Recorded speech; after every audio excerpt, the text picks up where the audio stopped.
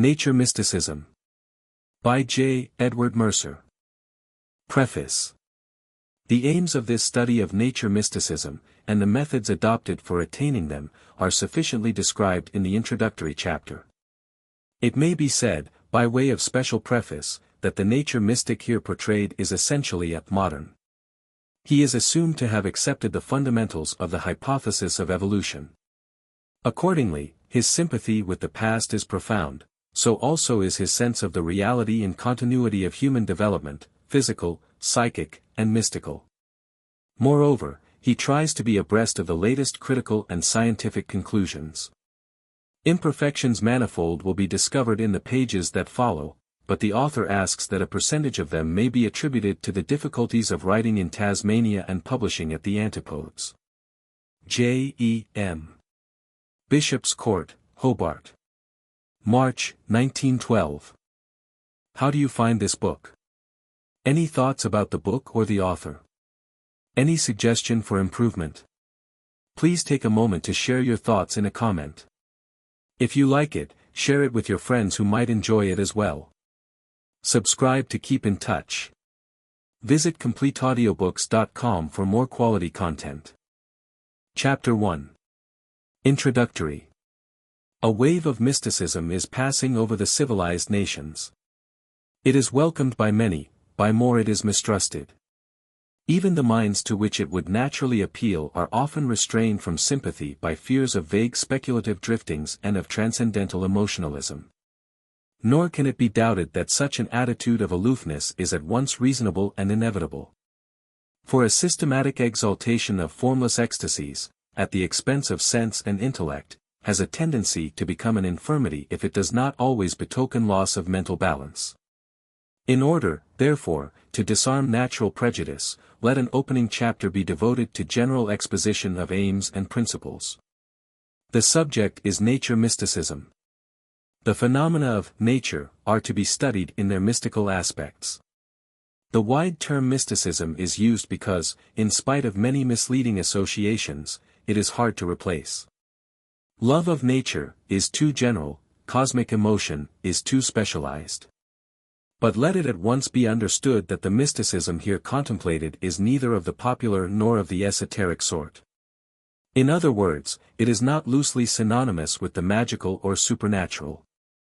Nor is it a name for peculiar forms of ecstatic experience which claim to break away from the spheres of the senses and the intellect.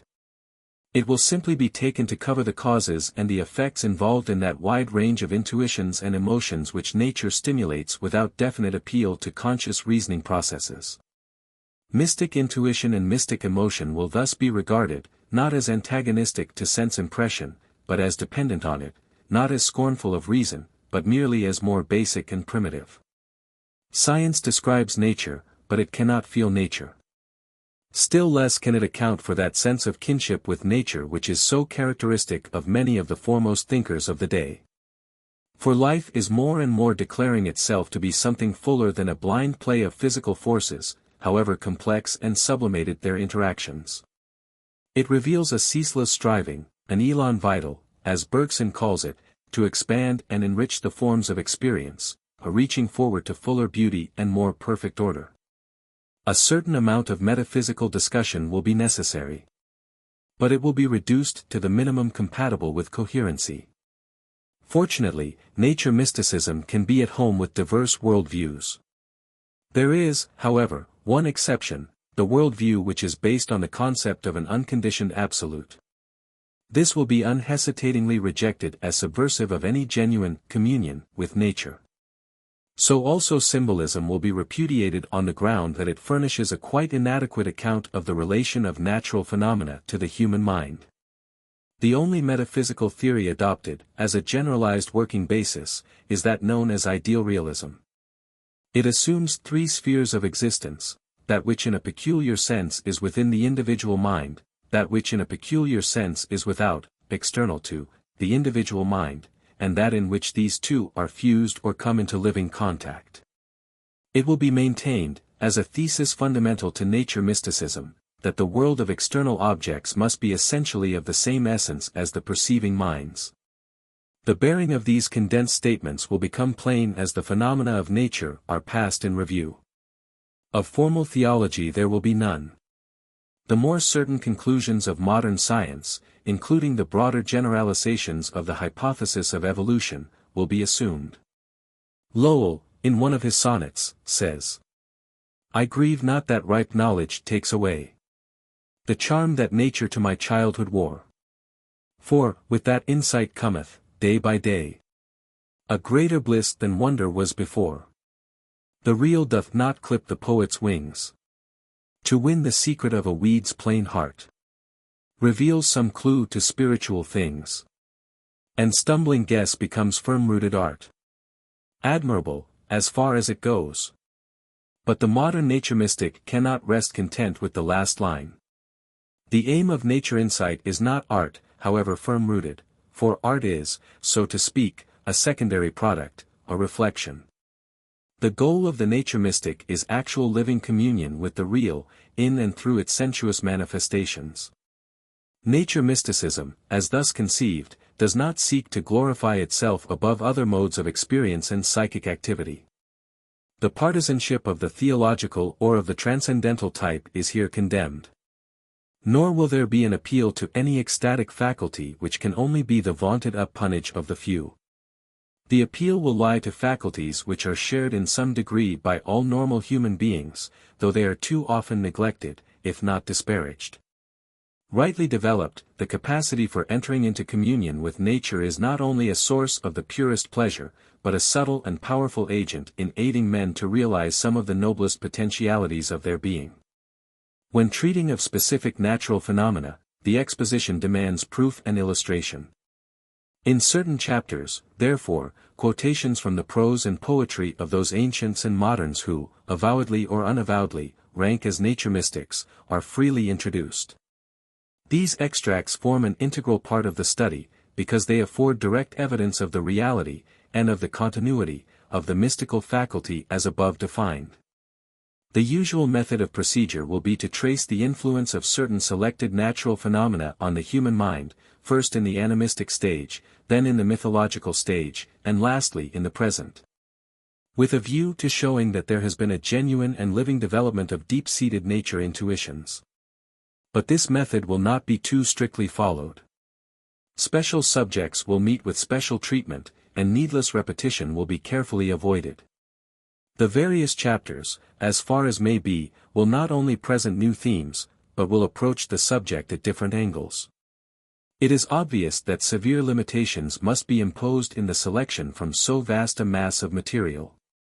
Accordingly, the phenomena of water, air, and fire have received the fullest attention, the first of the triad getting the lion's share, but other marked features of the physical universe have not been altogether passed by. The realm of organic life, vegetable and animal, does not properly fall within the limits of this study. For where organized life reveals itself, men find it less difficult to realize their kinship with existences other than human.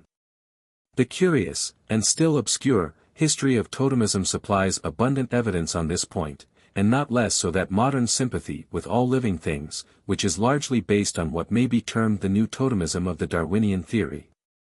But while attention will thus be focused on the sphere of the inorganic, seemingly so remote from human modes of experience, some attempt will nevertheless be made to suggest the inner harmonies which link together all modes of existence. A further limitation to be noted is that nature will be taken to cover only such natural objects as remain in what is generally called their natural condition, that is, which are independent of, and unaffected by, human activities. Let Goethe, in his Faust hymn, tell what is the heart and essence of nature mysticism as here to be expounded and defended. Rears not the heaven its arch above? Doth not the firm set earth beneath us lie? And with the tender gaze of love, climb not the everlasting stars on high? Do I not gaze upon thee, eye to eye? And all the world of sight and sense and sound, bears it not in upon thy heart and brain, and mystically weave around thy being influences that never wane? Chapter 2. Nature, and the Absolute. As just stated, metaphysics and theology are to be avoided. But since mysticism is generally associated with belief in an unconditioned absolute, and since such an absolute is fatal to the claims of any genuine nature mysticism, a preliminary flying incursion into the perilous regions must be ventured. Mysticism in its larger sense is admittedly difficult to define. It connotes a vast group of special experiences and speculations which deal with material supposed to be beyond the reach of sense and reason. It carries us back to the strangely elusive mysteries of the Greeks, but is more definitely used in connection with the most characteristic subtleties of the wizard East, and with certain developments of the Platonic philosophy. Extended exposition is not required. Suffice it to state what may fairly be regarded as the three fundamental principles, or doctrines, on which mystics of the orthodox schools generally depend. These principles will be subjected to a free but friendly criticism, considerable modifications will be suggested, and the way thus prepared for the study of nature mysticism properly so-called. The three principles alluded to are the following. First, the true mystic is one possessed by a desire to have communion with the ultimately real. Second, the ultimately real is to be regarded as a supersensuous, superrational, and unconditional absolute, the mystic one. Third, the direct communion for which the mystic yearns, the unio mystica, cannot be attained save by passive contemplation, resulting in vision, insight, or ecstasy. With a view to giving a definite and concrete turn to the critical examination of these three fundamentals, let us take a passage from a recently published booklet. The author tells how that on a certain sunny afternoon he flung himself down on the bank of a brimming mill stream. The weir was smoothly flowing, the mill wheel still. He meditates on the scene and concludes thus, "Perhaps we are never so receptive as when with folded hands we say simply, 'This is a great mystery.' I watched and wondered until Jem called, and I had to leave the rippling weir and the water's side, and the wheel with its untold secret. There are certain forms, or modes, of experience here presented which are at least mystical in their tendency, the sense of a deeper reality than that which can be grasped by conscious reason, a desire to penetrate a secret that will not yield itself to articulate thought and which nevertheless leaves a definite impress on the mind. There is also a recognition of the passive attitude which the ordinary mystic doctrine avers to be essential to vision. Will these features warrant our regarding the experiences as genuinely mystical? The answer to this question brings into bold relief a vital difference between orthodox mystics and those here called nature mystics, and raises the issue on which the very existence of a valid nature mysticism must depend. The stricter schools would unhesitatingly refuse to accord to such experiences the right to rank with those which result in true insight. Why? Because they obviously rest on sense impressions. An English mystic, for example, states in a recent article that mysticism is always and necessarily extra-phenomenal, and that the man who tries to elucidate the visible by means of the invisible is no true mystic. Still less, of course, the man who tries to elucidate the invisible by means of the visible. The true mystic, he says, fixes his eyes on eternity and the infinite. He loses himself when he becomes entangled in the things of time, that is, in the phenomenal. Still more explicit is the statement of a famous modern yogi. This world is a delusive charm of the great magician called Maya. Maya has imagined infinite illusions called the different things in the universe.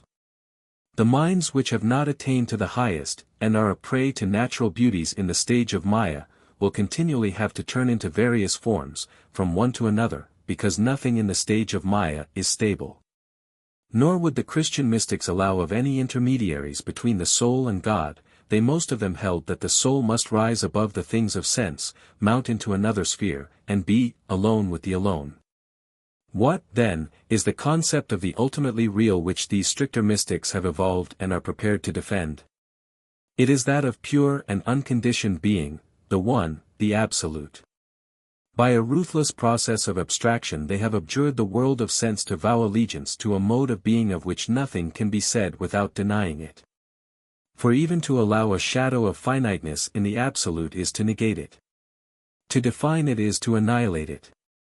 It swallows up all conditions and relations without becoming any more knowable, it embraces everything and remains a pure negation.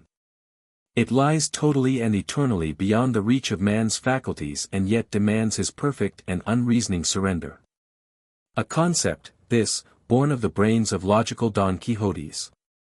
And it is for such a monstrous abstraction we are asked to give up the full rich world of sense, with all it means to us. It is surely not an intellectual weakness to say, tell us what you will of existence above and beyond that which is known to us, but do not deny some measure of ultimate reality to that which falls within our ken. Leave us not alone with the absolute of the orthodox mystic, or we perish of inanity. Clearly the elan vital, the will to live, gives us a more hopeful starting point in our search for the real.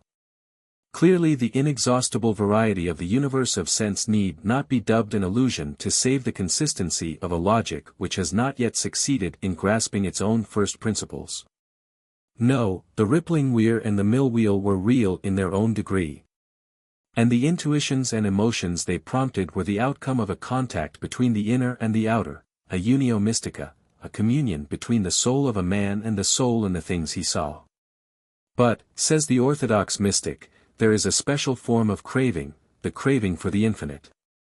Man cannot find rest save in communion with a supreme reality free from all imperfections and limitations.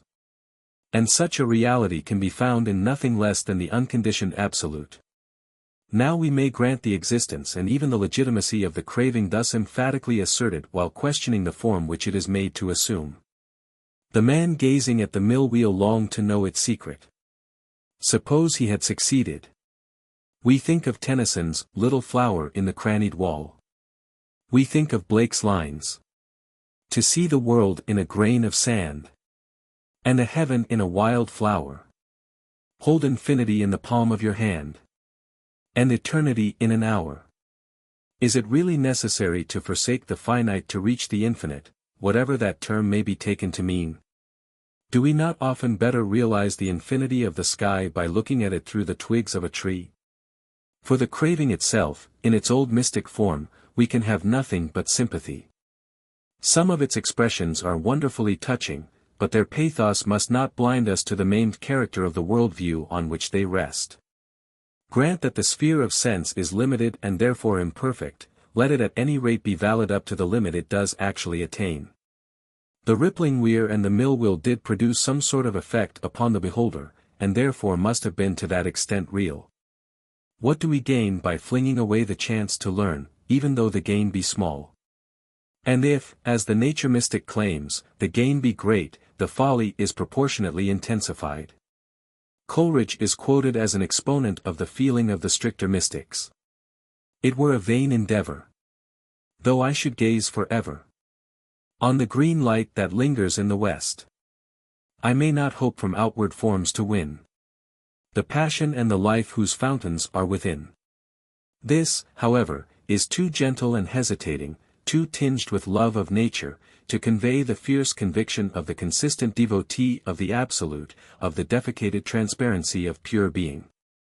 If, as is urged by Receptivity, we find among some of the stricter mystics a very deep and naive feeling for nature, such feeling can only be a sign of inconsistency, a yielding to the solicitations of the lower nature. Granted their premises, the world of sense can teach nothing. It is well to face this issue squarely. Let the mystic choose, either the absolute and Maya, or a ground of existence which can allow value to nature, and which therefore admits of limitations. Or, if there is to be a compromise, let it be on the lines laid down by Spinoza and Schelling. That is to say, let the name God be reserved for the phenomenal aspect of the absolute. But the nature mystic will be wise if he discards compromise, and once for all repudiates the unconditioned absolute. His reason can then chime in with his intuitions and his deepest emotions. He loses nothing. He gains intellectual peace and natural joy. The never-ceasing influence of the genuine real is bound to declare itself sooner or later. Buddhism itself is yielding, as witness this striking pronouncement of the Buddhist Lord Abbot, Soyen Shaku. Buddhism does not, though sometimes understood by Western people to do so, advocate the doctrine of emptiness or annihilation. It most assuredly recognizes the multitudinousness and reality of phenomena. This world as it is real, not void. This life, as we live it, is true, and not a dream. We Buddhists believe that all these particular things surrounding us come from one ultimate source, all-knowing and all-loving. The world is the manifestation of this reason, or spirit, or life, whatever you may designate it. However diverse, therefore, things are, they all partake of the nature of the ultimate being. Not only sentient beings, but non-sentient, reflect the glory of the original reason. Assuredly a comforting passage to set over against that of the yogi quoted above. But is not the good abbot a little hard on the Westerners? For the full truth is that while the yogi represents the old absolutism, the abbot is feeling his way to a wider and more human worldview. Buddhism has evidently better days in store. Let our views of ultimate reality be what they may, the nature mystic's position demands not only that man may hold communion with nature, but that, in and through such communion, he is in living touch with the ground of existence. Chapter 3. Mystic Intuition and Reason.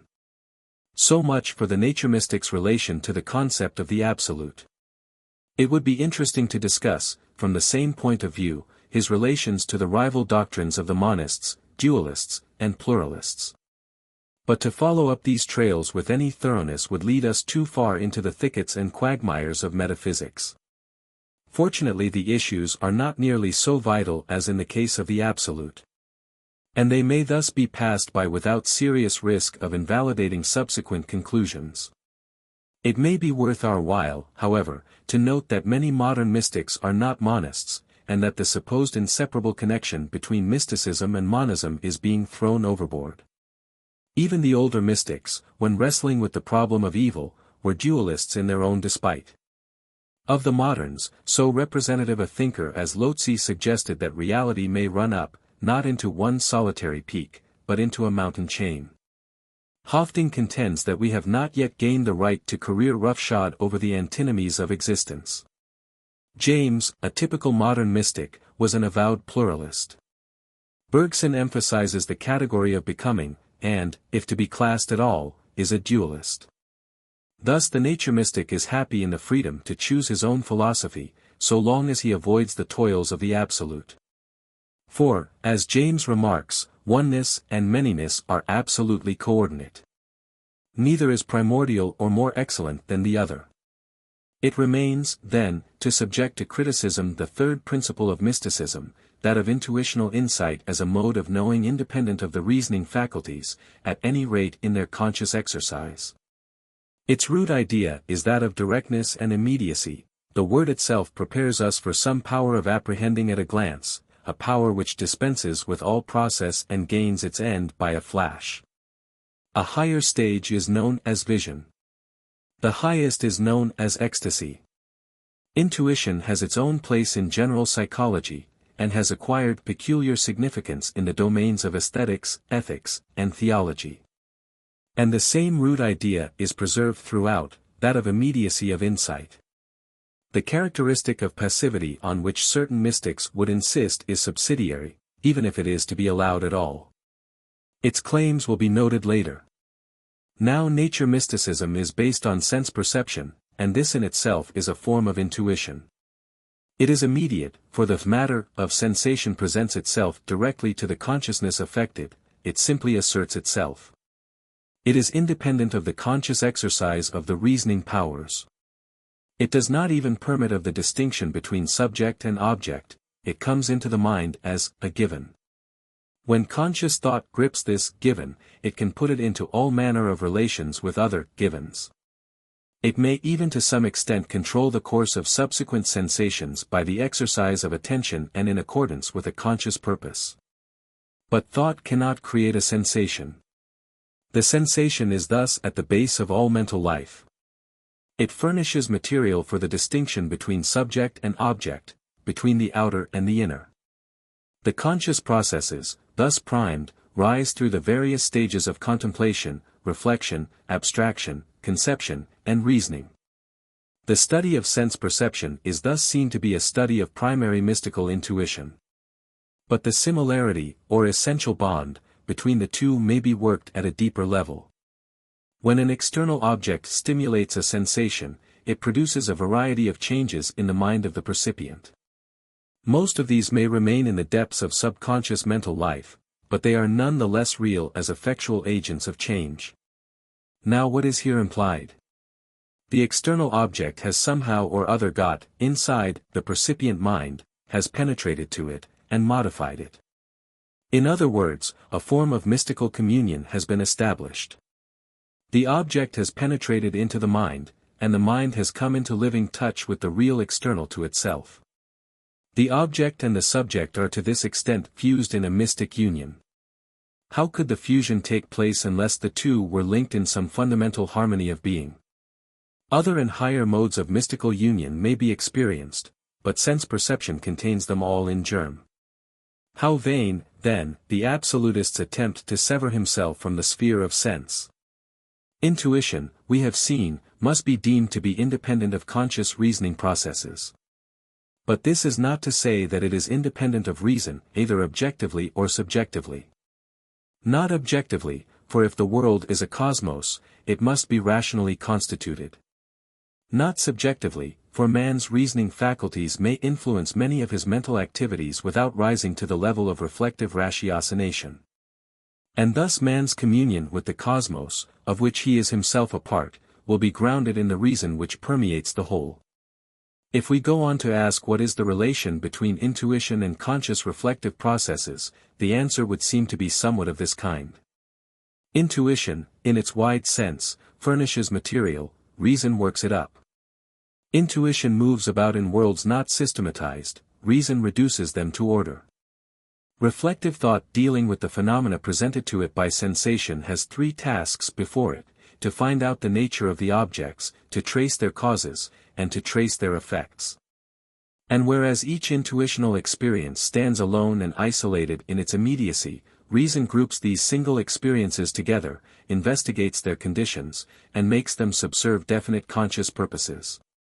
But if mystics have too often made the mistake of underrating the powers and functions of reflective reason, the champions of logic have also been guilty of the counter-mistake of disparaging intuition, more especially that called mystical. That is to say, the form of thought is declared to be superior to the matter of thought, a truly remarkable contention. What is reason if it has no material to work up? And whence comes the material but from sensation and intuition?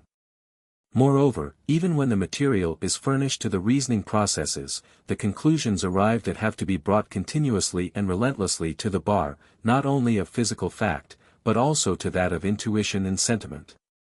If serious errors are to be avoided, systematizing and speculative zeal have a tendency to run ahead of their data. Bergson has done much to restore to intuition the rights which were being filched or wrenched from it. He has shown, may it be said conclusively, that systematized thought is quite unequal to grappling with the processes which constitute actual living. Before him, Schopenhauer had poured well-deserved contempt on the idea that the brain, an organ which can only work for a few hours at a stretch, and is dependent on all the accidents of the physical condition of the body, should be considered equal to solving the problems of existence. Certainly, writes Schwegler, the highest truths of reason, the eternal, the divine, are not to be proved by means of demonstration. But this is no less true of the simplest manifestations of reality. Knowledge is compelled to move on the surface when it aims at scientific method and demonstrated results. Intuitive knowledge can often penetrate deeper, get nearer to the heart of things and divine their deeper relations. When intuitions can be gripped by conscious reasoning processes, man gains much of the knowledge which is power. But the scope of knowledge in the fullest sense is indefinitely greater than that of science and philosophy. Nor is it hard to see why the sphere of reflective thought is thus comparatively limited. For modern speculations, and even the straightest psychology, have familiarized us with the idea of a larger self that is beyond the reach of conscious analysis. Obscure workings of the mind, emotions, moods, immediate perceptions, premonitions, and the rest, have a potent part to play in the actual living of a life. Consider in this connection such a passage as the following, taken from Jefferies' Story of My Heart. It means something, though it is not scientific. 3 things only have been discovered of that which concerns the inner consciousness since before written history began. 3 things only in 12,000 written, or sculptured years, and in the dim time before them. 3 ideas the caveman wrested from the unknown, the night which is round us still in daylight, the existence of the soul, immortality, the deity. These things do not suffice me. I desire to advance farther, and to wrest a 4th, and even still more than a 4th, from the darkness of thought. I want more ideas of soul life. My naked mind confronts the unknown. I see as clearly as the noonday that this is not all. I see other and higher conditions than existence. I see not only the existence of the soul, but, in addition, I realize a soul life illimitable. I strive to give utterance to a 4th idea. The very idea that there is another idea is something gained.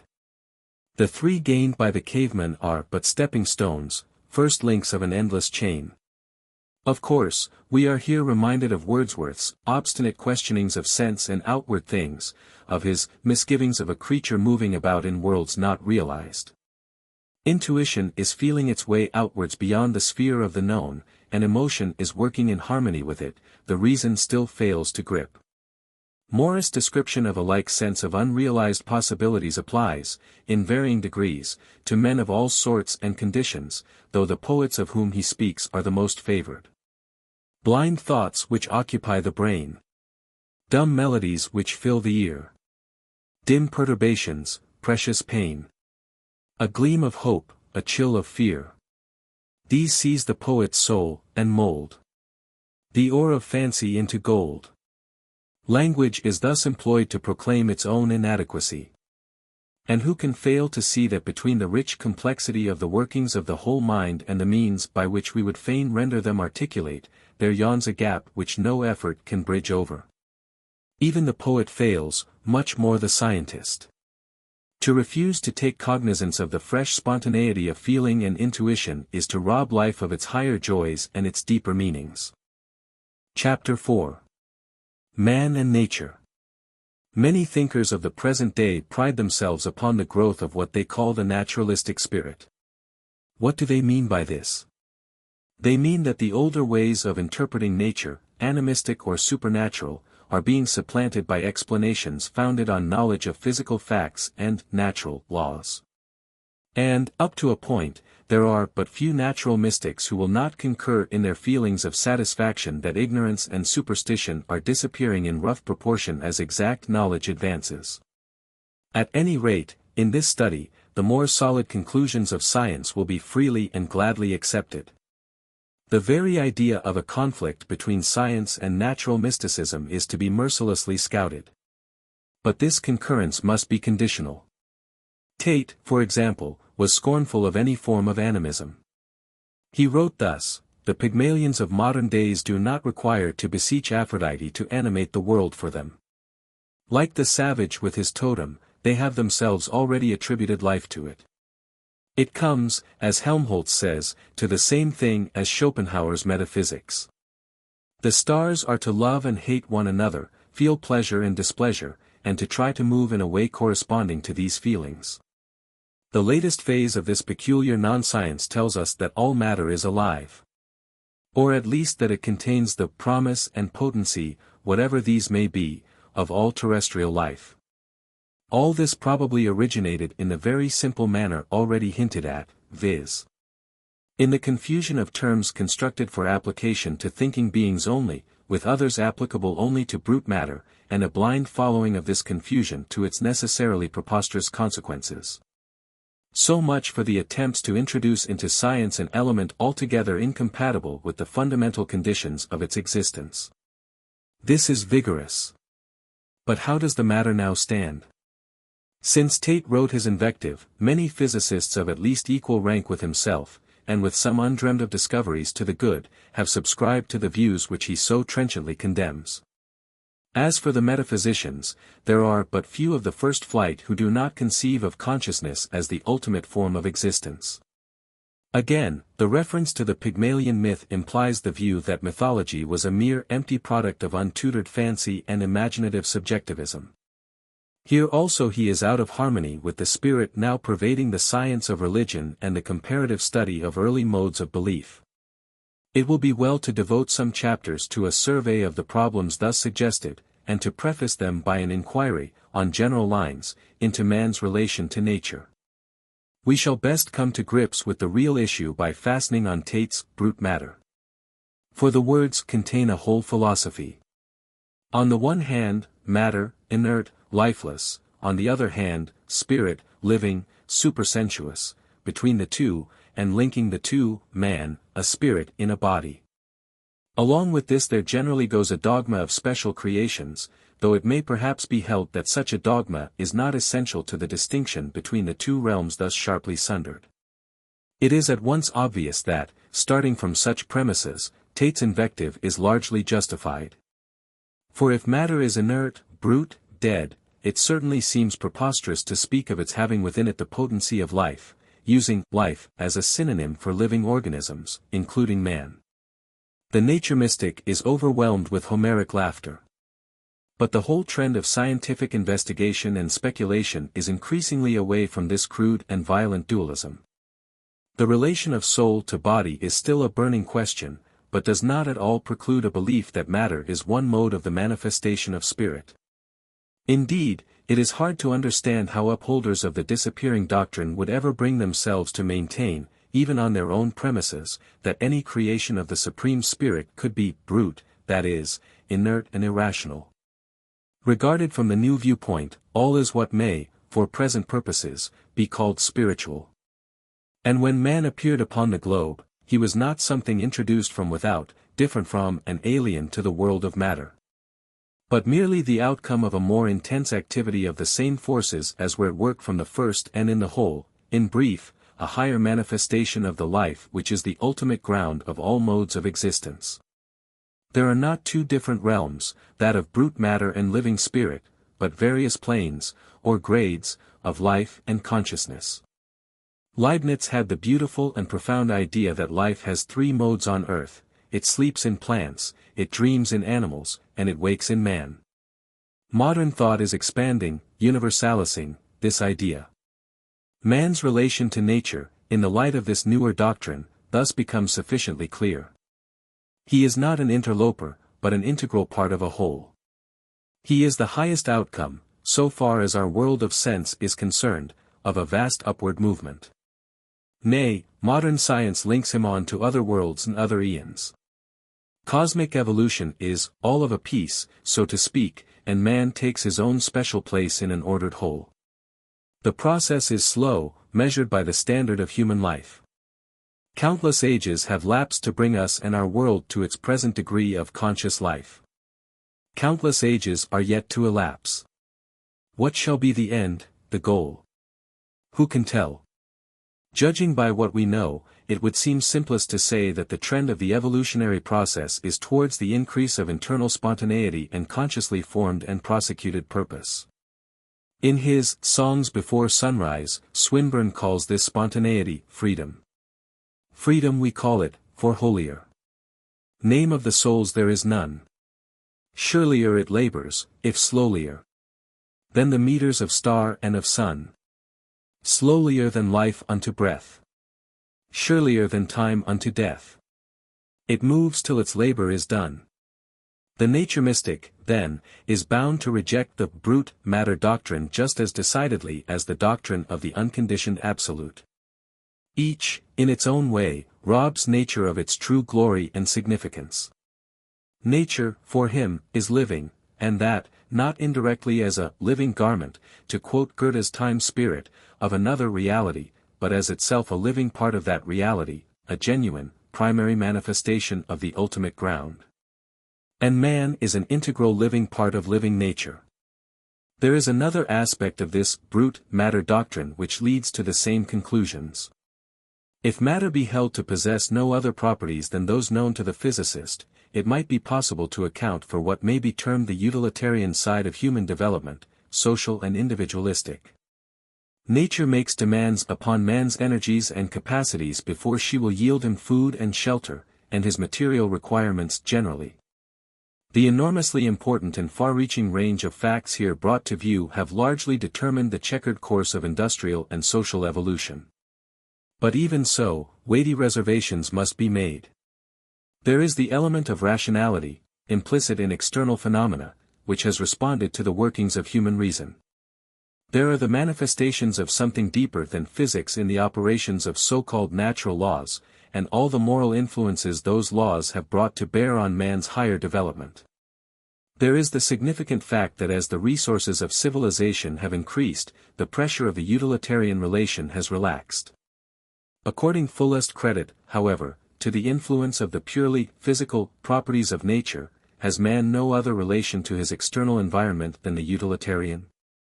The moral influence has been just suggested. The exploitation of this rich vein has for some time past engaged the attention of evolutionary moralists. Our more immediate concern is with the aesthetic influences. And in nature there is beauty as well as utility. Nor is the beauty a byproduct of utility, it exists on its own account, and asserts itself in its own right. As Emerson puts it, it is its own excuse for being. As another writer puts it, in the beauty which we see around us in nature's face, we have felt the smile of a spiritual being, as we feel the smile of our friend adding light and luster to his countenance. Yes, nature is beautiful and man knows it. How great the number and variety of the emotions and intuitions that beauty can stir and foster will be seen in detail hereafter. But beauty is not the only agent in molding and developing man's character.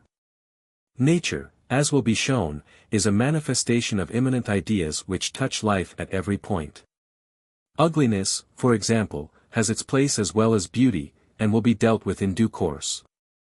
So with ideas of life and death, of power and weakness, of hope and despondency, these and 1,000 others, immanent in external phenomena, have stimulated the powerful imaginations of the infant race. And still maintain their magic to move the sensitive soul. The wonderful mythological systems of the past enshrine science, philosophy, and poetry, and they were prompted by physical phenomena. The philosophy and poetry of the present are still largely dependent on the same phenomena. So it will be to the end. That the revelation of reality is a partial one, that the highest summits are veiled in mists, this is freely granted. But the very fact constitutes in itself a special charm. If what we see is so wonderful, what must that be which is behind? Chapter 5. Mystic Receptivity. The general character of the nature mystic's main contention will now be sufficiently obvious. He maintains that man and his environment are not connected in any merely external fashion, but that they are sharers in the same kind of being, and therefore livingly related. If this be sound, we shall expect to find that wherever and whenever men are in close and constant touch with nature they will experience some definite sort of influence which will affect their characters and their thoughts. Nor, as will already have been obvious, are we disappointed in this expectation. Let us turn to a somewhat more detailed study of the evidence for the reality and potency of the mystic influence continuously exercised by physical phenomena on man's psychic development. As has been stated, the nature mystic lays considerable, though by no means exclusive, stress upon what he calls intuition. His view of this faculty or capacity is not quite that of the strict psychologist. Herbert Spencer, for instance, in his Psychology, uses the term intuition in what he deems to be its common acceptation, as meaning any cognition reached by an undecomposable mental act.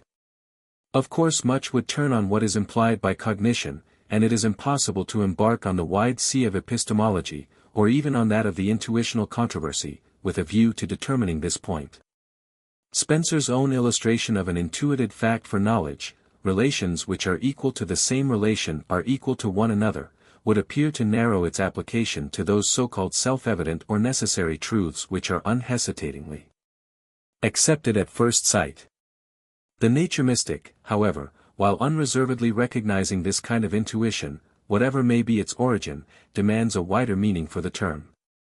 A nearer approach to what he wants is found in the feats of certain calculating prodigies, who often seem to reach their astounding results rather by insights than operations. The celebrated mathematician, Euler, is said to have possessed, in addition to his extraordinary memory for numbers, a kind of divining power, by which he perceived almost at a glance the most complicated relations of factors and the best modes of manipulating them. As regards the calculating prodigies, a thought suggests itself. It has been almost invariably found that as they learnt more, their special power decreased. Has this any bearing on the loss of imaginative power and aesthetic insight which often accompanies the spread of civilization, or on the materialisms and the brute matter doctrines which so often afflict scientists? But even this expansion of meaning does not satisfy the nature mystic. Perhaps the case of musical intuition comes still nearer to what he is looking for, inasmuch as cognition, in the sense of definite knowledge, is here reduced to a minimum. On the other hand, there is more at work than mere feeling. The soul of the music lover moves about in a world which is at once realized and yet unrealized, his perceptions are vivid and yet indefinable. And it is important to note that the basis is sense perception. And thus we say of mystical intuition that it is a passing of the mind, without reason process, behind the world of phenomena into a more central sphere of reality, an insight into a world beyond the reach of sense, a direct beholding of spiritual facts, guided by a logic which is implicit, though it does not emerge into consciousness. It is intuition of this fuller and deeper kind which in all likelihood forms the core of what some would call the aesthetic and the moral senses. And here an interesting question presents itself. The older mystics, and the more orthodox of modern mystics, would have us believe that the intuition for which they contend is purely passive. The mind must be quieted, the will negated, until a state of simple receptivity is attained. Is this contention valid? It is difficult to break away from venerable traditions, but the nature mystic who would be abreast of the knowledge of his day must at times be prepared to submit even intuition itself to critical analysis. And in this instance, criticism is all the more necessary because the doctrine of pure passivity is largely a corollary of belief in an unconditioned absolute. If union with such an absolute is to be enjoyed, the will must be pulseless, the intellect atrophied, the whole soul inactive, otherwise the introduction of finite thoughts and desires inhibits the divine afflatus. Now it was noted, when intuition was first mentioned, that, like sensation, which is an elementary form of intuition, it provides matter for the mind to work upon. So far, it may rightly be deemed passive, receptive. But only half the story is thus told. The mind reacts upon the matter, so provided, and gives it context and meaning. Even the sense organ reacts to the physical stimulus, and conditions it in its own fashion. Much more will the mind as a whole assert itself. Indeed, it is only on condition of such action and reaction that any union, or communion, worthy of the name, can be effected. And should it be suspected that the distinction between matter and form is too Kantian and technical, though it is not intended to be such, the matter can be stated in more general terms by saying that in all forms of intuition, from the lowest to the highest, the mind goes out to meet that which comes to it, there is always some movement from within, be it desire, emotion, sympathy, or other like affection. In short, the self, as long as it is a self, can never be purely passive. Consider from this point of view the following passage from Jeffreys. With all the intensity of feeling which exalted me, all the intense communion I held with the earth, the sun and sky, the stars hidden by the light, with the ocean, in no manner can the thrilling depth of these feelings be written, with these I prayed, as if they were the keys of an instrument, of an organ, with which I swelled forth the notes of my soul, redoubling my own voice by their power. The great sun burning with light, the strong earth, dear earth, the warm sky, the pure air, the thought of ocean, the inexpressible beauty of all filled me with a rapture, an ecstasy, an inflatus. With this inflatus, too, I prayed. How strong throughout the activity of the soul, culminating in prayer. And by prayer, Jeffreys distinctly states that he means, not request for anything preferred to a deity, but intense soul emotion, intense aspiration, intense desire for fuller soul life, all the marks of the highest forms of mysticism. And proportionately strengthened soul activities. And what, then, shall be said of Wordsworth? I deem that there are powers Which of themselves our minds impress? That we can feed these minds of ours in a wise passiveness. Think you, mid all this mighty sum of things for over-speaking, that nothing of itself will come, but we must still be seeking? Is not this, it may be asked, in harmony with the older doctrine? Not so. There is a rightful and wholesome insistence on the necessity for a receptive attitude of mind. Jeffreys, too, was intensely receptive as well as intensely active. But Wordsworth is contrasting concentration of the mind on definite studies and on book lore with the laying of it open to the influences of nature. He calls this latter a wise passiveness, a dreaming, but is nevertheless an active passivity, a waking dream. All the senses are to be in healthy working order. A deep consciousness is to be gently playing over the material which nature so spontaneously supplies. And so it comes that he can tell of a presence that disturbs me with the joy of elevated thoughts. Is not this the same experience as that of Jeffreys, only passing through a mind of calmer tone? And if at times Wordsworth also is lifted into an ecstasy, when the light of sense goes out, but with a flash that has revealed the invisible world, his mind is not in an absolutist state of passivity, but, on the contrary, is stirred to higher forms of consciousness. The experiences may, or may not be such as subsequent reflection can reduce to order, that is immaterial to the issue, but at any rate they imply activity. We may safely conclude, therefore, that intuition in all its grades necessitates a specialized soul activity as well as a specialized soul passivity. It will have been apparent in what has preceded that there are many grades of intuition, rising from sense perception to what is known as ecstasy.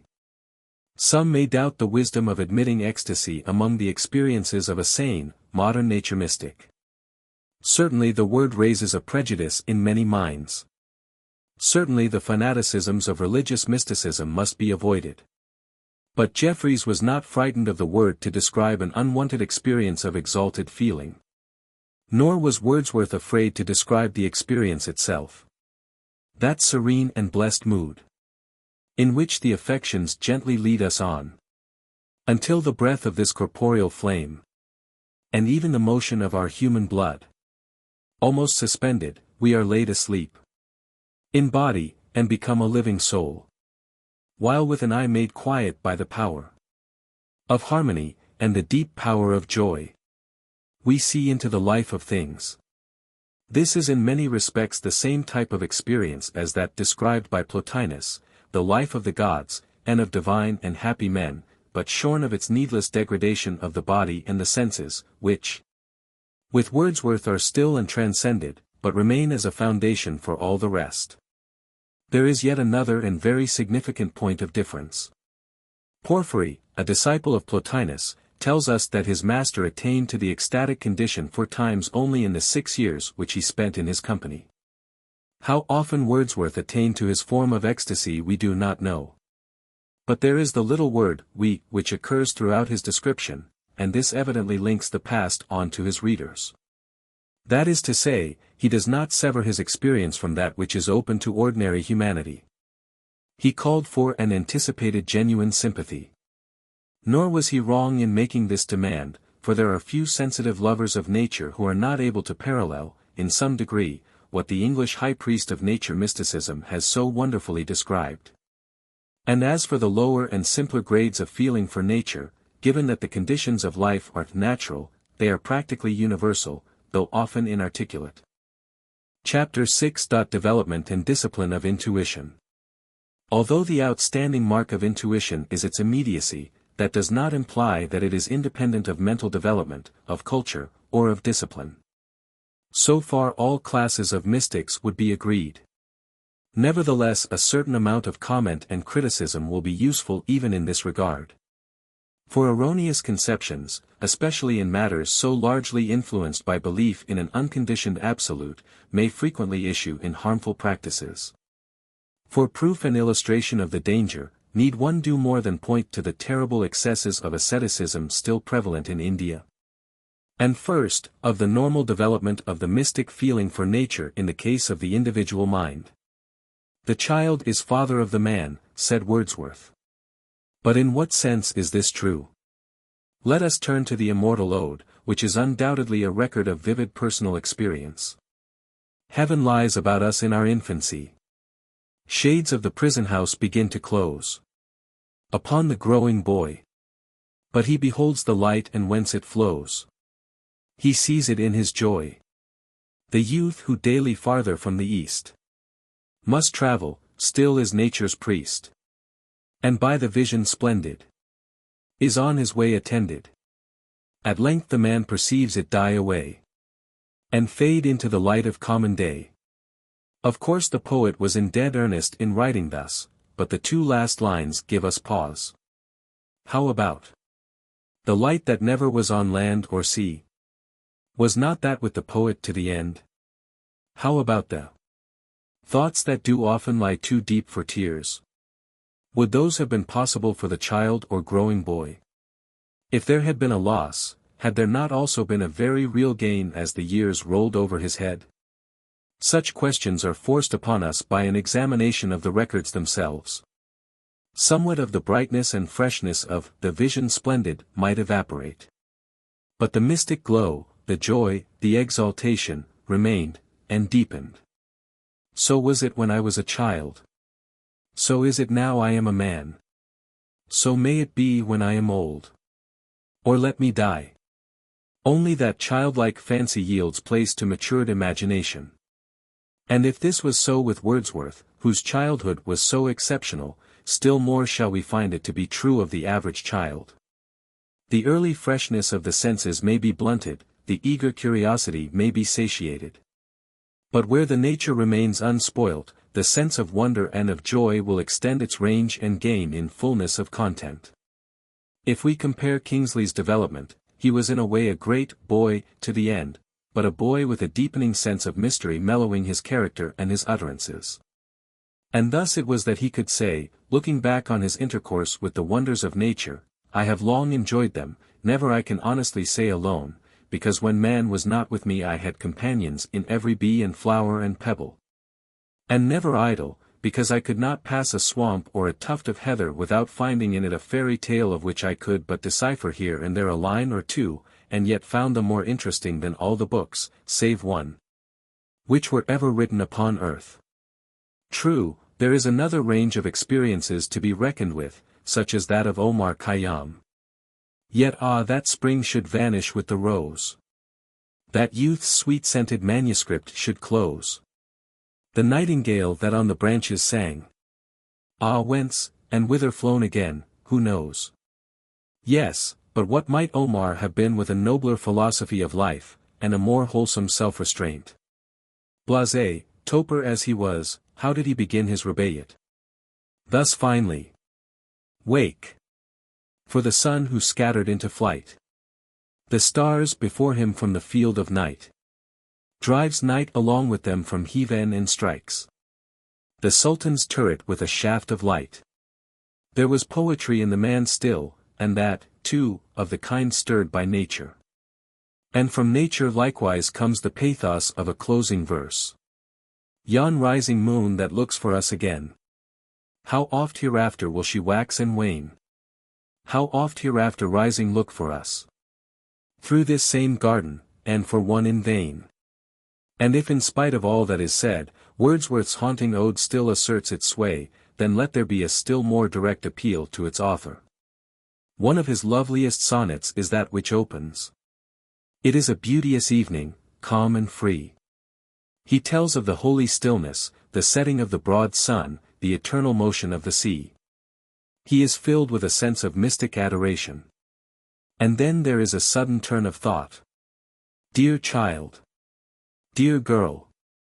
That walkest with me here.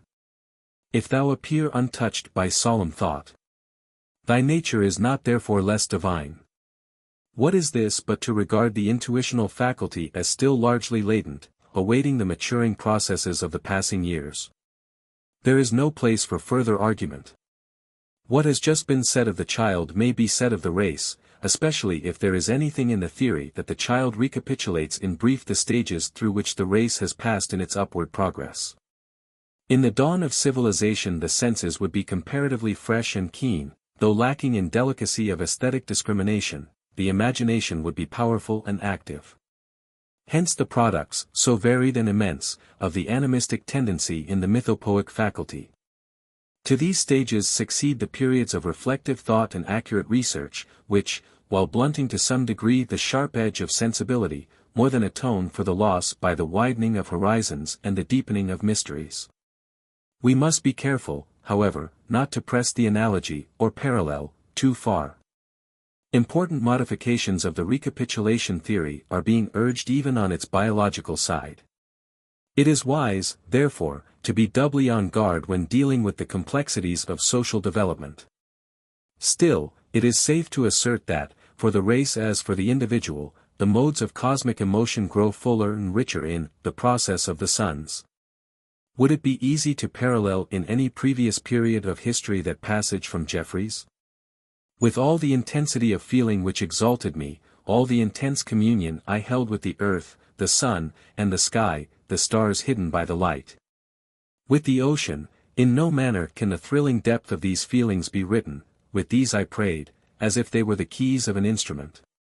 Starting from an acknowledgement that the intuitional faculty is capable of development, it is an easy, and indeed inevitable, step to the conclusion that training and discipline can aid that development. As noted above, mystics have gone, and still go, to lengths which make the world wonder, in their efforts to enjoy the higher forms of mystic communion with the real. The note of stern renunciation has persisted like a bourdon down the ages in the lives of those who have devoted themselves to the quest of the Absolute. In the East, and more especially in India, the grand aim of life has come to be the release from the appetites and the senses. The Buddhist struggles to suppress all natural desires, and undergoes all manner of self-inflicted tortures, that he may rise above the world of illusion, and attain to absorption in the universal spirit. He sacrifices the body that the soul may see. Similar views, though varying much in detail, have flourished at the heart of all the great religions, and have formed almost the sole substance of some of the smaller. Nor has Christianity escaped.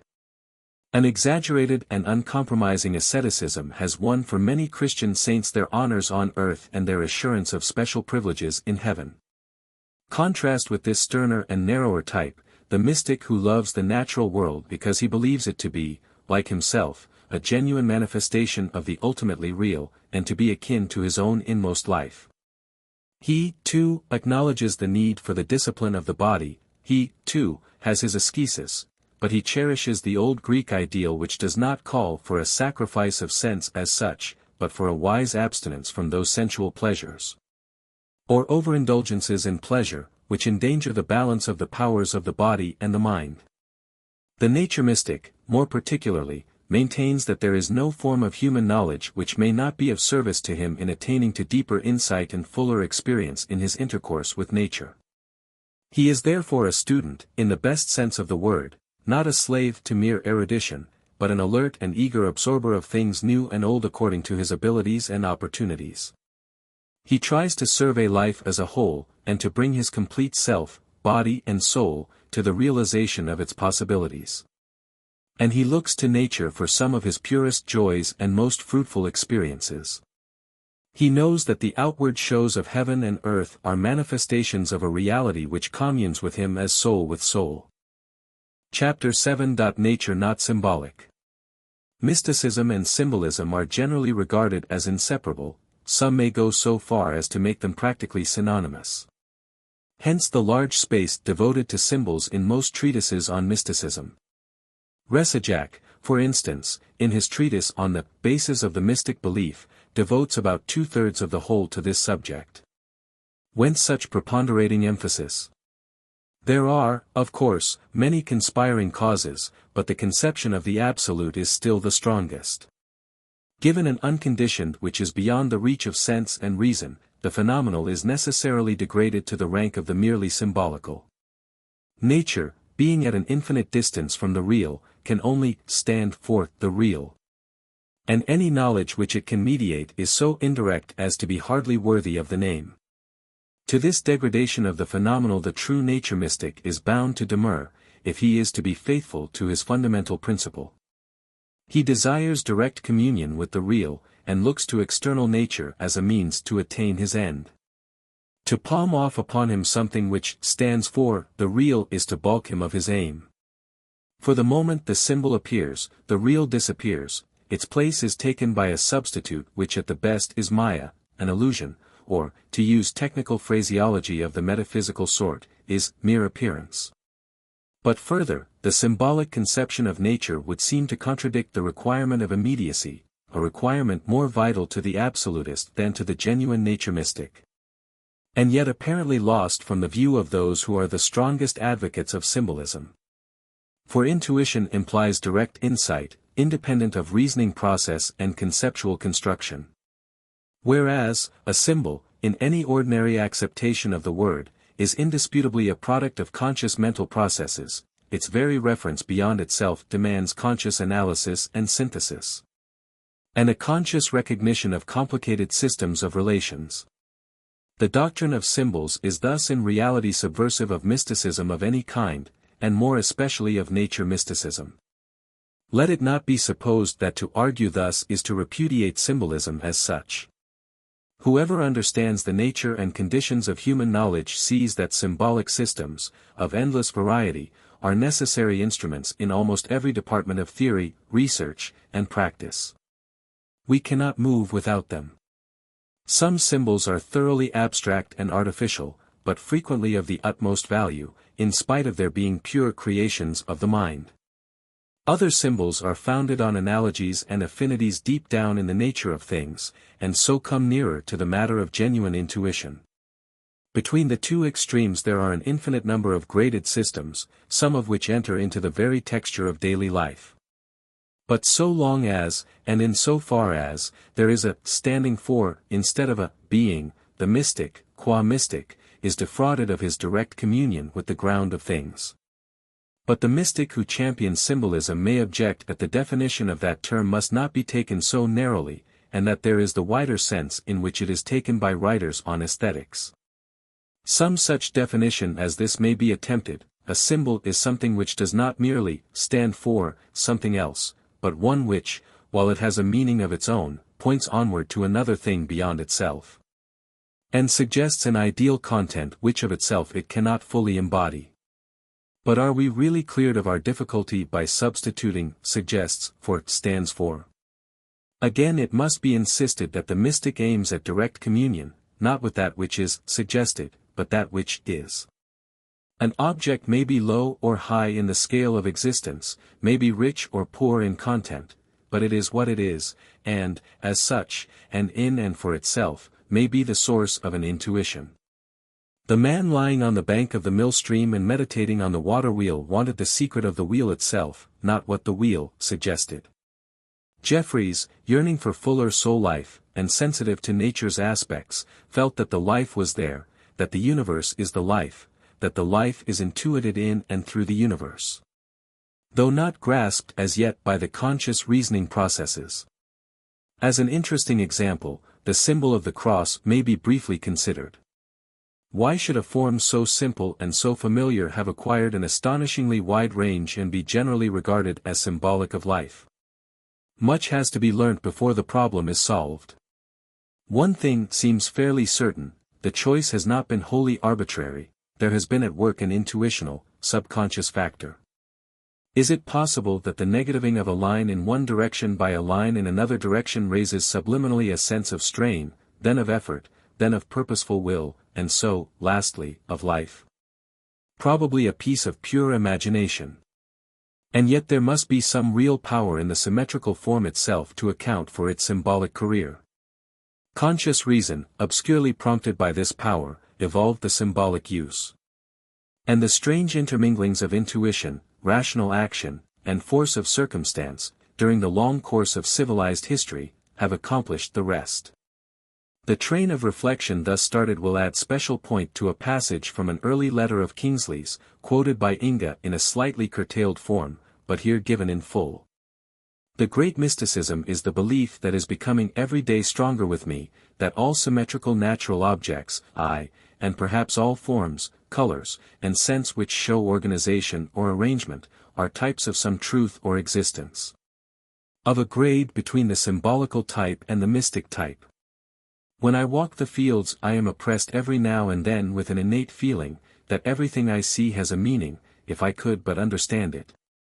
And this feeling of being surrounded with truths which I cannot grasp, amounts to indescribable awe sometimes.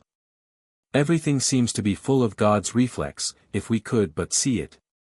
The passage is of profound significance when taken as a whole, and will serve as a remarkable description of the genuine mystic experience which can be prompted by nature, without going to the length of vision, still less of ecstasy. But the stress now lies on the words, a grade between the symbolical type and the mystic type. Kingsley evidently realized the insufficiency of symbolism to meet his demands, while he shrank from the vagueness of what was called mysticism. Objects for him had a meaning in their own right, and he was casting about for a fitting term to express this fact. He also distinctly states that to him, everything seems to be full of God's reflex.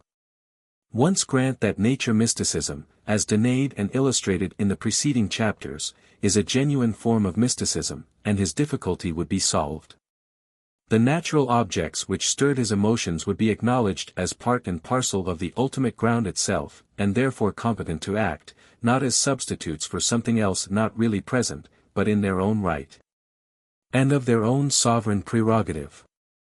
Nature, in short, is not a mere stimulus for a roving fancy or teeming imagination, it is a power to be experienced, a secret to be wrested, a life to be shared. The famous Canticle of the Sun of St. Francis d'Assisi gives naive and spontaneous expression to the same truth. Natural objects, for this purest of mystics, were no bare symbols, nor did they gain their significance by suggesting beyond themselves. He addressed them as beings who shared with him the joy of existence. My brother the sun, my sister the moon, our mother the earth, my brother the wind, our sister water, brother fire. The same form of address is maintained for things living and things lifeless. And it is obvious that the endearing terms of relationship are more than metaphors or figures of speech.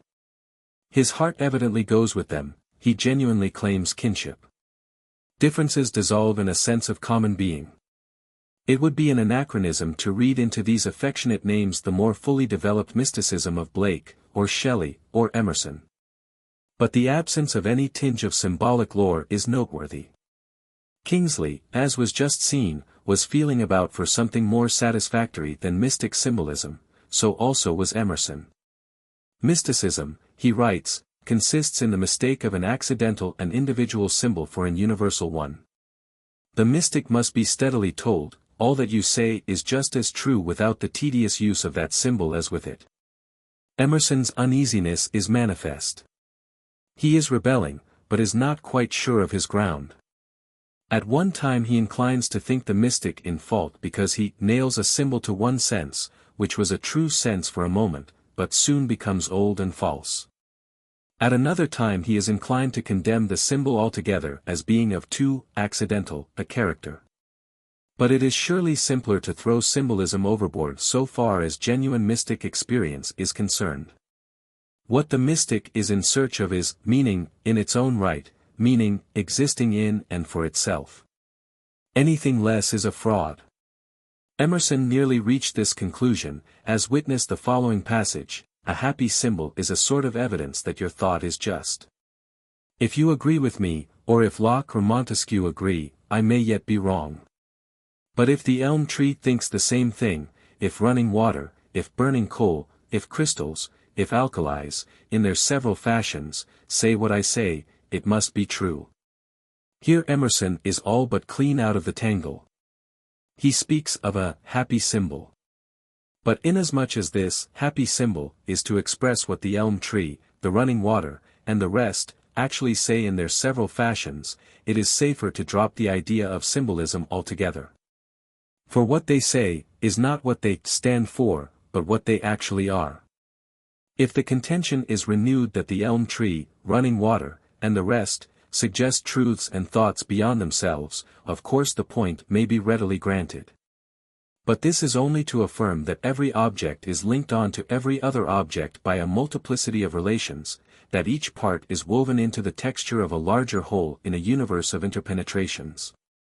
The consistent working out of the organic interdependence of the modes and forms of existence is found in such a system as that of Hegel, where each part presupposes correlatives, and where each stage or moment includes all the past, and presses on to that which dialectically succeeds.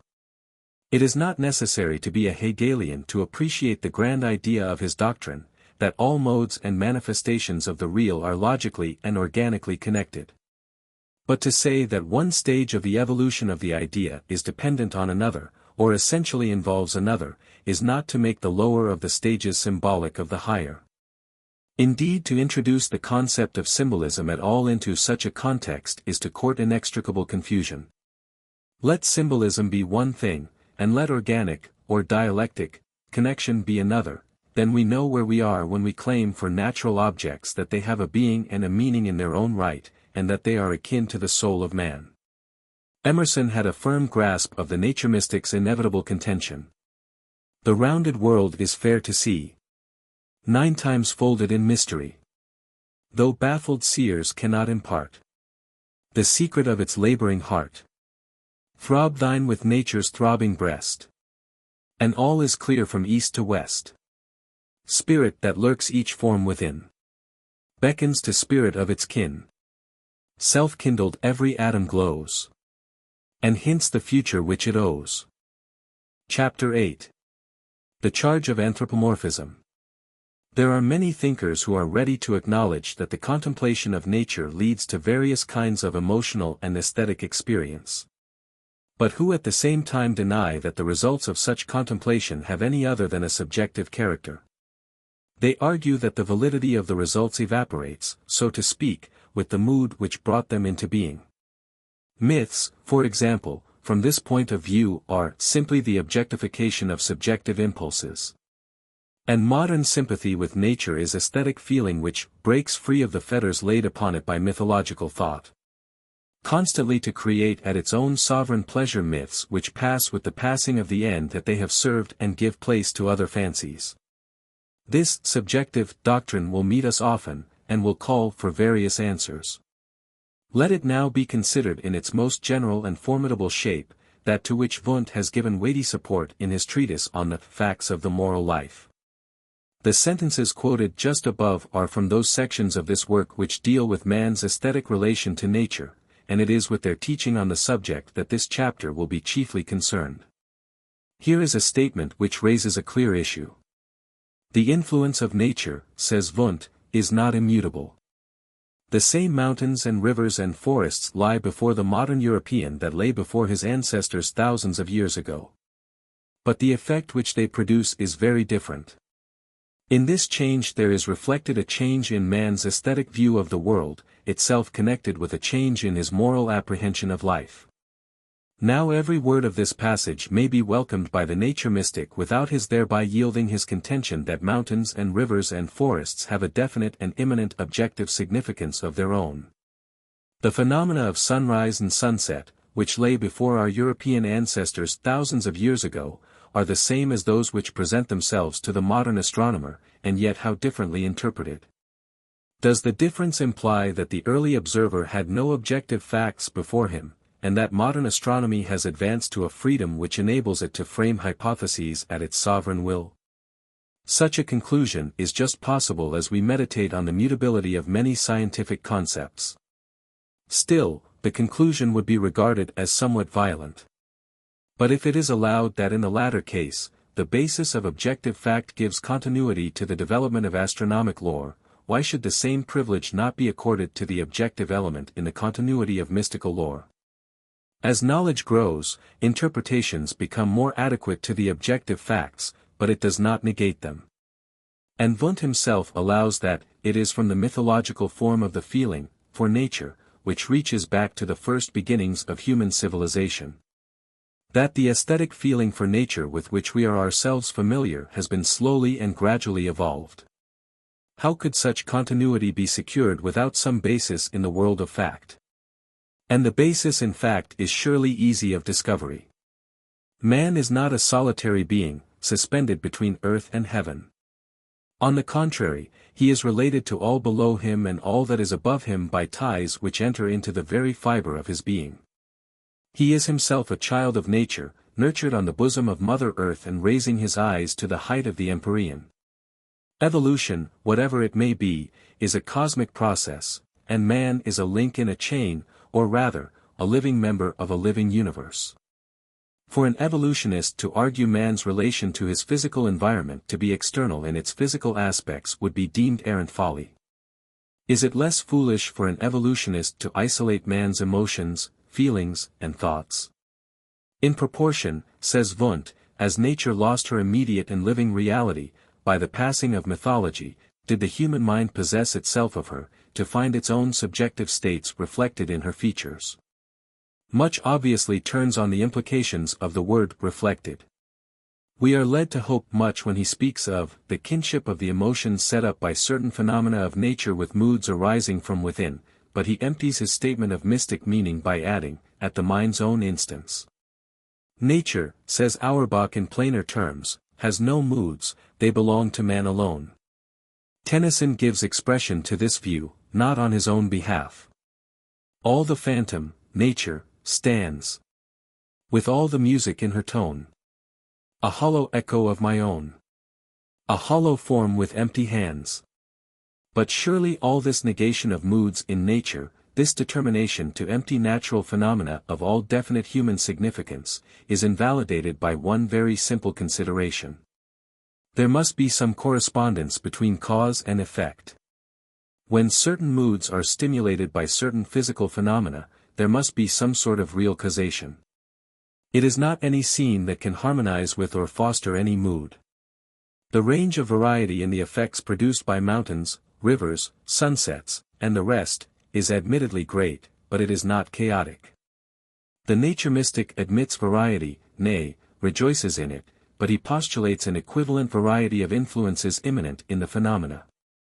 Of course Auerbach is right if by mood in nature he means an experience similar to that of the human observer, but he is wrong if he implies that the mood is wholly a subjective creation, and that the object, or group of objects, which stimulates the mood has no quality or power which corresponds to, or is essentially connected with, the mood. Turner's famous Fighting Temeraire combines into an exquisite whole a group of human moods and natural phenomena. Was his choice of phenomena determined by purely subjective considerations? A veteran warship is being towed by a little steamer to her last berth. The human interest is intense. The problem is to give it a fitting and noble setting. Study the nature setting which the artist has chosen for his theme, the wealth of glowing, but gently subdued color, the sun setting, like the old ship. In mellow glory, the crescent moon that speaks of the birth of a new economic era, the cool mist stealing up, precursors of the night when work is done, how marvelously all these tone with the general sentiment. Shall it be maintained that they are arbitrary conventions, mere fanciful products of the association of ideas? Armed with triple brass must be the breast of the critic who could uphold such a view. For the common heart of humanity repudiates it, and intuitively feels that in such a picture there is more than a display of artistic skill embodying subtle symbols, it feels that there is a blending of elements which share a common spiritual nature. The same conclusion is reached when the matter is brought to the test of science and philosophy. Science, in its own domain, is every whit as anthropomorphic as nature mysticism, and inevitably so if it is to exist at all. For it rests upon the assumption that the behavior of external objects is in harmony with the workings of human reason. In other words, it postulates a vital relationship between man's inner nature and the inner nature of his material environment. Human reason goes out into nature expecting to find there something akin to itself, and is not disappointed of its hope. Man's conceptions of this kinship were at first, like all his other conceptions, crude and confused. But as his experience widened and ripened, his outlook became more adequate to the infinite complexity and variety of the phenomena with which he has to deal. And throughout, both in the lower and in the higher stages of intellectual development, the same truth unchangingly asserts itself, that man is a microcosm. His reason proves it by finding itself in the macrocosm. And what holds good of the imperfect and recently developed rational faculties holds good even more substantially of the fundamental instincts and emotions, and of intuitions and spiritual promptings. The scientist of a materialistic bent may here object that as the sphere of human knowledge extends, it becomes increasingly evident that all the operations in the universe are under the sway of inexorable laws. The issues thus raised are obviously too large to be discussed at any length in the present context. But two observations of a general character will serve to indicate that there are weighty counter-considerations. The first is that the human heart rebels against the conception of a mechanically determined universe while conceiving itself a product of, or integral part of, that universe. That is to say, we reject the strange theory of a mechanical universe rebelling against itself. Some of the inexorable laws must, to say the least, be of a very different character from that which the scientist postulates. The second consideration is almost a corollary of the first, but also occupies new ground. These laws, which are so indefatigably hurled at us, what are they? Who can say? Even in their simplest manifestations they pass out of our ken. The most fundamental of them all, from the scientific point of view, the law of the conservation of energy, is now being openly questioned. Much more is there uncertainty as to the laws of life, and the obscure trends and impulses grouped under the head of evolution. So strongly does the stream of criticism bear upon the foundations of the house of the physical scientist, that the old temptation to hasty, and sometimes arrogant, dogmatism is rapidly disappearing. The knowledge of laws still leaves, and ever will leave, ample breathing room for the poet, the artist, the nature mystic, and the soul that loves. There is, however, another aspect of the charge of anthropomorphism, one which is more difficult to deal with because it affects at times the nature mystic himself. In attempting to deal with it, it will be well to let representative thinkers put their own case. Jeffreys, for example, writes thus: "There is nothing human in nature. The earth, though loved so dearly, would let me perish on the ground, and neither bring forth food nor water. Burning in the sky, the great sun, of whose company I have been so fond, would merely burn on and make no motion to assist me. As for the sea, it offers us salt water which we cannot drink. The trees care nothing for us, the hill I visited so often in days gone by has not missed me. There is nothing human in the whole round of nature. All nature, all the universe that we can see, is absolutely indifferent to us, and except to us human life is of no more value than grass." Now what does the charge, as thus stated, really amount to? There is no implication that nature is hostile, as some, perhaps including Huxley, would have us think. There is simply a feeling that nature is remote from human modes of experience, indifferent to human interests. And it would be puerile to dispute the rightness of this impression so long as the standpoint of the individual human being is adopted. The individual man is a center of self-consciousness in a peculiar sense. He has numberless and interminable particular wants, hopes, fears, pleasures, pains.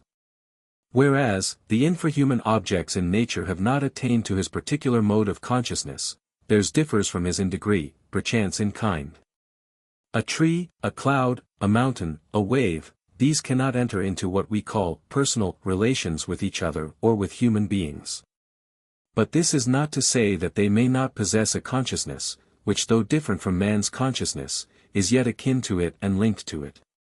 Nay, the nature mystic's experiences, as well as the metaphysician's speculations, declare that the linking up must be regarded as a fact. And when we examine more carefully what Jeffreys says, we find that he in no way disputes this fact. How could it be, with his vivid sense of communion with forms of being still more remote from the human than the sea monsters he names? What oppressed him was a feeling of strangeness. In other words, nature was remote for him because he felt he did not understand it well enough. Further discussion of the important issues thus raised will be postponed until certain forms of modern animism come under review. One or two preliminary observations, however, will be in place at this earlier stage. It is wise, for example, not to forget the limitations of our knowledge. A platitude. Yes, but one which even the greatest thinkers are apt to lose sight of, with consequent tendency to hasty generalization and undue neglect of deep-seated instincts and intuitions. The discovery of some new cosmic law may change the whole face of nature, and set in a new light its apparent remoteness or indifference. Again, as has just been shown, natural phenomena are in definite relationship to human reason. They are comprehensible, therefore not alien. By their aid we can organize our conduct, and even our ideals, therefore they are factors in our self-realization. Thus, underlying their seeming indifference, it is possible even now to trace their beneficent influences in the evolutionary process. And since they embody reason, beauty, and goodness, we can afford to await in patience the solution of many problems which trouble us, and surrender ourselves trustfully to the calm, resistless forces which are weaving the web of cosmic destinies. A fine example of the trustful attitude is found in an article of Lord Dunraven's describing his life in the woods of New Brunswick. The earth sleeps. A silence that can be felt has fallen over the woods. The stars begin to fade. A softer and stronger light wells up and flows over the scene as the broad moon slowly floats above the tree tops.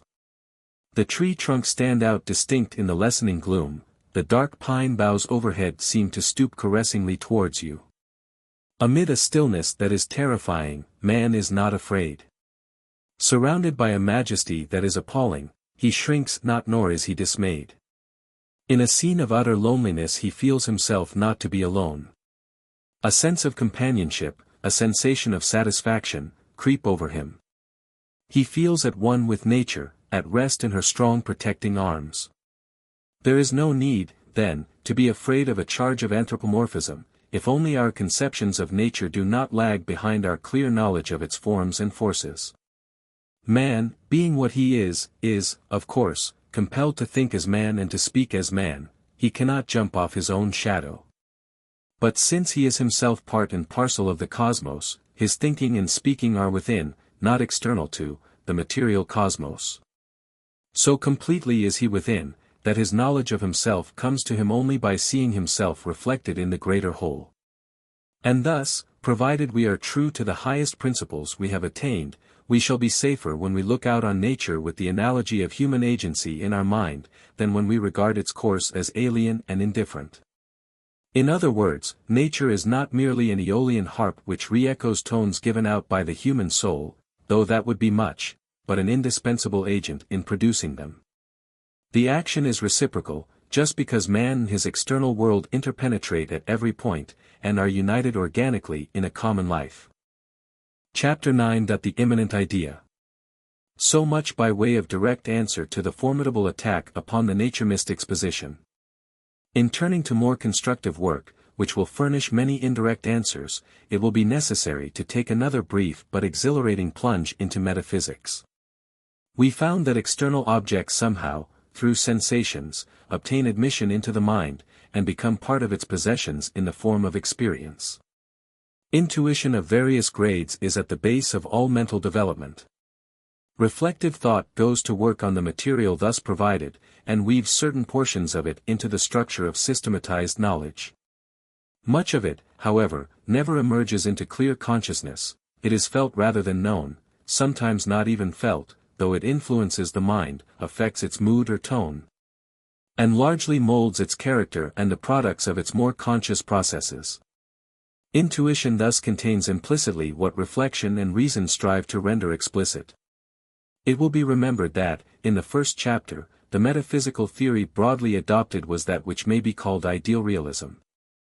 The distinctive teaching is that while materialism stops short at external objects which can resist, and while subjective idealism stops short at the perceiving mind, ideal realism affirms the reality of objects and perceiving mind alike, but regards them as mutually dependent, and as fused in the activity of consciousness. Can the conclusions just summed up and the metaphysical theory adopted be brought into helpful connection? Yes, if the human mind and the external world are made of the same stuff, if the mind is invisible nature, and nature visible mind. For materialism cannot bridge the gap between matter and consciousness, subjective idealism can never move out into a real world. But if nature and mind are genuinely akin, as the nature mystic holds, there is no gap to bridge, no mind condemned to hopeless isolation. Nature is then seen to be a manifestation of the same mental factors which we discover when we analyze our inner experience, namely, consciousness, feeling, will, and reason. The nature mystic's communion with the external world takes its place as a valid mode of realizing the essential sameness of all forms of existences and of all cosmic activities. Science is another such valid mode, art another, philosophy another, religion yet another, none of them ultimately antagonistic, but mutually supplementary. Some mystics will say that the union of man with nature is actually at any moment complete, but has to be brought into the light of conscious experience. Other mystics, who hold dualistic, pluralistic, or pragmatic views, will maintain that the union may assume ever new forms and develop ever new potentialities. But such differences are subsidiary, and cannot obscure the fundamental doctrine on which all consistent nature mystics must be agreed, that man and nature are essentially manifestations of the same reality. It is deeply significant to note that, at the very dawn of reflective thought, a conviction of the essential sameness of all existence seized upon the minds of the fathers of Western philosophy, and dominated their speculations. The teaching of these bold pioneers was inevitably colored and limited by their social environment. But it was also so shot through with flashes of intuition and acute reasonings, that it anticipated many of the latest developments of modern research. A study of its main features will occupy us at a later stage, when we come to deal with certain of nature's most striking phenomena. The simple fact is here emphasized that the earliest effort of human reflective thought was to discover the Weltstoff, the substance which underlies all modes and forms of existence. And that man was regarded as an integral and organic part of the whole. Greek philosophy, which started with these crude, but brilliant speculations, had developed a wonderful variety and subtlety, when Plato, animated by the same desire to discover the ground of things, introduced his doctrine of ideas. He held that bodies are not, in themselves, the true reality, they are manifestations of something else. Reality, for him, is a system of real thoughts which he calls ideas, and the world of objects gets its reality by participating in them or by copying them. The senses, under such conditions, cleave to the copies, whereas the mind, in thinking by general ideas, apprehends the true reality. These ideas must not be regarded as mere products of the mind, but as real existences, which, when manifested under conditions of time and space, multiply themselves in innumerable objects. In fact, so real are they that without them there would be no objects at all. Schopenhauer adopted this doctrine of ideas, and brought it into connection with his characteristic theory of will as the ultimate ground. The ideas, for him, represent definite forms of existence, manifested in individual things and beings. There are thus, he said, ideas of the simple elementary forces of nature, such as gravity and impenetrability. There are ideas of the different forms of individual things, and there are ideas of the different species of organic beings, including man. He followed Plato in refusing any true reality to individual objects and separated the idea from its sensuous form. By idea, then, he writes, I understand every definite and fixed grade of the objectification of will, so far as it is a thing in itself, and therefore has no multiplicity. These grades are related to individual things as their eternal forms or prototypes. Hence, the world known to the senses could be nothing other than mere phenomenal appearance. Now it is manifestly an enormous stride in the direction of nature mysticism to recognize in material objects a factor, or element, which is akin to the highest activities of the human mind. But, as already stated, in expounding the view known as ideal realism, the nature mystic cannot be content to stop here. Nor indeed was Schopenhauer consistent in stopping here. If he had been faithful to his conception of will as the ground of all existence, he could not well have denied some degree of reality to objects in their own right. This particular tree, this particular table, this particular cloud, what are they, each in its individual capacity, but objectifications of will, therefore real? Each individual object is unique, and fills a place of its own in the totality of objects, each is related to all the rest in particular in defined manners and degrees, each exhibits a special kind of behavior in a special environment. Why, then, deny to each individual thing its own grade and degree of reality? Thus there is in each object an immanent idea. But this is fused with the sensuous form, and presents itself to conscious human thought as an objective manifestation of the real. There is an organic interpenetration of the sensuous and the spiritual. And it is by virtue of this interpenetration that the human reason can go out into the external world and find itself there. As Emerson well puts it, nature is the incarnation of thought, and turns to a thought again, as ice becomes water and gas. The world is mind precipitated, and the volatile essence is forever escaping again into the state of free thought. Hence the virtue and pungency of the influence on the mind, of natural objects, whether inorganic or organized. The nature mystic is not without authoritative support, even on the idealist side, in his demand that individual objects shall be allowed some grade and measure of reality. Spinoza, for instance, allows that each individual thing is a genuine part of the total idea. Hegel also grants to individual things a certain self-reference, which constitutes them real existences. The nature mystic, therefore, may be of good cheer in asserting that even the most transient phenomenon not only participates in an immanent idea, but embodies it, gives it a concrete form and place. He thus substantiates his claim that communion with nature is communion with the ground of things. Chapter 10. Animism, Ancient and Modern. After this metaphysical bath we return invigorated to the world of concrete experience, dear alike to the common-sense thinker and the modern investigator. Do the facts of life, as ordinarily presented, or as systematized in reflection, at all point in the direction of the doctrine of immanent ideas? It will be seen that this question admits of an affirmative answer. But the term idea must be taken as embracing psychic existence in its entirety, that is to say, feeling and will, as well as reason. The dry bones of reason must be clothed with flesh and blood. The appeal is to actual experience. Let Walt Whitman give us his. Doubtless there comes a time when one feels through his whole being, and pronouncedly the emotional part, that identity between himself subjectively and nature objectively which Schelling and Fichte are so fond of pressing. How it is I know not, but I often realize a presence here, in clear moods I am certain of it, and neither chemistry nor reasoning, nor aesthetics will give the least explanation. Walt Whitman mentions Fechner. Here is James's masterly summary of Fechner's general view in this regard.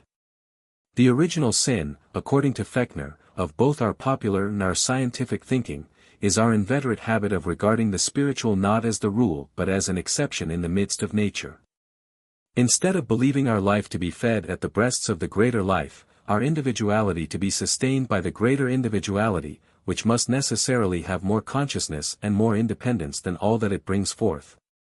We habitually treat whatever lies outside of our life as so much slag and ashes of life only.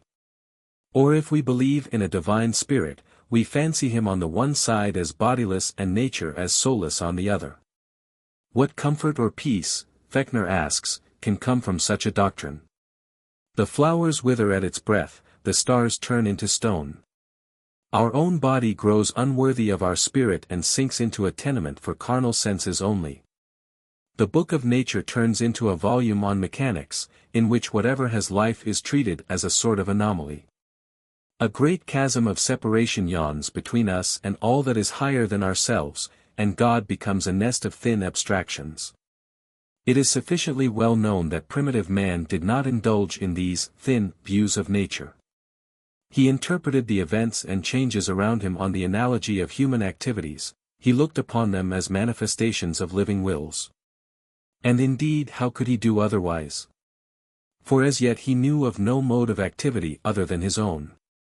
At first those objects and happenings were singled out which were of most practical interest, or which most distinctly forced themselves upon the attention. The beast of prey which threatened his life, the noisy brook, the roaring waves, the whisperings and cracklings in the woods, all argued the presence of life and will. So too with mountains, avalanches, sun, moon, stars, clouds, caves, fire, light, dark, life, death. So more especially with the storm which sweeps across the land, the thunder which shakes the solid earth, and the lightning which flashes from the one side of heaven to the other. Such were the phenomena on which his intellect worked, and in which he discovered all manner of useful or harmful causal relations. Such were the phenomena which produced in him emotions of awe and terror, joy and delight. To all of them he ascribed mental life like unto his own. Indeed, it was only by such a view that he could at all understand them, or bring himself into living connection with them. From these primitive times onward, each century in the history of civilization has brought a wider outlook. But the original tendency to animism has persisted and still persists. It has behind it an undying impulse. It manifests its vitality, not only among the uninstructed masses, but in the most select ranks of scientists and philosophers. And thus it is not too much to say that the idea of a universal life in nature is as firmly rooted today as it was in the dawn of man's intellectual development. The form in which the idea has been presented has changed with the ages. Mythology succeeded animism, and has in turn yielded to many curious and vanished theories, polytheistic, Gnostic, pantheistic, and the rest. Now, the belief in distinct beings behind natural phenomena has virtually disappeared. Not so the belief in some form of universal life or consciousness, of which belief representative types will be given directly. Of the persistence of the mental attitude in the modern child, Ruskin gives a charming example, in his Ethics of the Dust. One morning after Alice had gone, Dotty was very sad and restless when she got up, and went about, looking into all the corners, as if she would find Alice in them, and at last she came to me, and said, "Is Ally gone over the great sea?" And I said, "Yes, she is gone over the great deep sea, but she will come back again some day." Then Dotty looked round the room, and I had just poured some water out into the basin, and Dotty ran to it, and got up on a chair, and dashed her hand through the water, again and again, and cried, "Oh, deep, deep sea! Send little Alice back to me." On this, Ruskin remarks, the whole heart of Greek mythology is in that, the idea of a personal being in the elemental power, of its being moved by prayer, and of its presence everywhere, making the broken diffusion of the element sacred. It would seem that Dotty did not definitely personify the element, but was rather in the animistic stage. The identifying of the natural element or object with a definite personality is a further step taken, as Ruskin says, by the Greeks preeminently. But the beauty and the suggestive quality of the incident remain, whichever view be taken. A still more deeply suggestive example is found in Wordsworth's description of a boyish night adventure of his on Esthwaite Lake. For it shows the inner workings of a mind impressed by specially striking natural objects, and by the obscurely realized powers which they dimly manifest. "I dipped my oars into the silent lake. And as I rose upon the stroke my boat won't heaving through the waters like a swan. When, from behind that craggy steep till then, the horizon's bound, a huge peak, black and huge, as if with voluntary power instinct, upreared its head. I struck and struck again. And, growing still in stature, the grim shape towered up between me and the stars, and still, for so it seemed, with purpose of its own, and measured motion like a living thing, strode after me. With trembling oar I turned, and through the silent waters made my way back to the covert of the willow tree. There in her mooring place I left my bark, and through the meadows homeward went, in grave and serious mood. But after I had seen that spectacle, for many days my brain worked with a dim and undetermined sense of unknown modes of being. There we have revealed to us the soul of animism, whether ancient or modern. The older animism was crude and uncritical. In proportion as men learned to reflect upon their experience, it was bound to be modified, and to submit to reactionary influences. Such was the case at the very beginning of philosophical and scientific inquiry, and such was the case also at the opening of the modern era. Speaking generally, it may be said that as knowledge of natural law extended, the idea of mental activities in external nature was ousted. Mechanical views of the universe gradually prevailed, and reached a passing climax in Descartes' contention that even animals are automata.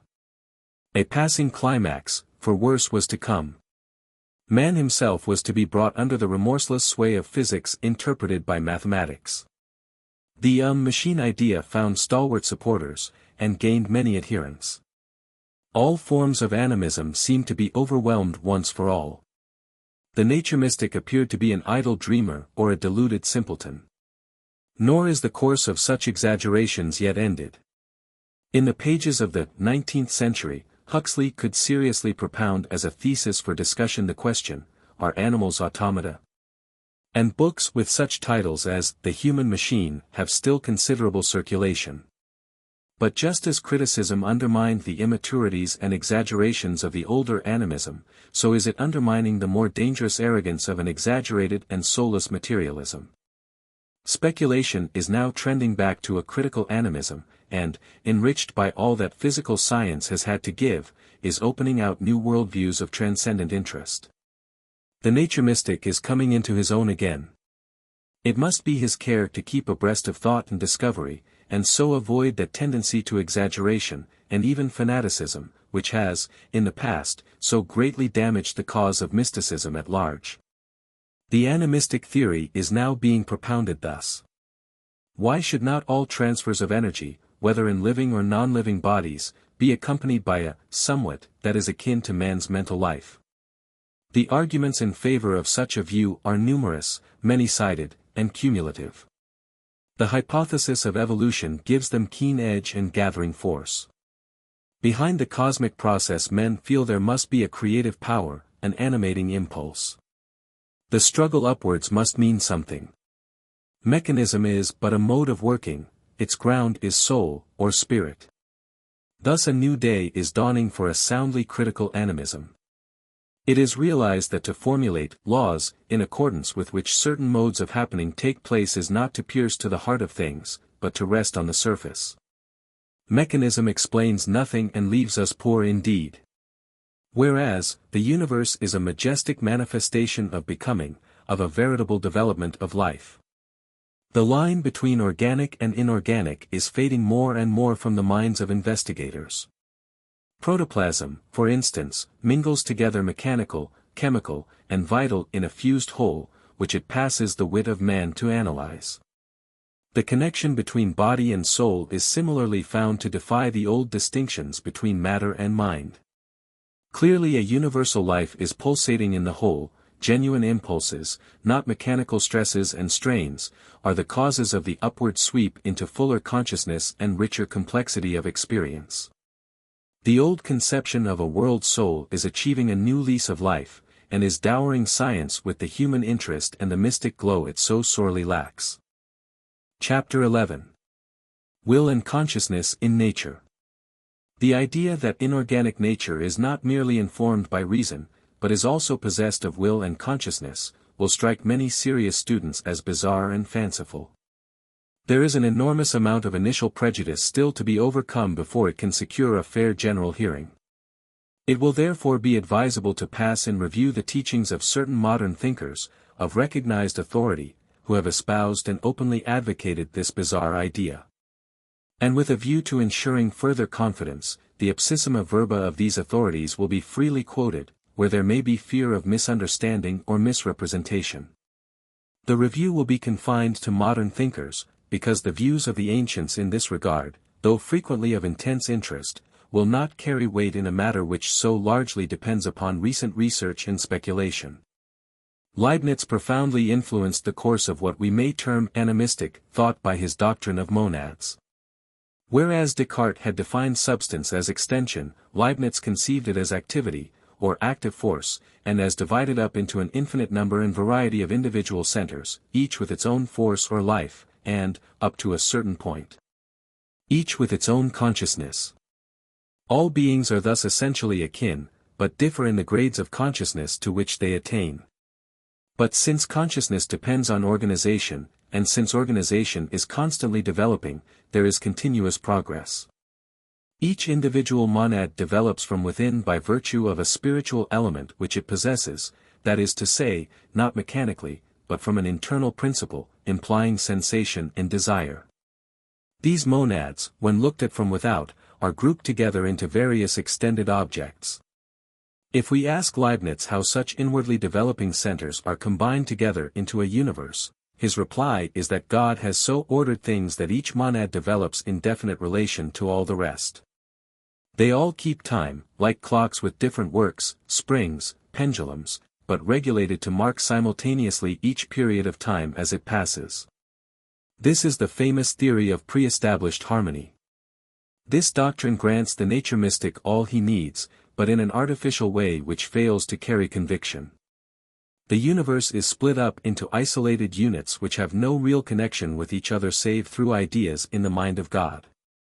Communion with nature, however, should be more direct and more organic than that effected by a pre-established harmony. Is it possible to retain the strong points of the theory while securing organic interpenetration of all modes of existence? Lotze, for one, deemed it possible. Here is an interesting and typical passage from his Philosophy of Religion. If it is once held conceivable that a single supreme intelligence may exert an influence on the reciprocal relations of the elements of the world, then similar intelligence may also be imagined as immediately active in all these individual elements themselves.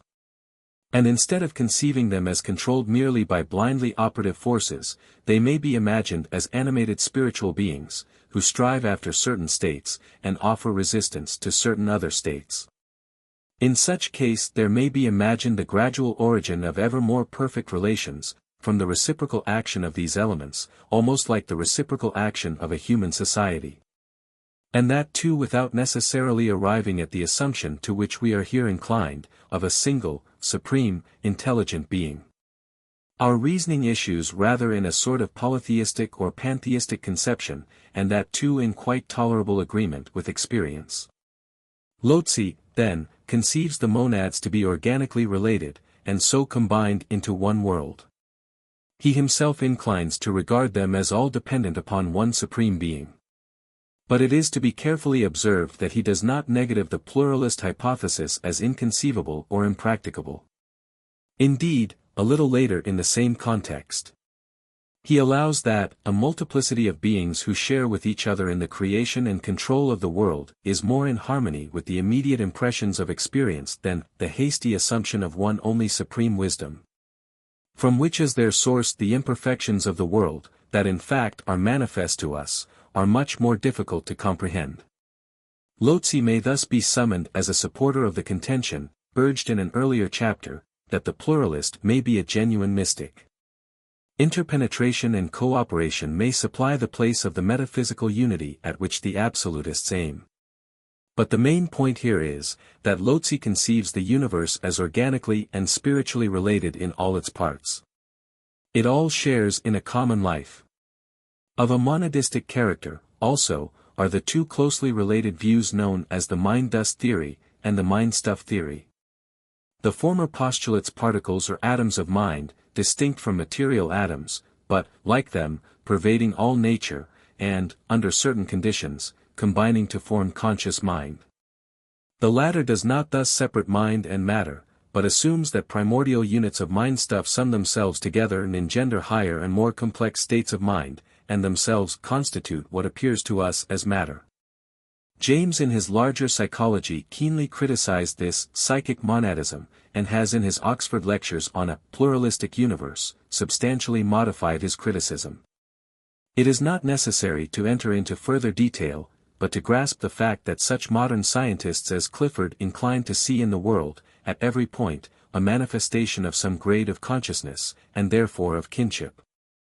The noted French philosopher, Renouvier, has also resuscitated the monadistic theory in a form more closely allied to that of Leibniz. Discussion of the merits and demerits of these various views is not now in question, but only their value as evidence of the trend towards a critical animism. The inadequacy of the mechanical view came home even to a mathematician like Clifford. We turn to a very different form of speculation, yet one equally favorable to the essential contention of the nature mystic, that of Schopenhauer, a philosopher whose system is attracting closer and keener attention as the years pass by. Certain of his views have been cursorily mentioned in what has preceded, and will find further mention in what is to follow. But here, the aim is to focus attention on his fundamental doctrine, that the ground of all existence is will. His line of argument in arriving at this conclusion is briefly to be stated thus. The nature of things in themselves would remain an eternal secret to us, were it not that we are able to approach it, not by knowledge of external phenomena, but by inner experience. Every knowing being is a part of nature, and it is in his own self-consciousness that a door stands open for him through which he can approach nature.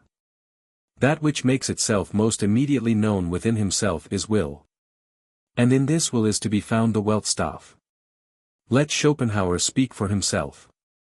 Whoever, I say, has with me gained this conviction, will recognize this will of which we are speaking, not only in those phenomenal existences which exactly resemble his own, in men and animals, as their inmost nature. But the course of reflection will lead him to recognize the force which germinates and vegetates in the plant, and indeed the force through which the crystal is formed, that by which the magnet turns to the North Pole. The force whose shock he experiences from the contact of two different kinds of metal, the force which appears in the elective affinities of matter as repulsion and attraction, decomposition and combination, and, lastly, even gravitation, which acts so powerfully throughout matter, draws the stone to the earth and the earth to the sun, all these, I say, he will recognize as different only in their phenomenal existence, but in their inner nature as identical. As that which is directly known to him so intimately and so much better than anything else, and which in its most distinct manifestation is called will. Here again we have standing ground for the creed and the experiences of the nature mystic. All forms and modes of existence are akin, and differ only in their phenomenal conditions. Whether Schopenhauer has not laid too exclusive an emphasis on will, whether he has not unnecessarily chosen the lowest types of will as primitive, these are questions to be discussed elsewhere. Enough that we have in this theory a definite return to critical animism. He holds the universe to be throughout of the same stuff, and that stuff is psychic or spiritual.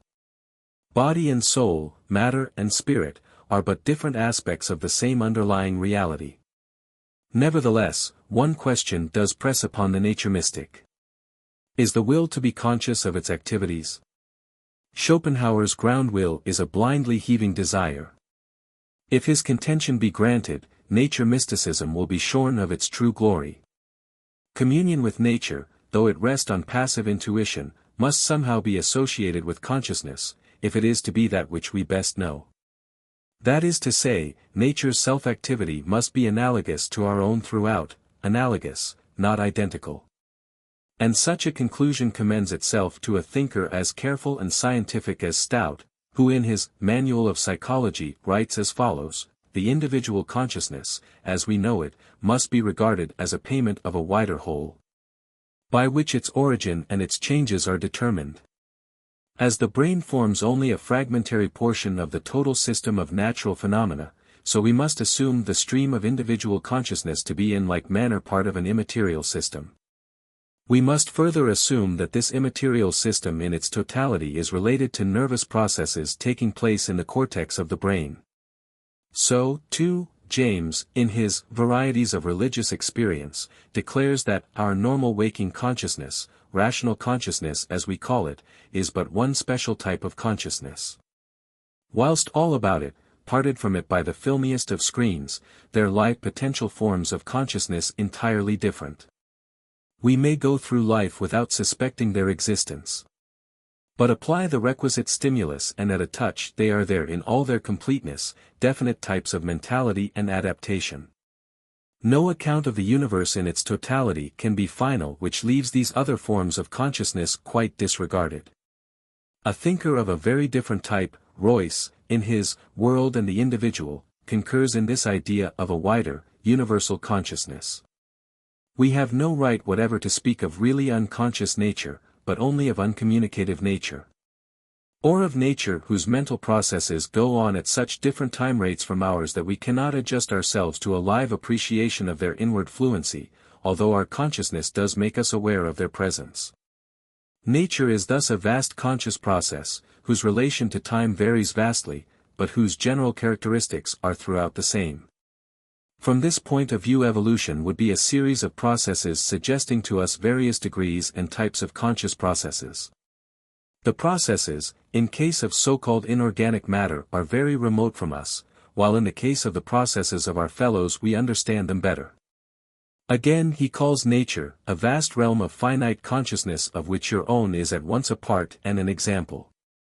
A thinker of still another type, Paulsen, whose influence in Germany was so marked, and whose death we so lately lamented, was wholeheartedly a sympathizer with Fechner's views. How James also sympathized with them we saw at the beginning of the last chapter. Paulsen, on his own account, writes thus: "Is there a higher, more comprehensive psychical life than that which we experience, just as there is a lower one? Our body embraces the cells as elementary organisms. We assume that in the same way our psychical life embraces the inner life of the elementary forms, embracing in it their conscious and unconscious elements. Our body again is itself part of a higher unity, a member of the total life of our planet, and together with the latter, articulated with a more comprehensive cosmical system, and ultimately articulated with the All.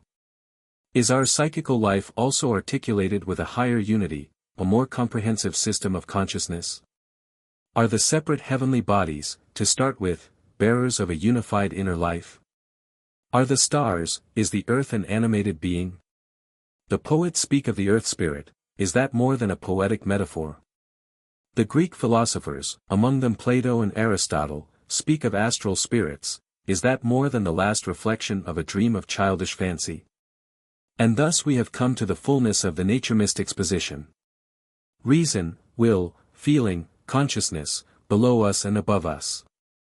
As Nageli, the famous botanist, puts it, the human mind is nothing but the highest development on our earth of the mental processes which universally animate and move nature. To this world view the child of nature and the philosopher return again and again. Deep calls unto deep. The exaggerated and dehumanizing claims of purely physical and mechanical concepts may for a time obscure the intuition by their specious clarity, but the feelings and the wider consciousness in man reassert themselves. The stars of heaven no longer swing as masses of mere physical atoms in a dead universe, they shine in their own right as members in a living whole. Wordsworth speaks for the forms of life beneath us when he exclaims, "And 'tis my faith that every flower enjoys the air it breathes." Emerson speaks for the realm of the inorganic when he assures that the sun himself shines heartily and shares the joy he brings. The great world around us is felt to pulse with inner life and meaning. It is seen, not only as real, not only as informed with reason, but as sentient. The old speculations of Empedocles that love and hate are the motive forces in all things gleams out in a new light. And that sense of oneness with his physical environment which the nature mystic so often experiences and enjoys is recognized as an inevitable outcome of the facts of existence. Goethe is right. Folget falsch spur. Denkt nicht, wir scherzen. Ist nicht der Kern der Natur. Menschen im Hirnsinn. Chapter 12. Mythology. The materials are now fairly complete for understanding the rise and development of animism. The untrained primitive intellect was stirred by vague intuitions, stimulated by contact with an external world constituted of essentially the same stuff as itself, and struggled to find concrete expression for its experiences.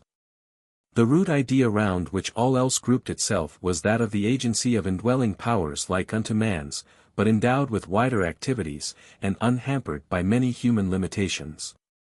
The forms of expression adopted often appear to us to be almost gratuitously absurd, but when we put ourselves as nearly as may be at the primitive point of view, we realize that they were not even illogical. The marvel is that out of the seething chaos of sensations and emotions there could arise the solid structure of even the simplest kinds of conceptual, ordered knowledge.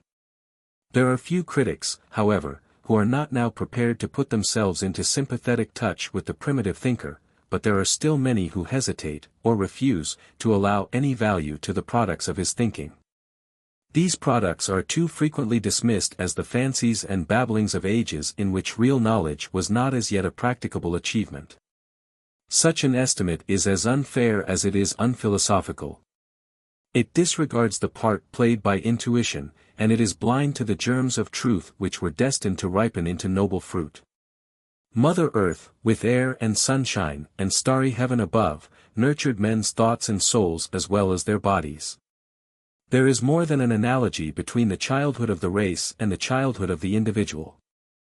And just as the child plunges us at times, by questions, into problems of the deepest import, so is it with unexpected flashes of insight preserved for us in the records, written or unwritten, of the earliest workings of the human mind. The soul of man, says Caird, even at its worst, is a wonderful instrument for the world to play on. And in the vicissitudes of life, it cannot avoid having its highest chords at times touched, and an occasional note of perfect music drawn from it, as by a wandering hand on the strings. It is remarkable how, in spite of the enormous advances made by civilized thought, our concepts and hypotheses, not excepting those deemed most fundamental, are being constantly modified. How much more would change prevail in ages when structured knowledge had hardly come into existence? But whether the pace of change be slow or rapid, the same impelling cause is at work, man's determination to find fuller expression for his intuitional experience. Animism developed into mythology, mythology into gnomic philosophy, and this again became differentiated into science, art, philosophy, and theology. In the earlier stages, the instability of men's imaginings and conceptions was kaleidoscopic. But it was no more governed by wanton fickleness and caprice than is the course of modern thought. The human spirit was striving then, as now, to realize worlds vaguely experienced and dimly surmised. The more imperfect expression was continuously yielding place to the less imperfect, the lower concept continuously yielding place to the higher. And at the base of the whole great movement upwards was sensation, as the simplest mode of intuition, sensation being, in its various forms and developments, the outcome of man's intercourse with an external world that, in its essence, is spiritual like himself. The main error of animism was its failure to draw distinctions. It tended to look upon nature as equally and fully human in all its parts. It translated its intuitions of kinship into terms of undifferentiated similarity, and thereby entangled itself in hopeless confusions. But by degrees the stubborn facts of existence made their impression, and compelled men to realize that life on the human plane is one thing, and quite another on the plane of external nature. The attempt to absorb the larger truth thus cited was only partially successful, and gave birth to the wondrous world of mythology. Its chief characteristic was that the will which was at first conceived to be within, or identical with, the object, was separated from the object and accorded a personal or quasi-personal existence. In other words, the non-human character of external nature was acknowledged, while at the same time the human type of will was preserved. The river, for example, was at first regarded as itself an animated being. Then the will it manifests was separated from the material phenomena, and by personification became a river god who rules the phenomena. So the sun gave rise to the conception of Apollo. And, by a double remove, the lightning became a weapon in the hand of Zeus. There was thus added to man's world of things a second world of spiritual beings who animated and swayed the things. The change was momentous. But it held fast to the original root idea of nature as a manifestation of spiritual powers. It was inevitable that the mythological system should collapse when once the spontaneous play of imaginative thought gave place to self-conscious, systematizing reflection. The mass of incoherent, and often contradictory myths, in which the true was so strangely blended with the false, the beautiful with the ugly or revolting, fell almost by its own weight. The more solid materials it contained were first transmuted into allegories, and then expressed in the language of science and philosophy. The original intuitions, which had been encumbered with degrading superstitions and deadening ceremonies, again declared their power and their persistence, though sometimes under disguises which rendered them hard to recognize. And very instructive and arresting it is to note how haltingly conscious reflection assimilated the rich store of ideas which spontaneous intuition had seized upon whole ages previously. For instance, Anaxagoras taught that since the world presents itself as an ordered and purposeful whole, the forming force or agency must also be purposeful.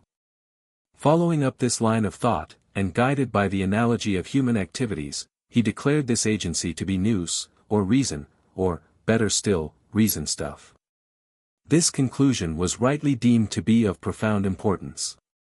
And yet, when we analyze it, it seems at first sight difficult to see wherein consists its originality. For what else but this had been taught by the age-old animism that had preceded it? And yet all who were fitted to judge hailed the teaching as something radically new.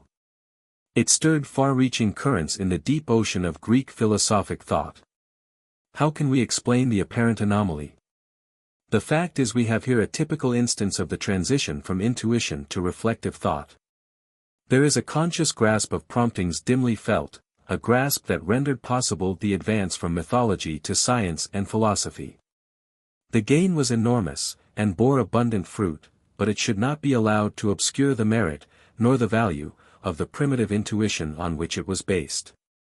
It must be evident that similar examples might be multiplied indefinitely, and certain of them will be adduced when typical nature myths are under more detailed consideration. It is because of these germ truths enshrined in the ancient myths that so many bygone modes of thought and expression last on into the new order.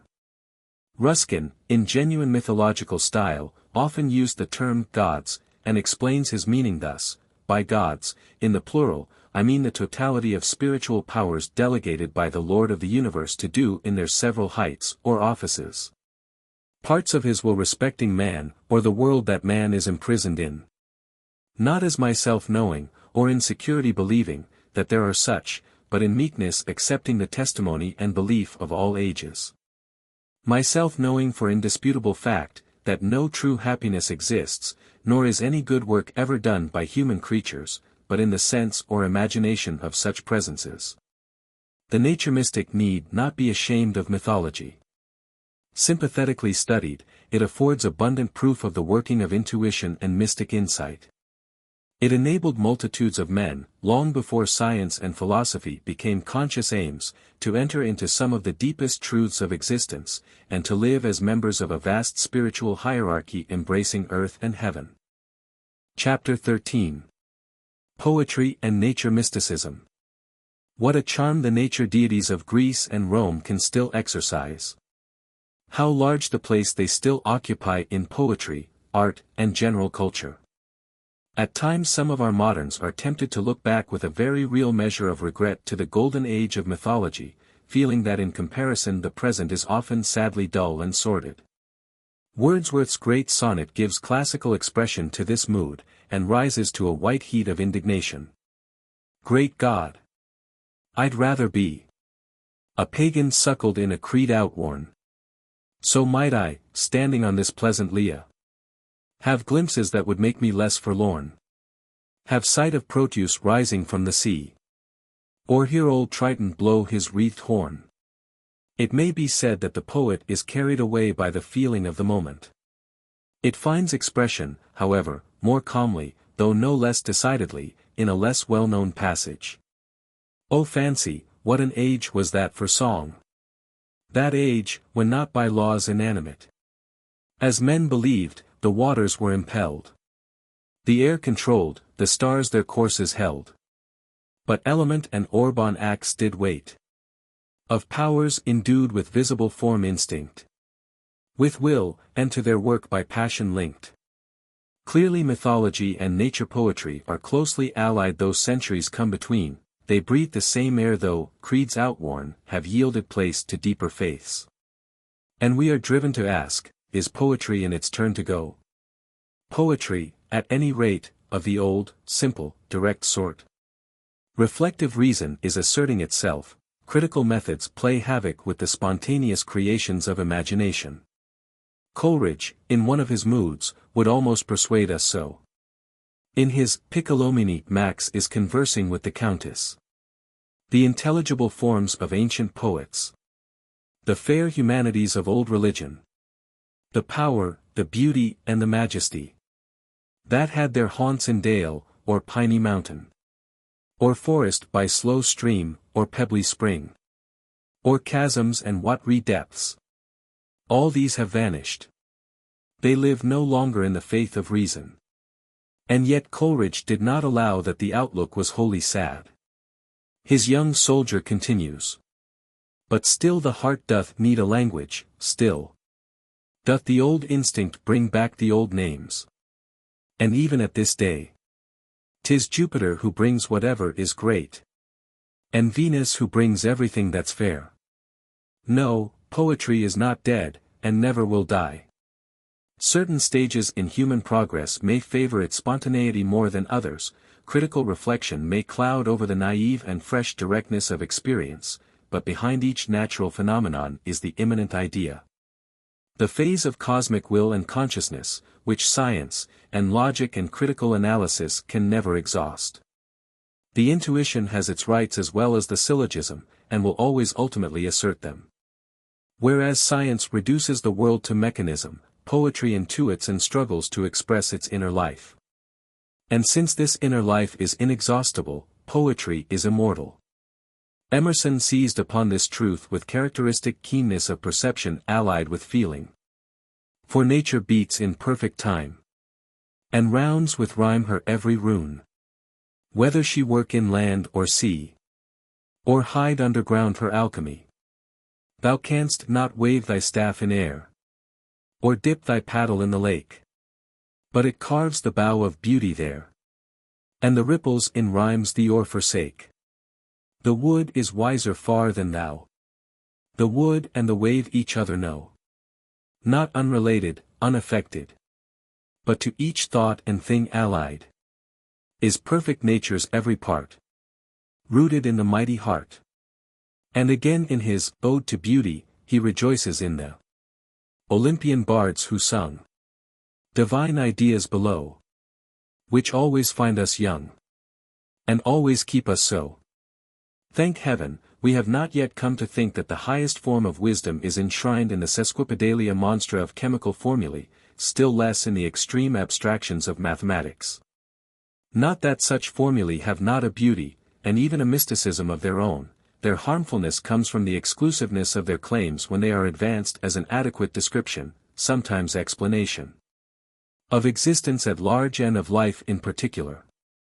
The biological formulas, based on mathematics, at which Le Dantec, for instance, has arrived, if taken at their author's valuation, and if consistently applied, would make the sublimest poetry to be greater folly than the babble of a child.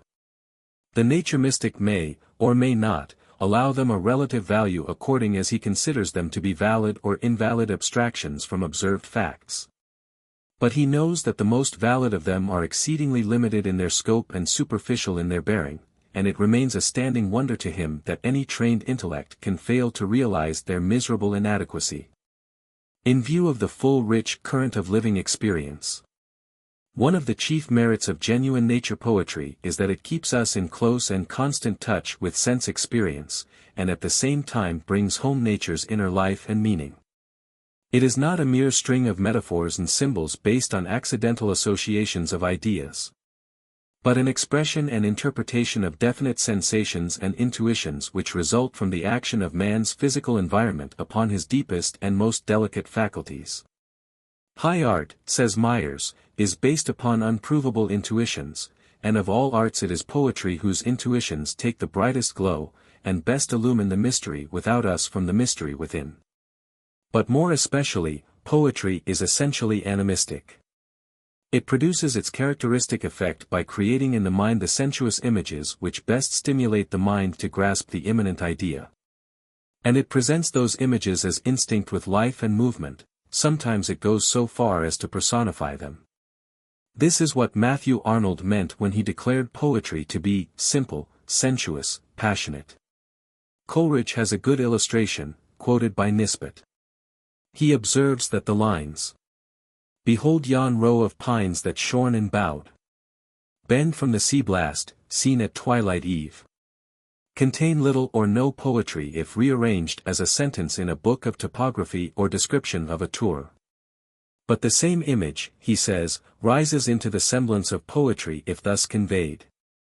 Yon row of black and visionary pines, by twilight glimpse discerned, mark how they flee from the fierce sea blast, all their tresses wild, streaming before them.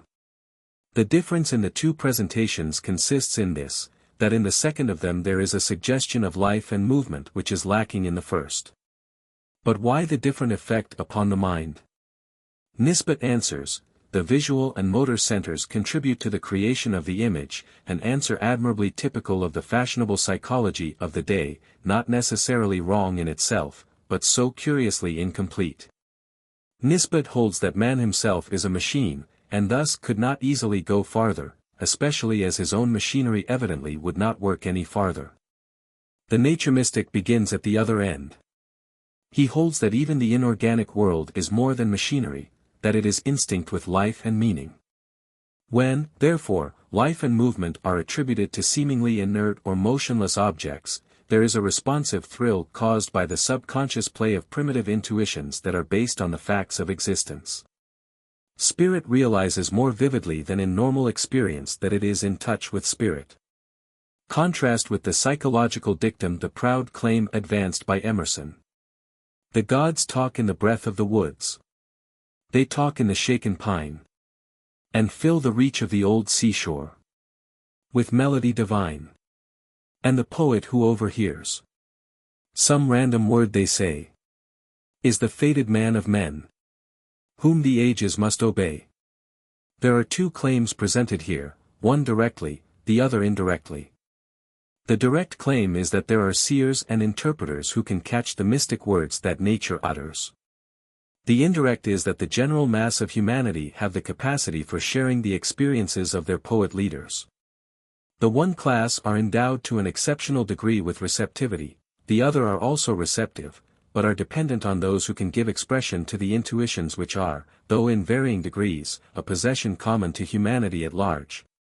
As Sir Lewis Morris puts it, all men are poets if they might but tell the dim ineffable changes which the sight of natural beauty works on them. He, too, recognizes the mediating function of the poet. We are dumb, save that from finer souls at times may rise. Once in an age, faint inarticulate sounds, low halting tones of wonder, such as come from children looking on the stars, but still, with power to open to the listening ear the fair divine unknown, and to unseal heaven's inner gates before us evermore.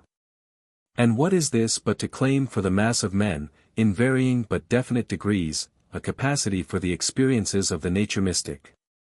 Poetry and nature mysticism are linked together in an imperishable life so long as man is man and the world is the world.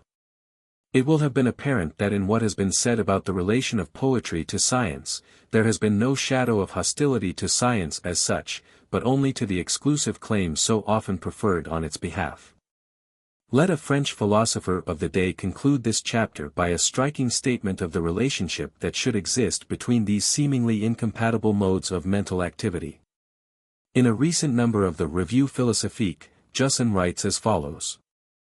On peut ainsi se demander si le savant, à mesure qu'il tend vers une connaissance plus complète du réel, n'adopte pas, en un certain sens, le point de vue propre au poète.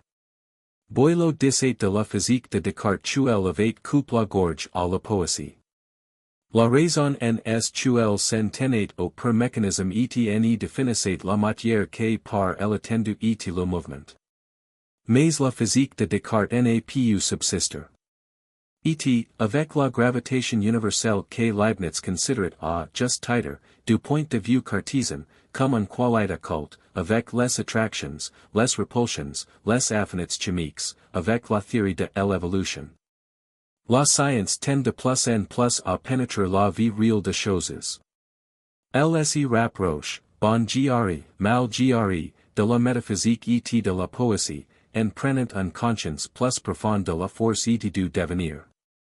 C'est au fond la pensée humaine est un, quel que soit la diversité de objets auxquels elle est appliquée, art, science, poesy, metaphysique, répondant, chacun a sa façon au même desser. Chacun reflétant dans la conscience humaine les multiples aspects de la vie innombrable. Chapter 14. The Beautiful and the Ugly.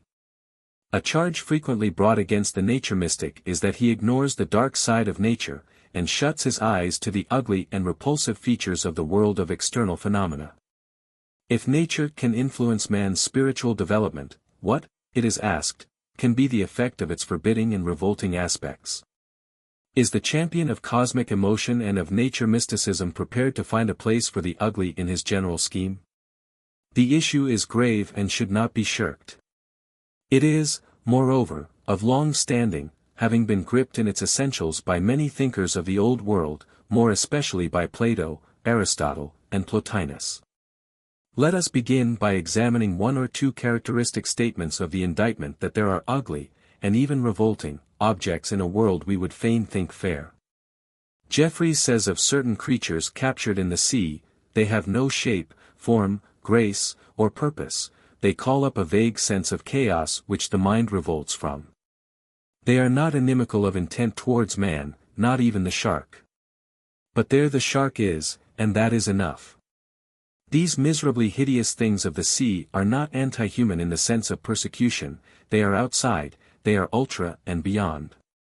It is like looking into chaos, and it is vivid because these creatures, interred alive 100 fathoms deep, are seldom seen, so that the mind sees them as if only that moment they had come into existence. Use has not habituated it to them, so that their anti-human character is at once apparent, and stares at us with glassy eye. Kingsley, in his At Last, asks, who will call the puff adder of the Cape, or the fer-de-lance, anything but horrible and ugly? Not only for the hostility signified, to us at least, by a flat triangular head and heavy jaw, but by the look of malevolence and craft signified, to us at least, by the eye and lip? Frederick Harrison puts the case from the more general point of view: the world is not all radiant and harmonious, it is often savage and chaotic. In thought we can see only the bright, but in hard fact we are brought face to face with the dark side. Waste, ruin, conflict, rot, are about us everywhere. We need as little think this earth all beauty as think it all horror. It is made up of loveliness and ghastliness, of harmony and chaos, of agony, joy, life, death. The nature worshippers are blind and deaf to the waste and the shrieks which meet the seeker after truth. The poets indeed are the true authors of the beauty and order of nature, for they see it by the eye of genius. And they alone see it. Coldly, literally examined, beauty and horror, order and disorder seem to wage an equal and eternal war. In considering the substance of these strong statements, characteristic of very different types of mind, we note in the first place that two different problems are to some extent fused, that of the ugly, and that of the morally evil. Of course, it is frequently impossible to separate them, still, for purposes of analysis, the attempt should be made, especially as our present quest is aesthetic rather than ethical. In the second place it must be remembered that the nature mystic is by no means a nature worshipper. His claim of kinship with nature surely implies the contrary. He knows that evil and ugliness, however interpreted, are in man, and he expects therefore to find them permeating the whole. Confining our attention as far as may be to the aesthetic aspect of the objections raised, let us at once define and face the real issue now before us, namely, the significance for the nature mystic of what is called ugliness. There are certain judgments known as aesthetic, so called because they determine the aesthetic qualities of objects. And it is agreed, with practical unanimity, that they rest much more upon feeling and intuition than upon discursive reason. To this extent they rank as genuine, mystical, modes of experience, and from this point of view have bulked largely in the systems of mystics like Plato and Plotinus. But while claiming them as mystical, it is necessary to note that they possess a characteristic which constitutes them a special class. They imply reference to a standard, or an ideal. The reference need not be made, indeed seldom is made, with any conscious apprehension of the standard, but the reference is none the less there, and a judgment results. The place of reflective reasoning process which characterizes the logical judgment is filled by a peculiar thrill which accompanies a feeling of congruence or incongruence, according as the ideal is satisfied or otherwise. It is in accord with this view of the aesthetic judgment that while, for reason, the outward form and semblance of the object is of subsidiary import, save from the point of view of abstract form and physical quality. For the aesthetic feeling or intuition it is paramount. For example, a botanist, qua botanist, will reck little of beauty of color, or curve, or scent, indeed at times his interest in a plant may be in inverse ratio to its beauty. But the lover of flowers, or the poet, or the artist, will fix upon such aesthetic qualities as determining his mood and judgment. Not that the reflective and the aesthetic judgments are antagonistic, they are supplementary, and, when rightly appreciated, they are interdependent, nevertheless, they must not be confused. The doctrine of Plotinus, the prince of mystics, is very helpful when the problem of the ugly is in debate, and fits in admirably with the considerations just advanced. His theory was that material objects are beautiful in proportion as they share in reason and form. The converse of this proposition is, that objects are ugly in proportion as they lack the capacity for sharing in reason and form. Passing over certain other phases of his doctrine, let us see how far this theory will carry us in answering the question, is there in nature such a thing as ugliness, in any absolute sense of the term? Matter, as known to the modern scientist, is universally possessed of form of some kind, and is, moreover, found to share in reason, when tested by its responsiveness, so to speak, to the processes of human ratiocination, or, in other words, by its obedience to natural law. It would seem to follow that there is no object in nature which is absolutely ugly. And the conclusion surely commends itself to common sense. If, in spite of this, certain objects are called ugly, what is intended? Following up the lead of Plotinus, we seem to be driven to the conception of degrees of beauty, of higher and lower forms of beauty. And the moment the existence of such degrees is accepted, the aesthetic horizon is indefinitely extended. The whole problem assumes larger and more generous proportions, especially when viewed in the light of the evolution hypothesis. For where there are degrees, or stages, it is an easy step to conceive of transition from stage to stage. An ugly object is only relatively ugly, and by entering into new relations with its environment may be raised to even higher rank in the aesthetic scale of values. In brief, true progress becomes possible for the whole universe. Herbert Spencer stopped short at progress from the homogeneous to the heterogeneous. It is more interesting, not to say, inspiring, to postulate increase of capacity for sharing in reason and form. The vast process of evolution may then be viewed as an upward sweep into fuller beauty and into correspondingly fuller life. Of the fact that there is such an upward process, there is abundant and accumulating evidence. The struggle upwards of organic life, culminating so far, in man as we know him, the increasingly complex beauty of natural forms, the haste of nature to conceal her scars, all alike speak of a striving upward. Nay, we are being told that the atoms themselves, so long regarded as ultimates, have been subjected to the evolutionary stress and strain, and have advanced from the simplest forms to higher and more complex symmetries. And in another field, the arts, more particularly painting and the drama, almost demand the recognition of some such principle of progress. For they are constantly and necessarily using elements which in themselves are accounted ugly, for the production of their supremest beauties. The use of discords in music is singularly suggestive in this regard. There are combinations of musical sounds which, when produced as isolated combinations, are harsh and even painful. But let them be heralded by other chords, and let them be parted from by suitable resolutions, and they can charm, or thrill, or kindle deep emotion. What does this fact imply?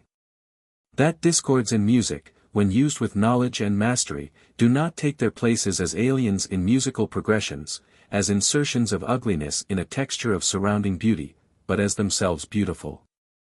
Their aesthetic value is gained by their being linked up in a network of relations which makes them part and parcel of that which is an ordered and rational whole. In short, discords are potential beauties, they have capacity for form and reason. The ugly, then, is not to be opposed to the beautiful as its contrary, but as standing in the relation to it of the less to the more perfect. There will thus be grades of beauty as there are grades of reality. And mystic intuition will have corresponding grades of dignity and insight. The grand process of evolution is thus revealed as a many-sided whole. The amount of real existence increases in proportion to the increase of capacity for sharing in form and reason. And along with this goes a growth in power to appreciate the ever higher forms of beauty which emerge in the upward striving universe. A further thought calls for emphasis. For beings like ourselves, living under conditions which involve so many limitations, a purely aesthetic judgment is practically out of our reach. And on this score also we may venture to tone down the strong expressions used by Jeffreys in his estimate of the anti- or ultra-human character of the strange creatures in the sea. Individual likings and dislikings are the resultants of an enormously complex system of impulses, instincts, prejudices, motives, habits, associations, and the rest. Few of these factors appear above the threshold of consciousness, though they are continually and influentially operative. Hence it by no means follows that because a particular object is displeasing or disgusting to one individual, or group of individuals, it will be so to all. So undoubted is the resulting relativity of our aesthetic judgments that Hegel was inclined to hold that below the level of man and art there is no real ugliness at all. Creatures, he says, seem ugly to us whose forms are typical of qualities opposed to vitality in general, or to what we have learnt to regard as their own special or typical form of animate existence. Thus the sloth as wanting in vitality, and the platypus as seeming to combine irreconcilable types, and crocodiles and many kinds of insects, simply, it would appear, because we are not accustomed to consider their forms as adequate expressions of life, are all ugly. Just as, in music, discords become beautiful by being brought into fitting relations with other parts of an ordered whole, so is it with objects which are usually considered ugly, but which are capable of aesthetic beauty when treated in pictures by masters of their craft. To set them in new and fitting relations of light and shade, of color and composition, is to transform them. Schopenhauer lays great stress on the transforming power of art. He instances many typical paintings of the Dutch school, simple interiors, homely scenes, fruit, vegetables, the commonest tools and utensils, even dead flesh, all are taken up into material for pictures, and, in their special setting, compel our admiration. We have in these facts concerning pictorial art, a strong corroboration of the inference from the use of discords in music, the relativity of ugliness, and the possibility of its progressive transformation. But there is a further point to be emphasized, one which music, by reason of its abstractness, could not well enforce, and one which is of profound significance for the nature mystic. Pictorial art is concerned with the representation of external objects. How explain its transforming power? Schopenhauer has an excellent answer to the question. He says that the artist is endowed with an exceptional measure of intuitive insight. He enjoys a genuine vision of the idea immanent in the object he reproduces in his particular medium, he fixes attention upon this idea, isolates it, and reveals much that would otherwise escape notice. The result is that his skill enables others to slip into his mood and share his insight. It is on some such lines as those tentatively traced in the last few paragraphs that the most hopeful solution of the problem of the ugly must be sought. The heart of the matter is that there is no object in external nature which is absolutely ugly, no object which cannot, even as things are, be transformed to some degree by being set in fitting relation to others, no object which is not capable of progress in its capacity for sharing and manifesting the form and reason towards which the universe is striving. Should there be thinkers who, like Kingsley, cannot quite rid themselves of the feeling that ugliness is an absolute reality, a positive mode of existence over against beauty, they can only take refuge in the wider problem of evil. But care must be exercised, as before observed, to distinguish between moral evil and physical ugliness. To what extent the one may be reflected in the other is a question on which it would not be safe to dogmatize. The main theory, however, stands out clearly, and involves a belief that the material phenomena of the universe, as a grand whole, enjoy a wholesome freedom from positive ugliness. Tennyson's Ancient Sage expresses the nature mystic's hopes concerning the fundamental beauty of the world he loves. My son, the world is dark with griefs and graves. So dark, that men cry out against the heavens. Who knows but that the darkness is in man? The doors of night may be the gates of light. For wert thou born or blind or deaf, and then suddenly healed, how wouldst thou glory in all the splendors and the voices of the world? And we, the poor earth's dying race, and yet no phantoms, watching from a phantom shore, await the last and largest sense to make the phantom walls of this illusion fade, and show us that the world is wholly fair. Chapter 15. Nature Mysticism and the Race. The fundamental postulates and principles of a consistent nature mysticism have now been expounded with a fullness sufficient to allow of a soberly enthusiastic study of the detail of our subject.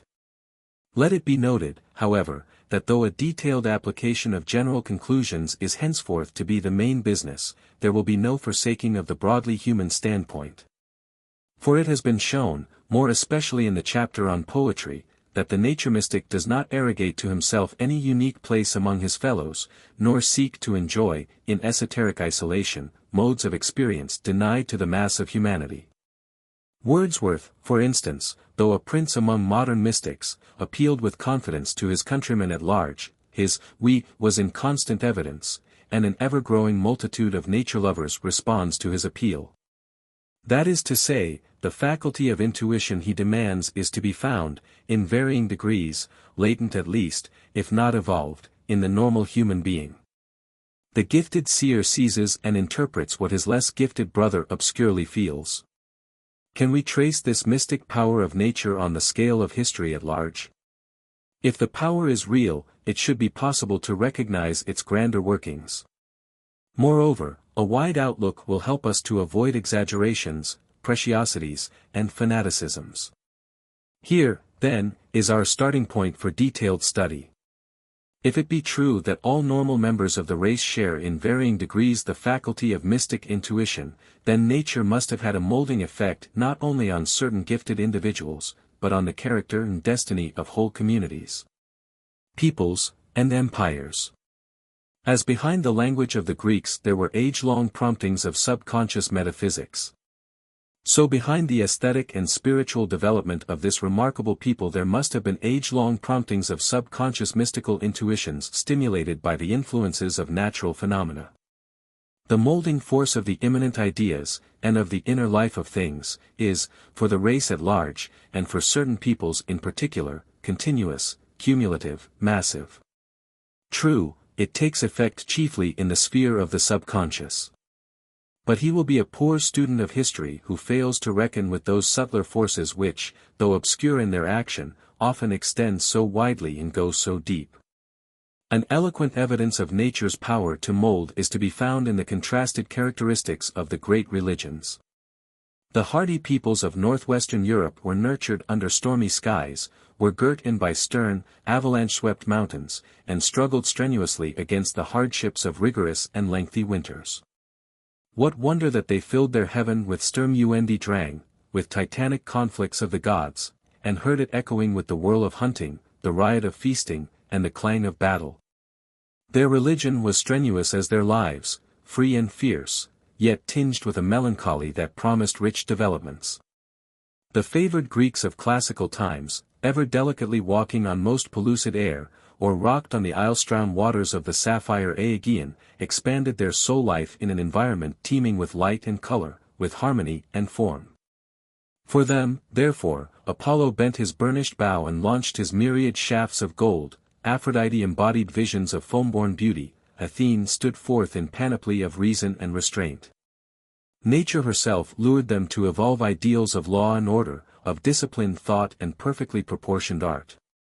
What wonder that, prompted by mystic impulses and visions, they purged their inherited religion of its grosser features, and made it a vehicle for philosophic thought and spiritual aspiration. Pass to the wandering children of the desert, cradled amid the great silences of space and time, swallowed up of vastness. Above them by day the burning vault of blue, by night the wheeling galaxies, around them the trackless levels of a thirsty land. Such influences sank deep into their souls, and imparted depth and intensity to their views of the source and meaning of that vastness. Nor can we wonder that in such an environment, the premonitions of the spiritual unity of existence, that were stirring in many hearts, found special sustenance. Let it be clearly understood that in the striking and unmistakable illustrations just adduced, there is no mere question of the influences of physical environment on social organization or economic development, though these also react in 1,000 ways upon ideas and ideals, but a question of molding spiritual concepts by the direct influence of the ideas and impulses manifested in external nature. Man's soul was in constant, if generally subconscious, communion with his material environment, and his thinking was thereby largely colored and fashioned. And if the kind and quality of the influence vary from age to age, and from people to people, it is not the less continuously potent. The complexities of modern life, the interminglings of civilizations, tend to obscure its manifestations. Science, wrongly pursued, seems hostile to continued vigor. But underneath the play of the cross-currents on the surface, is the resistless swing of the tide. An illustration of another class is found in Max Muller's brilliant lectures on Physical Religion, the chief theme of which is the development of Agni, the Vedic god of fire. The starting point was the sensuous perception of the physical qualities of fire. The idea and the will immanent in these qualities gradually raised men's thoughts from the material to the spiritual. Until the Eastern world attained to what Max Muller calls a precious line from the Veda, he who above the gods was the one God, composed at least 1,000 years before the Christian era. It was not the result of a supernatural revelation, but a natural outcome of man's thoughts guided and molded by impressions of outward phenomena. That is to say, as Max Muller observes, there was nothing in it artificial, simply that which man could not help saying, being what he was and seeing what he saw. In the instances just advanced, the broad principle is most assuredly established that nature has a definite and continuous effect upon the development of man's conduct and thought. And as a consequence of this, we may affirm that Wordsworth's experience is true, in its measure, of all normal members of the race who are in touch with nature. Therefore am I still a lover of the meadows and the woods, and mountains, and of all that we behold, of this green earth, both what they have create, and what perceive, well pleased to recognize, in nature and the language of the sense, the anchor of my purest thoughts, the nurse, the guide, the guardian of my heart and soul, of all my moral being. Why, even old Dar. Johnson in his dictionary days would write to his friend Langton, in Lincolnshire, I shall delight to hear the ocean roar, or see the stars twinkle, in the company of men to whom nature does not spread her volumes or utter her voice in vain. And let us observe, that the naturalness of his feeling keeps him to the simplest, almost monosyllabic, English. Chapter 16. Thales. In an earlier chapter mention was made of that truly remarkable group of thinkers who, in the 6th century before the Christian era, made the momentous transition from mythology and tradition to philosophy and science. It was also pointed out that these pioneers, bold as they were, could not shake themselves free from the social and intellectual conditions of their day. And it is precisely this fact of what may be termed contemporary limitations that makes a review of their speculations so valuable to a student of nature mysticism. For they lived in times when the old spontaneous nature beliefs were yielding to reflective criticism. Their philosophizing took its spring from the fittest products of the mythopoeic faculty, and thus remained in living contact with the primitive past, while reaching forward, in the spirit of the future, to an ordered knowledge of an ordered whole. The chief object of their search was the Weltstoff, the substance of the universe, and they were guided in their search by the dominating concepts which had emerged in the long course of the animistic and mythological stages. Certain forms of external existence have impressed themselves upon the general mind, notably those of water, air, and fire, and to these the reflecting mind naturally turned in its earliest efforts to discover the ground of things. The interest taken by the nature mystic in this group of thinkers is twofold. Firstly, he finds that in their speculations there is a large element of primitive intuition, embodied in concepts fashioned by the spontaneous play of reflective thought and free imagination.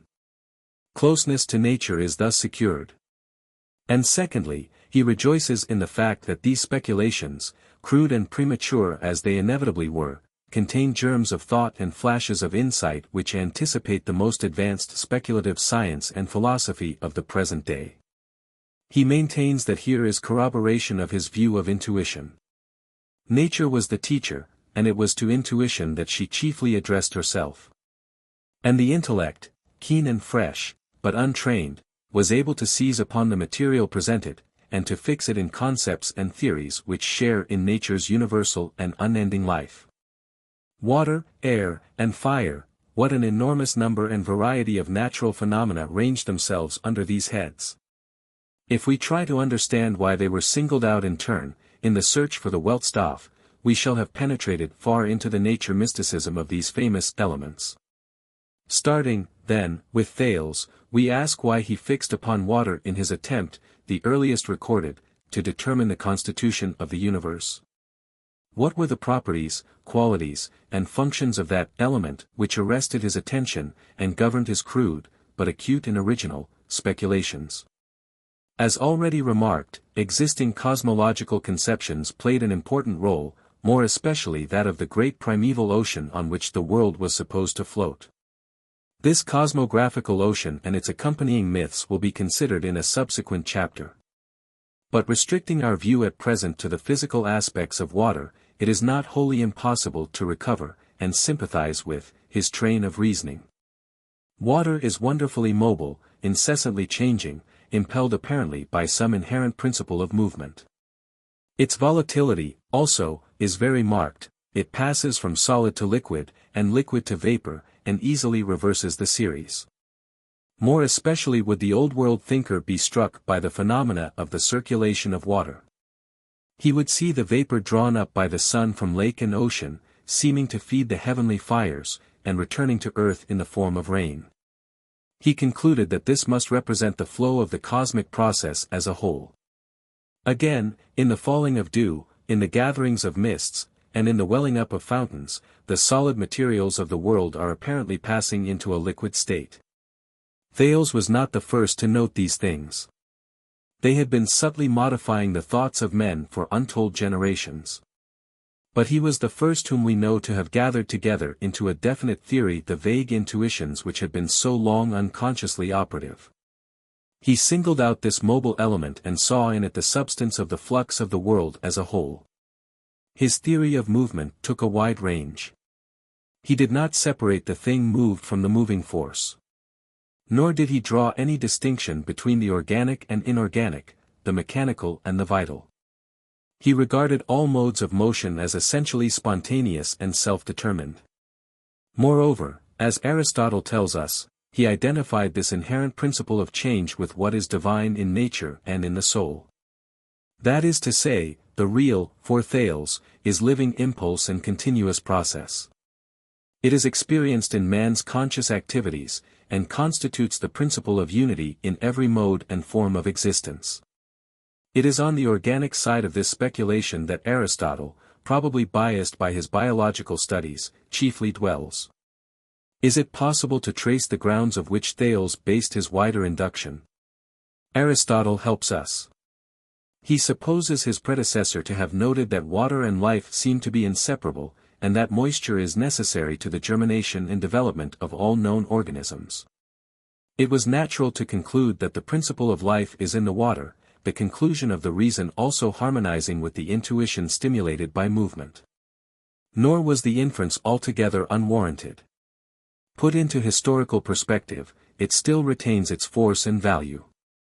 The latest biological authorities tell us that all branches of the zoological family tree were formed on the moist shores of large water basins, and that there is no form of life, not only terrestrial, but even of the deep seas which has not passed through a literal phase. In other words, it is still allowable to hold that the moist, as Thales generally called his primal element, contains one of the secrets of life. So close is the earliest to the latest pronouncement on the origin of life on the globe.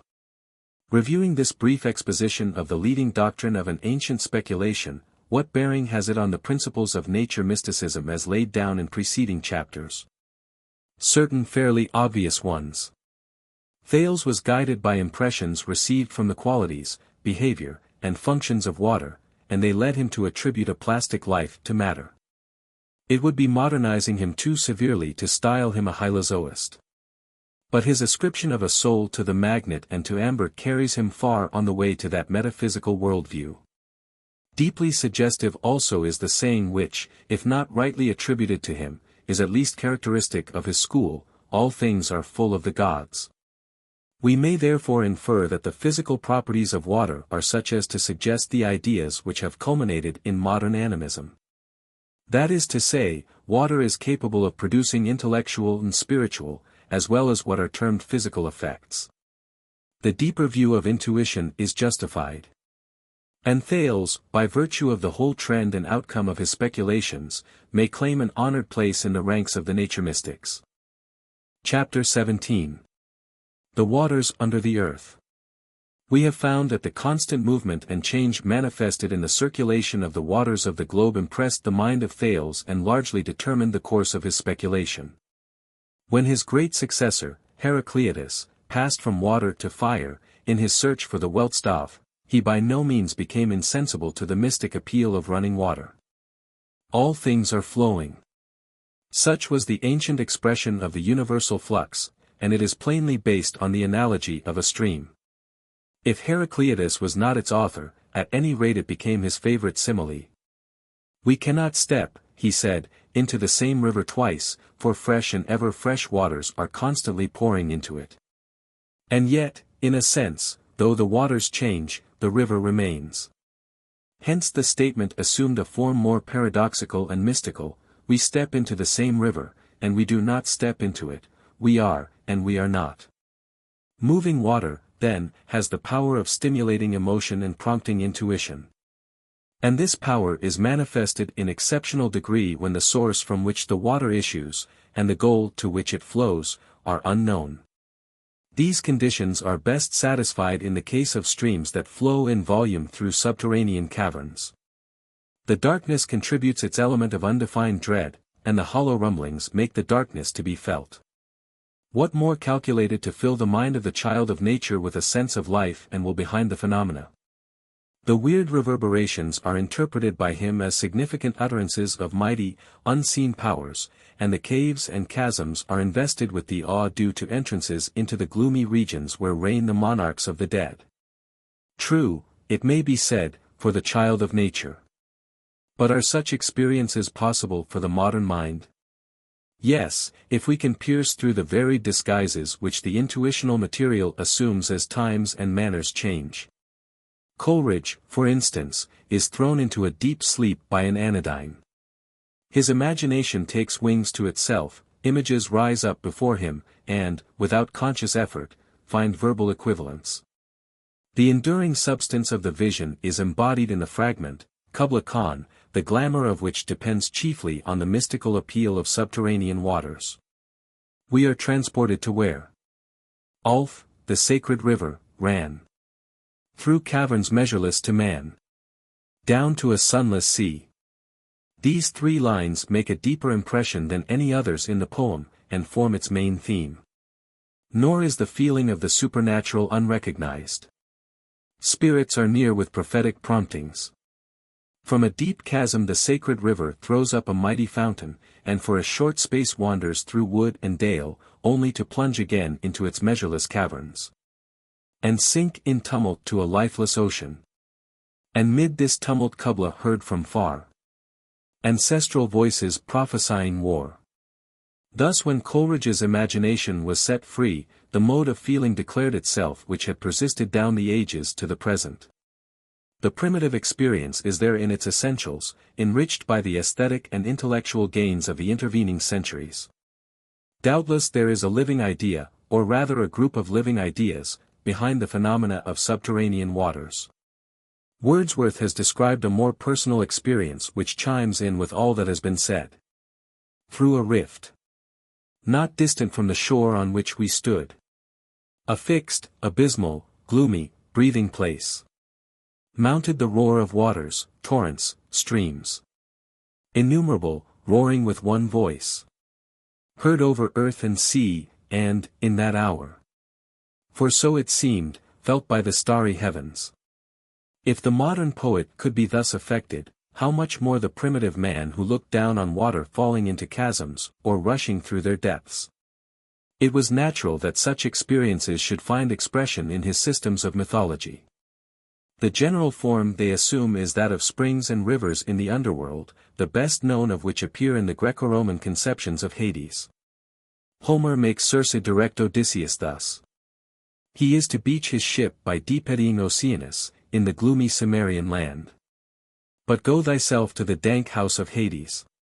Thereby into Acheron flow Pyriphlegethon and Cocytus, a branch of the water of the Styx, and there is a rock in the meeting of the two roaring waters. Such were the materials which, with many additions and modifications, developed into the Hades of Virgil's sixth Aeneid, with its lakes, and swamps and dismal streams. The subterranean waters figured also in the Greek mysteries, and are elaborated with much detail in Plato's great Phaedo myth, in all these cases with increasing fullness of mystical meaning.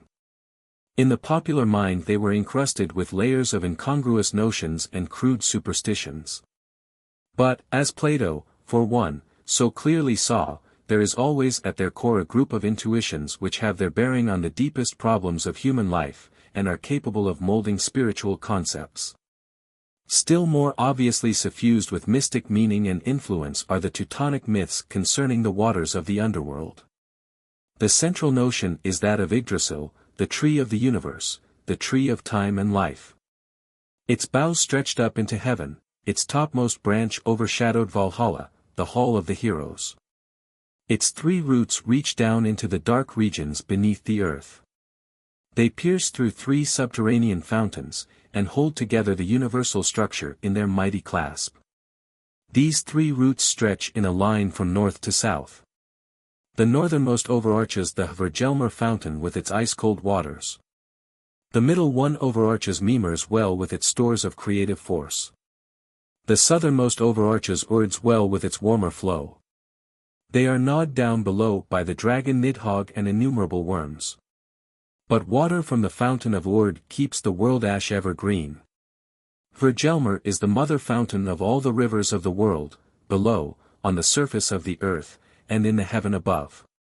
From this vast reservoir issue all the waters, and thither they return. On their outward journey they are sucked up and lifted aloft by the northern root of the world tree, and there blend into the sap which supplies the tree with its imperishable strength and life. Rising through the trunk, they spread out into the branches and evaporate from its crown. In the upper region, thus attained, is a huge reservoir, the thundercloud, which receives the liquid and pours it forth again in two diverse streams. The one is the stream of fire mist, the lightning, which with its terror gleam flows as a barrier round Asgard, the home of the gods, the other falls in fructifying shower upon the earth, to return to its original source in the underworld. The famous maelstrom is the storm center, so to speak, of the downtending flood. The fountain of Hvergelmer may therefore be regarded as embodying impressions made on the Teuton mind by the physical forces of the universe in the grand activities of their eternal circulation. But their source was hidden. The southernmost well has the warmer water of the sunny climes, the fountain of Urd. The Norns, the three sisters who made known the decrees of fate, come out of the unknown distance, enveloped in a dark veil, to the world tree, and sprinkle it daily with water from this fountain, that its foliage may be ever green and vigorous. Urd is the eldest of the three, and gazes thoughtfully into the past, where Dandy gazes at the present, and Skuld gazes into the future. For out of the past and present is the future born. The fountain of Urd may be regarded as the embodiment of impressions of a spiritual force which upholds and renews the universe. Mimer, the king of the lower world, is the warder of the central fountain, and round its waters are ranged his golden halls. The fountain itself is 7 times overlaid with gold, and above it the holy tree spreads its sheltering branches. It is the source of the precious liquid, the mead, which belongs to Mimer alone, and rises from an unknown depth to water the central root. In its purity, it gives the gods their wisdom and power. But the mead which rises in the sap is not entirely pure, it is mixed with the liquids from the other fountains. Thus earth is not like heaven.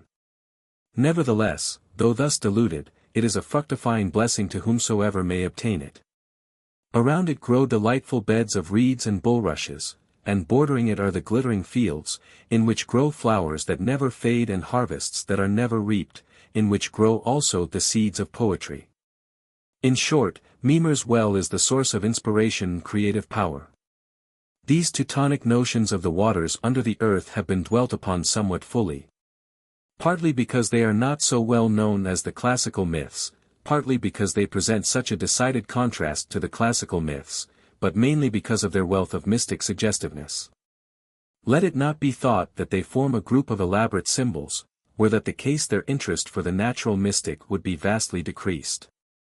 They are almost wholly the spontaneous product of the mythopoeic faculty.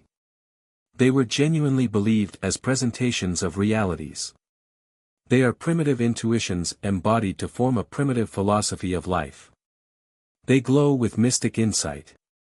Under the forms of subterranean fountains that well forth life, physical, aesthetic, spiritual, is mirrored the life of the universe, which wells from unknown depths, and returns to the deeps from which it emanated. And inasmuch as these ideas were largely suggested by the circulation of the waters of the globe, the Teutonic child of nature joins hands with the nature philosopher Thales. The reality is ultimately the same for both. The substance of the universe is living movement. Yet another type of the mystic influence of subterranean watercourses will serve to illustrate the deepening processes to which all concrete forms, derived from intuitions, must be subjected. Near to Banias in northern Palestine, at the base of an extensive cup-shaped mound, afar from human habitations, is one of the two chief sources of the Jordan. The rushing waters pour out of the ground in sufficient volume to form at once a river. The roar and tumult are strikingly impressive. Peters, on whose description of the place I have largely drawn, presumes that this was the site of an ancient temple of Dan. The worship at this temple was of the primitive sort, such as was befitting the worship of the god who exhibited himself in such nature forces. We are therefore carried back to the mythological stage, for which the gushing forth, in volume, of subterranean waters was a manifestation of the life in, or behind, the natural phenomenon, and roused a peculiar kind of emotion. We are carried on to a much more advanced stage when we come to the feelings represented in the 42nd Psalm. Peters argues that this psalm, which so vividly describes the roaring of the waters was, in its original form, a liturgical hymn sung at the great autumnal festival by worshippers at this shrine, where served, according to tradition, the descendants of Moses. On this supposition, how pregnant with historical import become the well-known words, one deep calleth another because of the noise of the water pipes, all thy waves and billows are gone over me. It is no mere analogy or symbol that is here employed, though such elements may be mingled in the complex whole, but an intuition yearning to express itself that life's burden would be lightened if the secret of the gushing waters could be read. And it is thus that we arrive at the fundamental intuition common to the various modes of experience just reviewed. The subterranean waters spring from an unknown source, or fall into an unknown abyss. In both cases there is a sense of having reached the limits of the knowable, combined with a sense of inexhaustible power. The beyond is vague and insubstantial, but it is instinct with life and purpose. Man's spirit may shrink before the unknown, but he fills the empty regions with forms and objects which rob them of much of their strangeness and aloofness, and bring them within the range of his hopes and fears. There, as here, he feels, there must be interpenetration of spirit by spirit. Chapter 18. Springs and Wells. Milton, in his noble Ode on the Nativity, sings that, with the advent of the Saviour, from haunted spring and dale, edged with poplars pale, the parting genius is with sighing sent. Is this a statement of fact? Largely so, if the reference is to the river gods, the naiads, and water sprites, of classical mythology. But not true if the vaguer belief in spirits who preside over mossy wells and bubbling springs be taken into account, or if the faith in the healing or other virtues of the waters that issue from them be included in the underlying idea. No, not even in the most Christian countries of today is such faith extinct. One has but to remember the famous well at Ori, or the sacred fountain in the crypt of the church at St. Melars, to which whole crowds of pilgrims still resort, to realize how far this is from being the case. Scotland herself, for all her centuries of Puritanism, has not wiped her slate quite clean. Still less the countries like Ireland and Brittany, which are so retentive of the past. Nay, the present age is not content with its liberal supply of sacred springs, it must be adding new ones of its own. Let Lord be witness. And who shall say how many more are yet to come? Very remarkable, both as illustrating Milton's ode, and also the persistency of this particular form of superstition, is the story of the only real spring close to Jerusalem, and Rogel. It is identified by high authorities with the Dragon's Well, mentioned in a romantic passage of the Book of the Patriot, Nehemiah.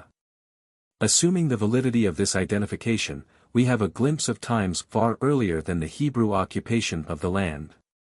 Primitive peoples often associated serpents with springs and wells, as incarnations of the spirit of the waters. A link is thus supplied which carries back the history to the animistic and mythological periods, in this case, prehistoric. Retracing our course, we arrive at the time of the Hebrew occupation of the country. A purer form of religion has rejected most of the mythological material. But the old name of the spring remains, and, what is still more pertinent, the old belief in its healing power. We have evidence of this belief in St. John's Gospel, which contains the peculiar story of the healing at the pool of Bethesda, most probably connected with this same spring. The popular view that at times an angel came to trouble the water is perhaps an attempted explanation of its intermittent action. Now should have come the time, according to Milton, for the departure of the sighing genius, the dying out of the superstition. But those who anticipate such a denouement will be grievously disappointed. For the Jews still bathe in its waters, at the times of overflow, for cure of various maladies. And on the Christian side of the history, it has gained the name of the Virgin's Pool. Similar stories might be found in any part of the globe where tradition is sufficiently continuous to preserve them, testifying to the almost astounding persistency of belief in the power of springing water. No doubt simple faith healing has played its part, but that part is very subsidiary. The strongest influence has been that exercised by the movement of the water itself, suggesting as it does the idea of spontaneous life. Not less surprising is the hold such springs retain upon the imagination and affections. Pathetic proof of this meets the traveller at every turn on the west coast of Ireland. As he tramps the byways and unfrequented paths of County Clare, his eye is caught from time to time by an artless array of shelves on the sloping banks of some meadow spring. On the shelves are scanty votive offerings, piteous to see. Piteous, not on the score of the superstition which prompts them, that is a matter to be dealt with in a spirit of broad sympathy, on its historic and social merits, but because of the dire poverty they reveal. Even its of broken crockery are held worthy of a place at these little shrines, so bereft are the peasantry of the simplest accompaniments of civilized life. How thoroughly natural is the growth of such sentiments and beliefs. Jeffreys felt the charm. There was a secluded spring, he writes, to which I sometimes went to drink the pure water, lifting it in the hollow of my hand. Drinking the lucid water, clear as light itself in solution, I absorbed the beauty in the purity of it. I drank the thought of the element, I desired soul nature pure and limpid. Nor has the charm ceased to be potent for the new man in the new world. Walt Whitman knew it. Here is a delightful paragraph from his notes of Specimen Days. So, still sauntering on, to the spring under the willows, musical and soft as clinking glasses, pouring a sizable stream, thick as my neck, pure and clear. Out from its vent where the bank arches over like a great brown shaggy eyebrow or mouth roof, gurgling ceaselessly, meaning, saying something of course, if one could only translate it, always gurgling there. The whole year through, never going out, oceans of mint, blackberries in summer, choice of light and shade, just the place for my July sunbaths and water baths too, but mainly the inimitable soft sound gurgles of it, as I sit there hot afternoons. How they and all grow into me, day after day, everything in keeping, the wild, just palpable, perfume, and the dapple of leaf shadows, and all the natural medicinal, elemental moral influences of the spot.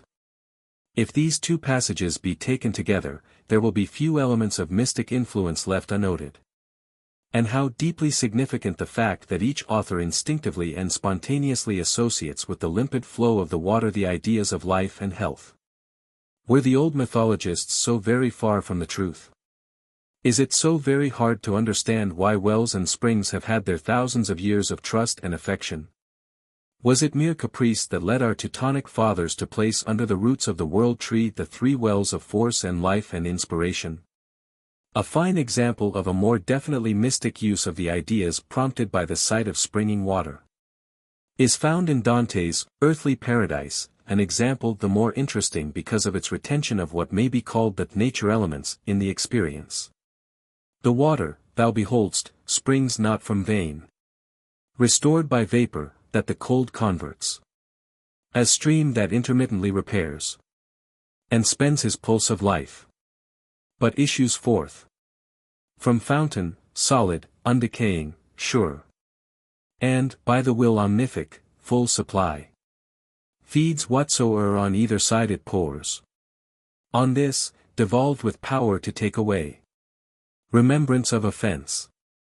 On that, to bring remembrance back of every good deed done.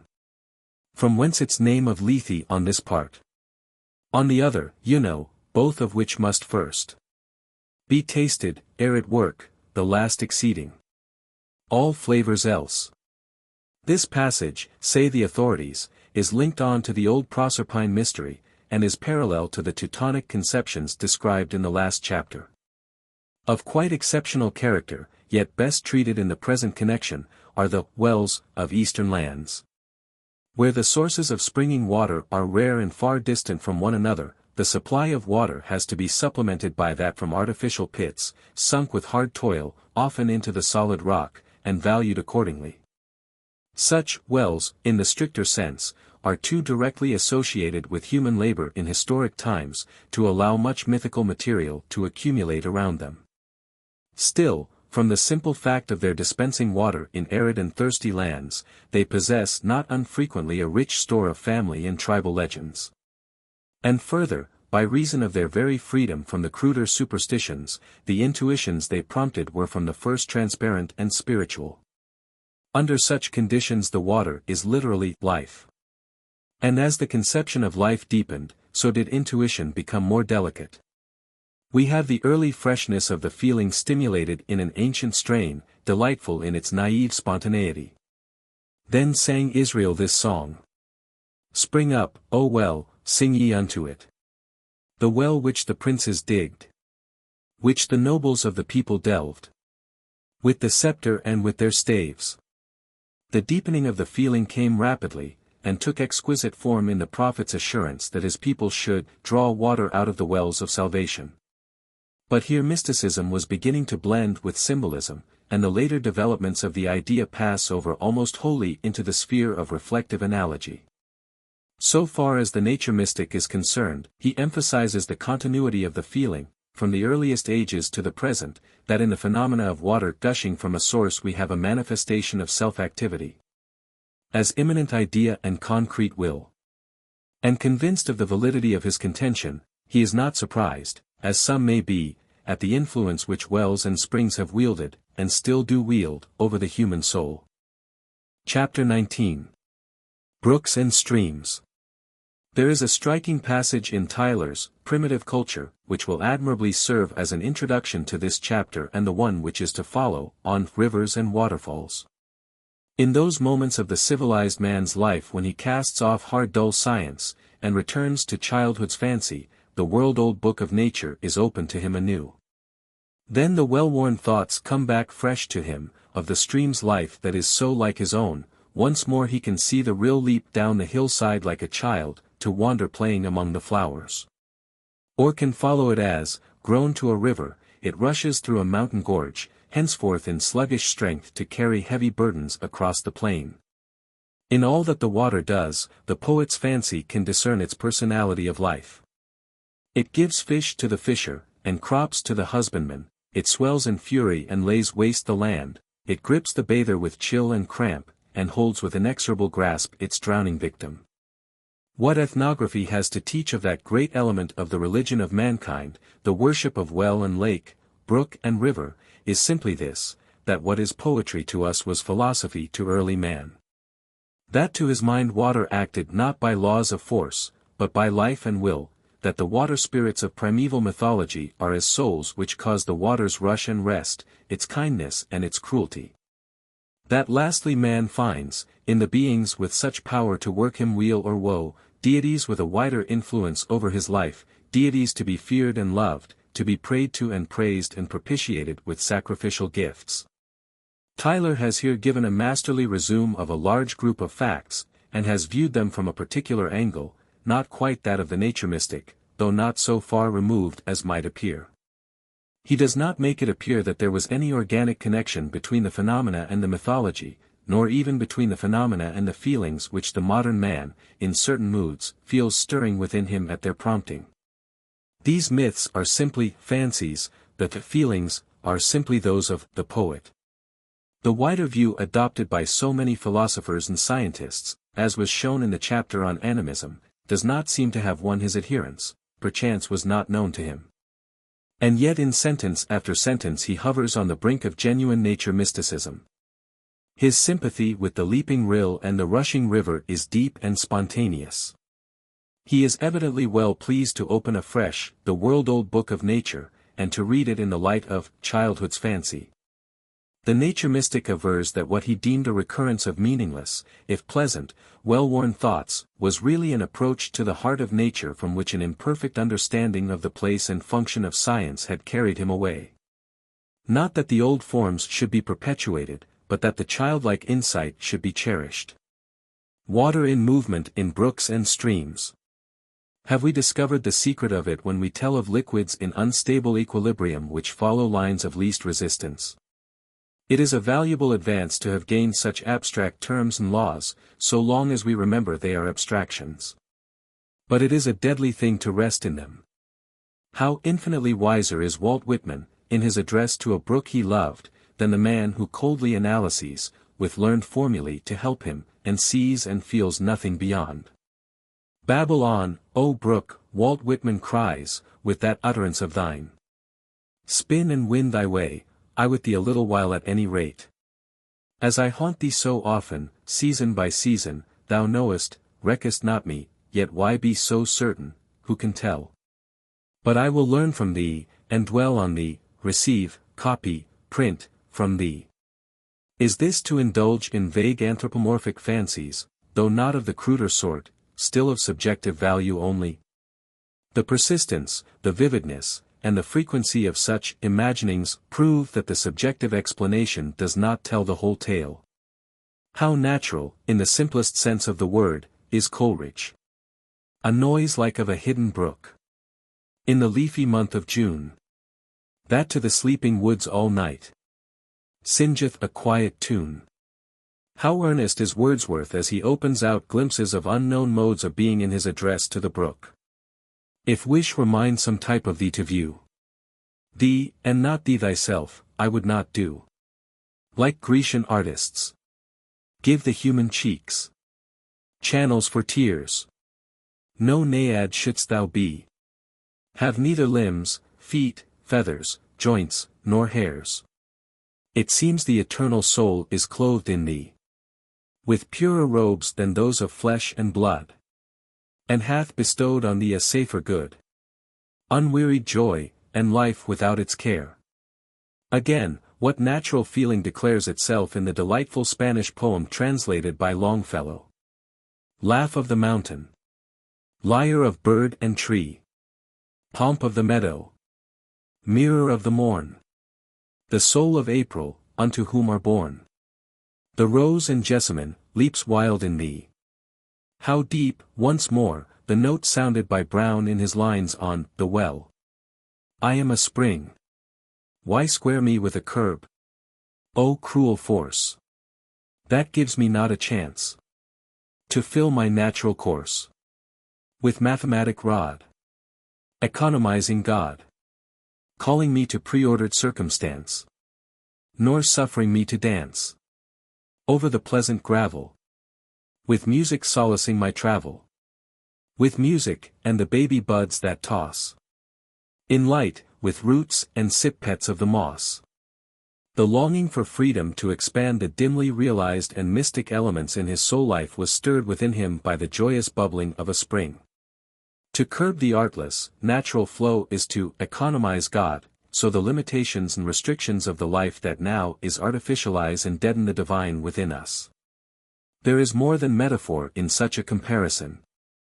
There is the linkage of the immanent idea. His emotion culminates in the concluding lines. One faith remains. That through what ducts soar, what metamorphic strains, what chymic filterings, I shall pass to where, O God, thou lovest to mass thy rains upon the crags, and dim the sphere. So, when night's heart with keenest silence thrills, take me, and weep me on the desolate hills. There are indeed but few with any feeling for nature who have not been moved to special trains of thought, the outcome of characteristic moods, by the babblings and wayward wanderings of brooks and rivulets. The appeal, therefore, is to a wide experience. Can we be satisfied to join with Tyler in his sense of disillusionment? Or shall we strive to get yet nearer to the heart of things? If we cling to the deeper view, to us, as to the men of old, the running stream will sing of the soul in nature. Chapter 20. Rivers and Life. A river is but a larger brook. And yet by virtue of its volume, it manifests features which are peculiarly its own, and exerts influences which have not alone affected individual moods and imaginings, but often profoundly modified and molded the destinies of peoples and civilizations. The two outstanding instances are the Nile and the Ganges. The Nile has attracted to itself, from the dawn of history to the present day, a peculiar share of wonder and renown. It is the longest river of its continent, possibly of the world. And the exploration of its sources is only just completed. It flows through a limestone country over which, save for its beneficent action, would drive the parched sands of the Libyan desert. Its periodic inundations, with their rich deposits of alluvial soil, repel the encroaching wastes, and solve the problem of the food supply.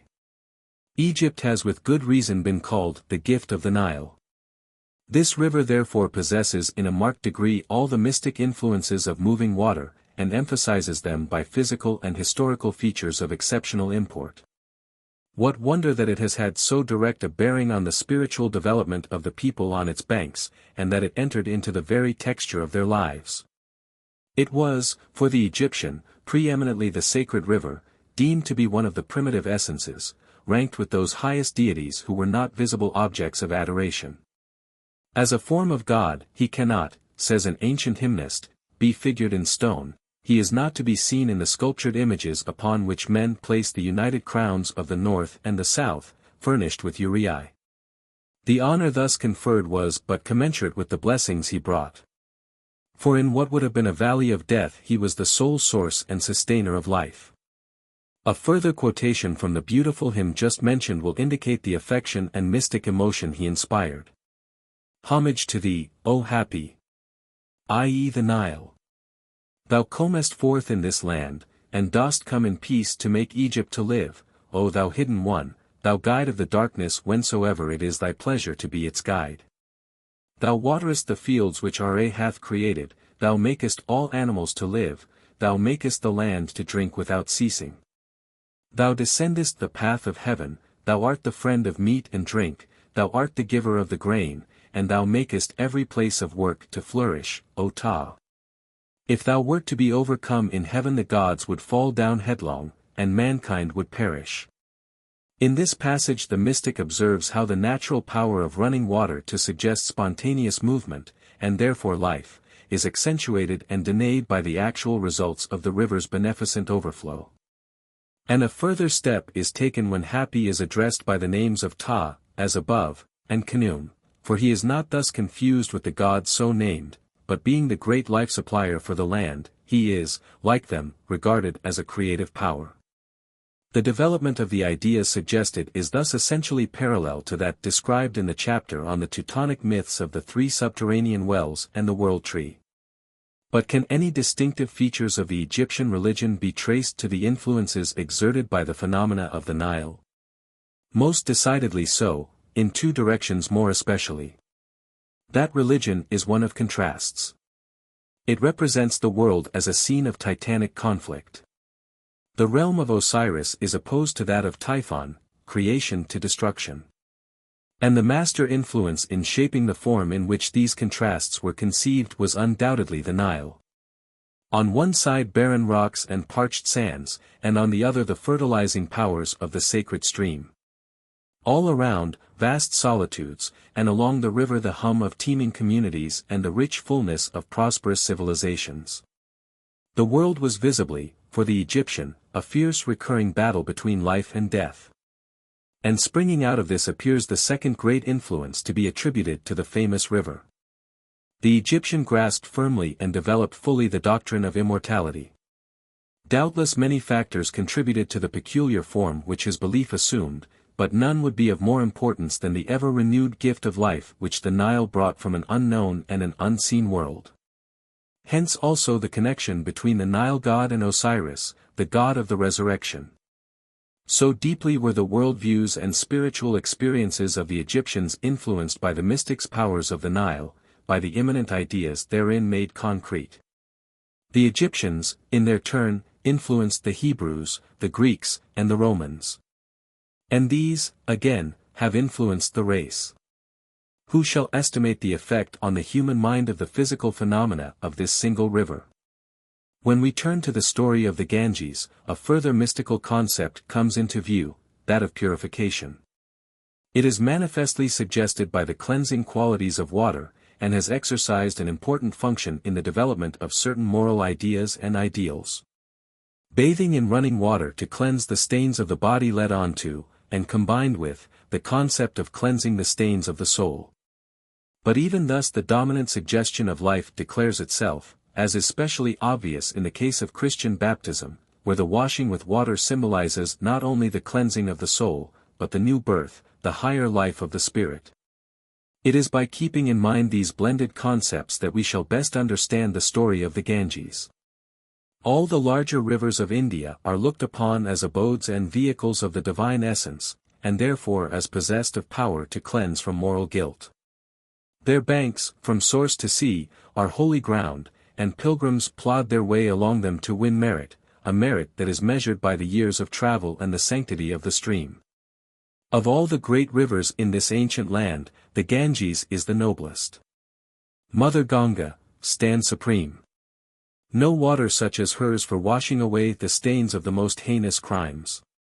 She has bands of priests who call themselves her sons, and who conduct pilgrims down the flights of steps that line her banks, aid them in their ablutions, and declare them clean. To die and to be buried near the stream is in itself sufficient to win an entrance to the realms of bliss. Those who, even at a distance of 100 leagues, cry Ganga, Ganga, atone for the sins committed during 3 previous lives. In short, the hold the river has obtained upon the affections and imaginations of the Hindus is marvelously firm and lasting.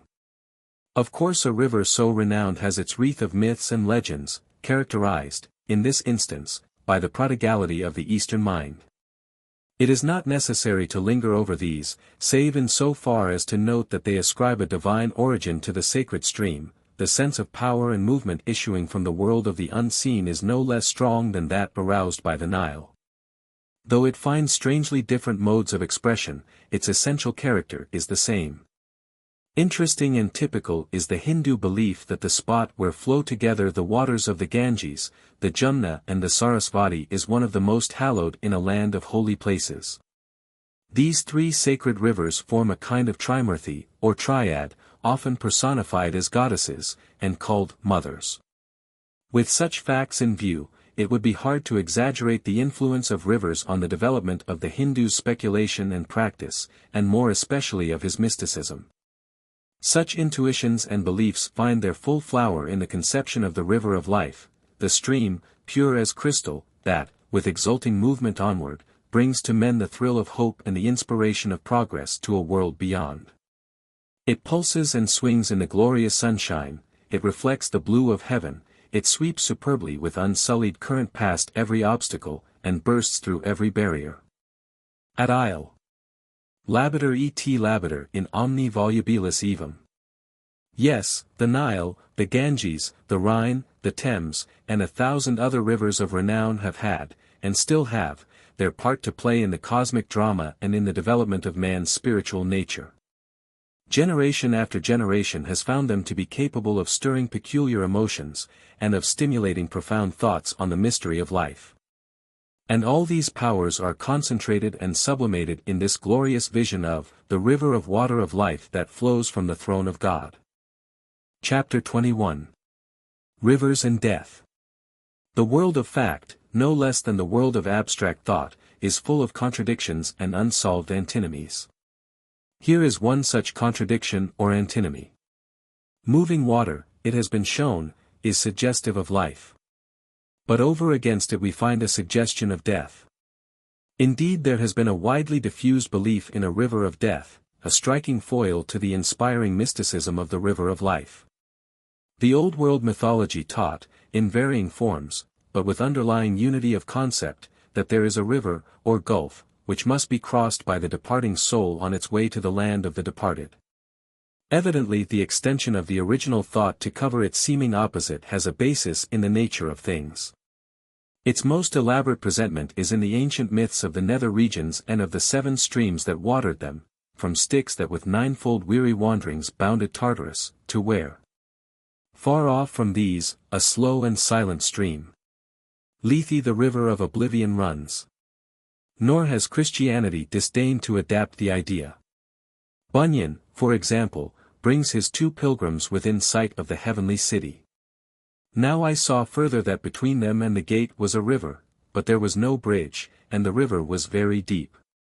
At the sight therefore of this river, the pilgrims were much stunned, but the men that went with them said, You must go through or you cannot come at the gate. What suggestive power has the river to induce this more somber train of reflection? Surely that embodied in the old proverb, follow the river and you will come to the sea. Clough, in his little poem, The Stream of Life, concludes with a note of sadness, almost of despair. O end to which all currents tend. Inevitable sea. To which we flow, what do we know? What shall we guess of thee? A roar we hear upon thy shore. As we our course fulfill, scarce we divine a sun will shine, and be above us still. The rushing rapid and the plunging waterfall have an influence all their own in rousing intuitions of more than human life and power.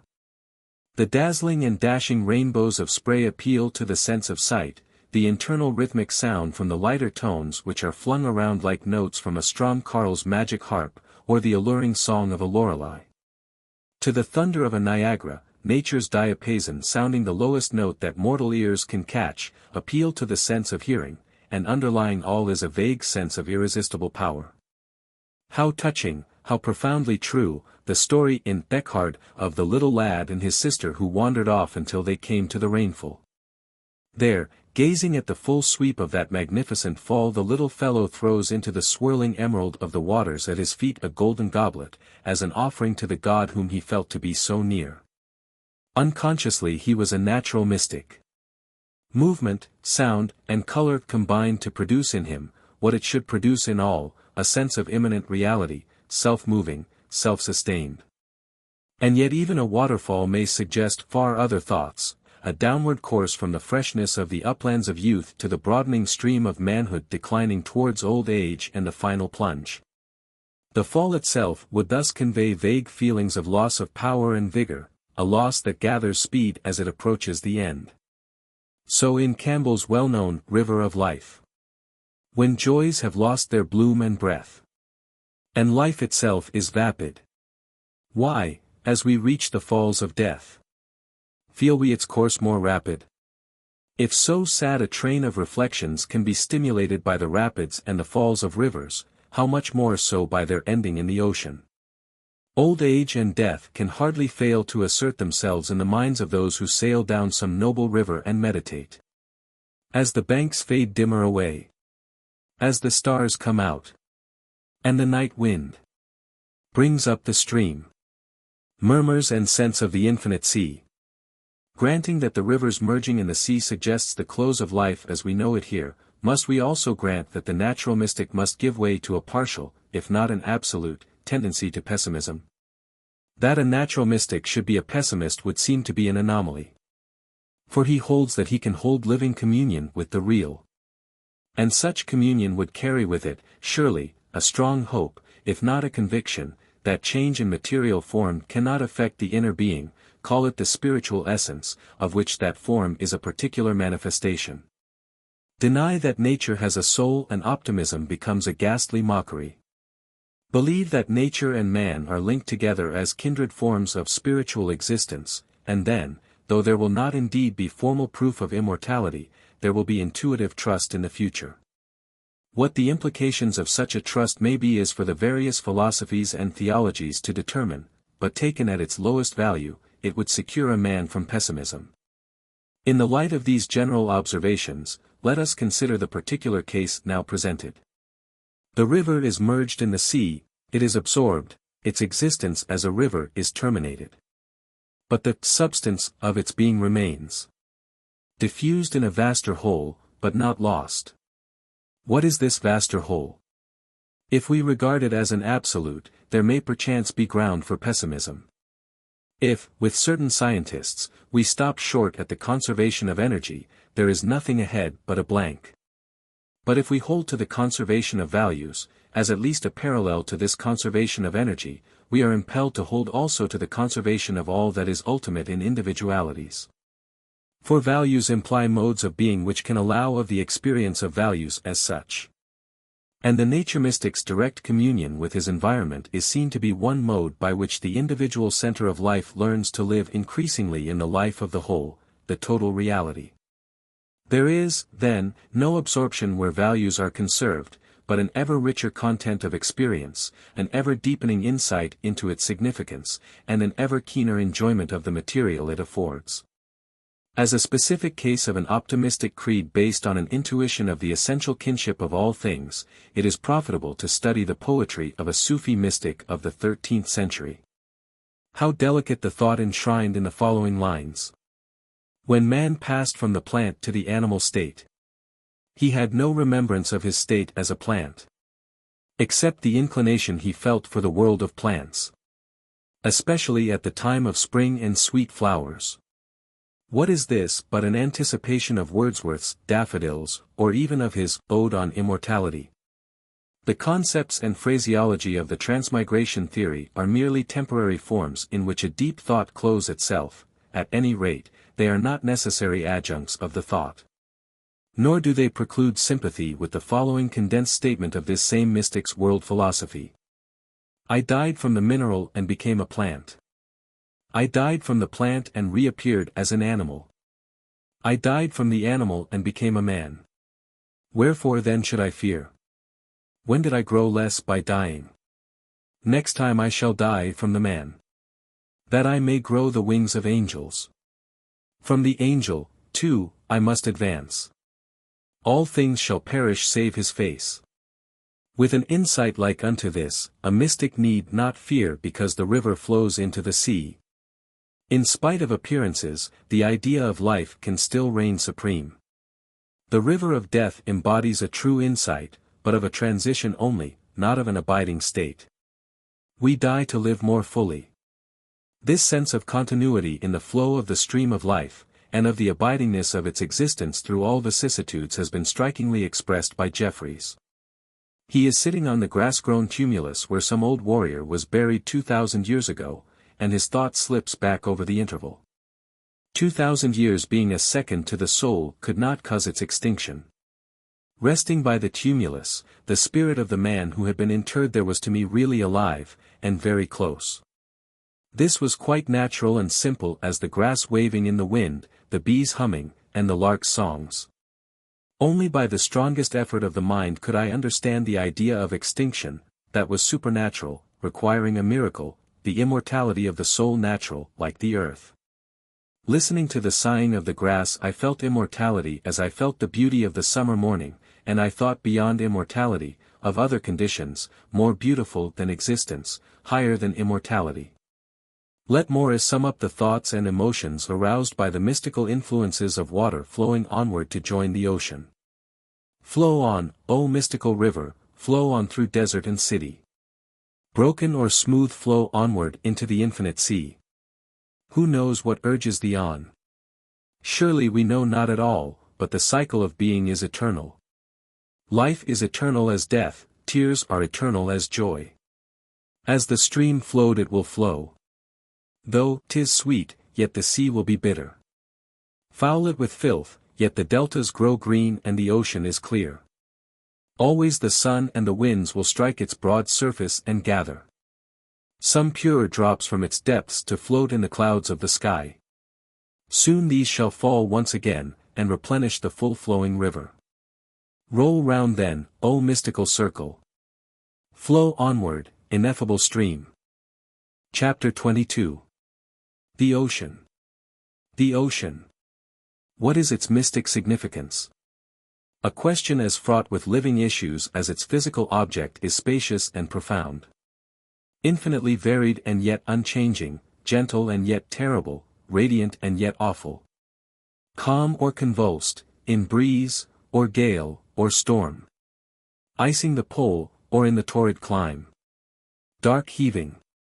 There is not a mood with which the ocean cannot link itself, nor a problem to which it cannot hint, albeit darkly, a solution. To attempt a description of its external phenomena were a hardy task, much more to grapple with its protean influences on the souls of men. Let the approach be by way of mythology. It was shown how that Thales was partly guided to his choice of water as the Weltstoff by its place and function in the ancient cosmologies. Numerous and widely diffused were the myths of a primeval ocean out of which the structured universe arose.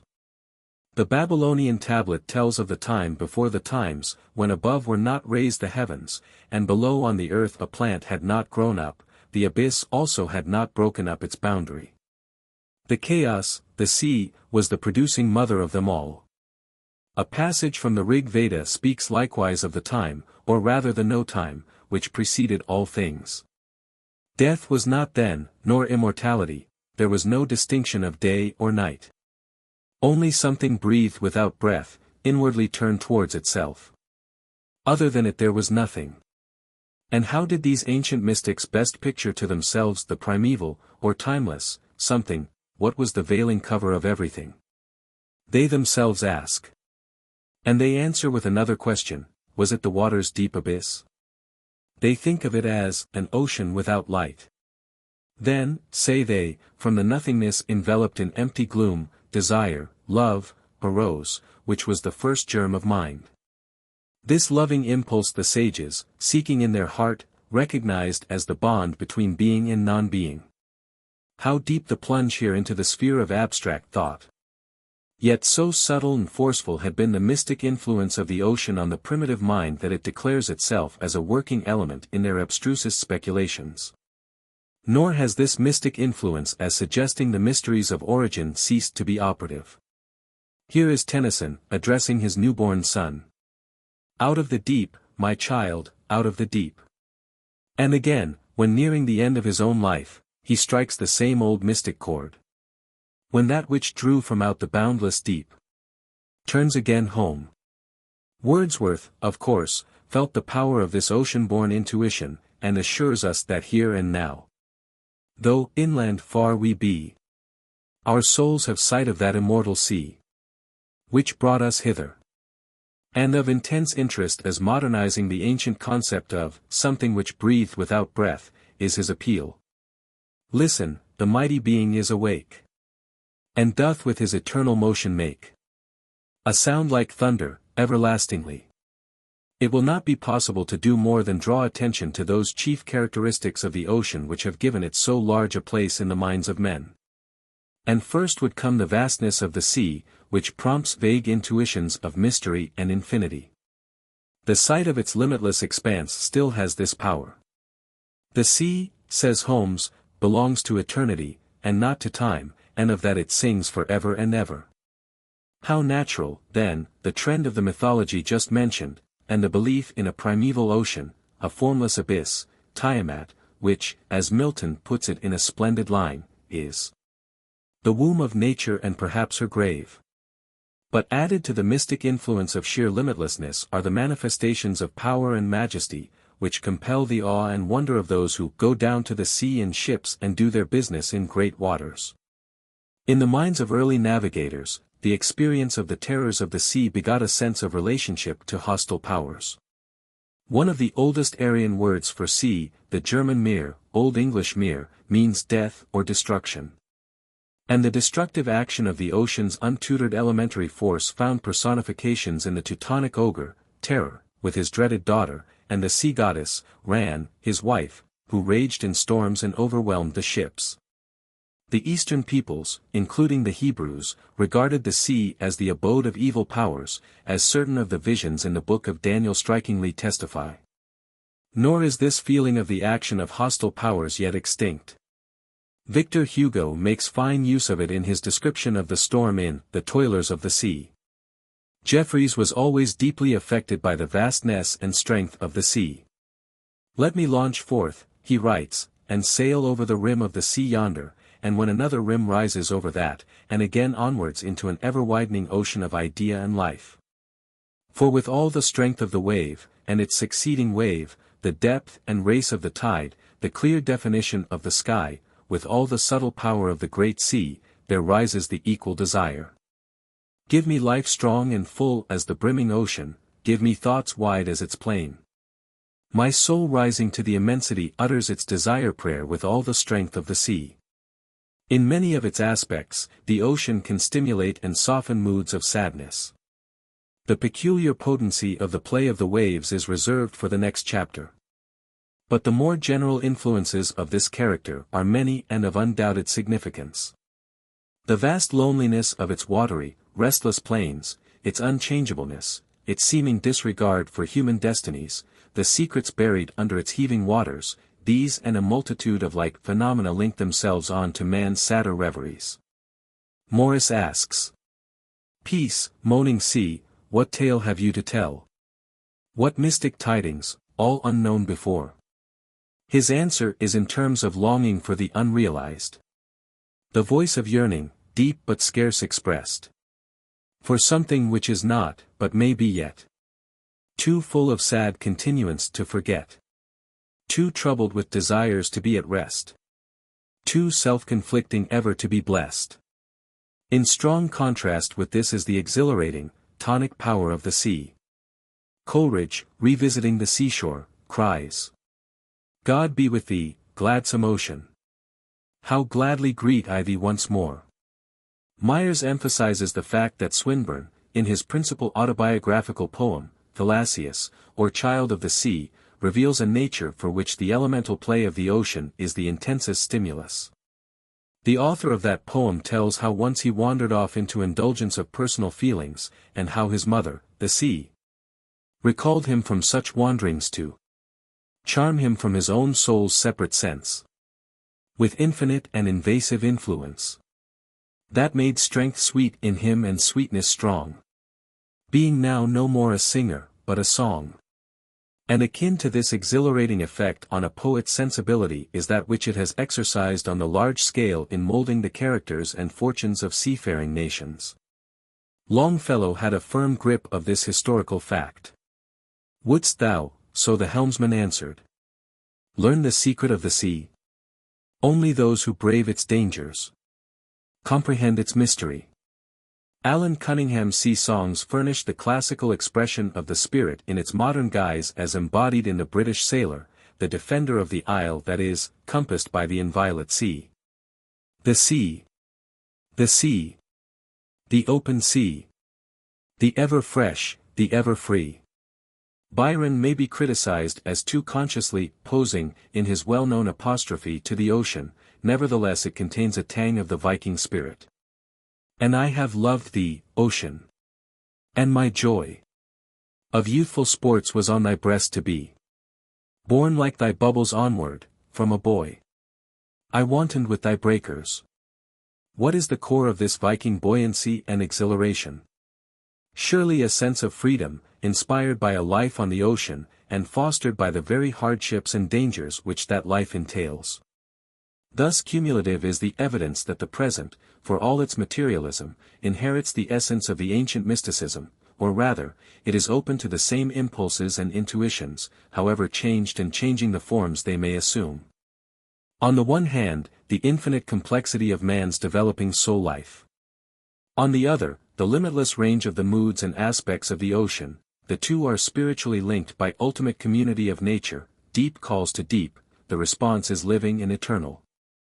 Chapter 23. Waves. The most familiar appeal of the ocean is that of the wave which speeds over its surface or breaks upon its shores. Poets have found here an inexhaustible theme. Painters have here expended their utmost skill. Whether it is the tiny ripple that dies along the curving sands, or the merry, rustling, crested surf that hurries on to wanton in the rocky pools.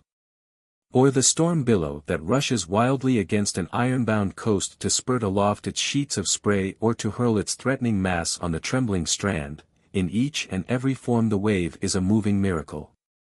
Through every change of contour and interplay of curves, its lines are ever of inimitable grace. Its gradations of color, its translucent opalescence framed in gleaming greens and tender grays, wreathed with the radiance of the foam, are of inimitable charm. Its gamuts of sounds, the faint lisp of the wavelet on the pebbly beach, the rhythmic rise and fall of the plashing or plunging surf, the roar and scream of the breaker, and the boom of the billow, are of inimitable range. What marvel is it that even the commonplace of the sons of men yield themselves gladly to a spell they cannot analyze, content to linger, to gaze, and to ponder. If the spell of the waves enthralls the ordinary mortal, how much more those whose aesthetic and spiritual senses are keen and disciplined. Coleridge, while listening to the tide, with eyes closed, but with mind alert, finds his thoughts wandering back to that blind bard who on the Chian strand, by those deep sounds possessed with inward light, beheld the Iliad and the Odyssey rise to the swelling of the voiceful sea. Swinburne, listening to the same music, exclaims, "Yea, surely the sea like a harper laid his hand on the shore like a lyre." Sometimes the emphasis is on the sympathy with the striving forces manifested in the ceaseless activity of the ocean as it beats against the stern dumb shore. The stormy passion of its mighty heart. Sometimes the emphasis is on the subjective mood which that activity arouses. Break, break, break. On thy cold grey stones, O sea. And I would that my tongue could utter the thoughts that arise in me. Sometimes the two are indissolubly blended as in the song, Am Mir.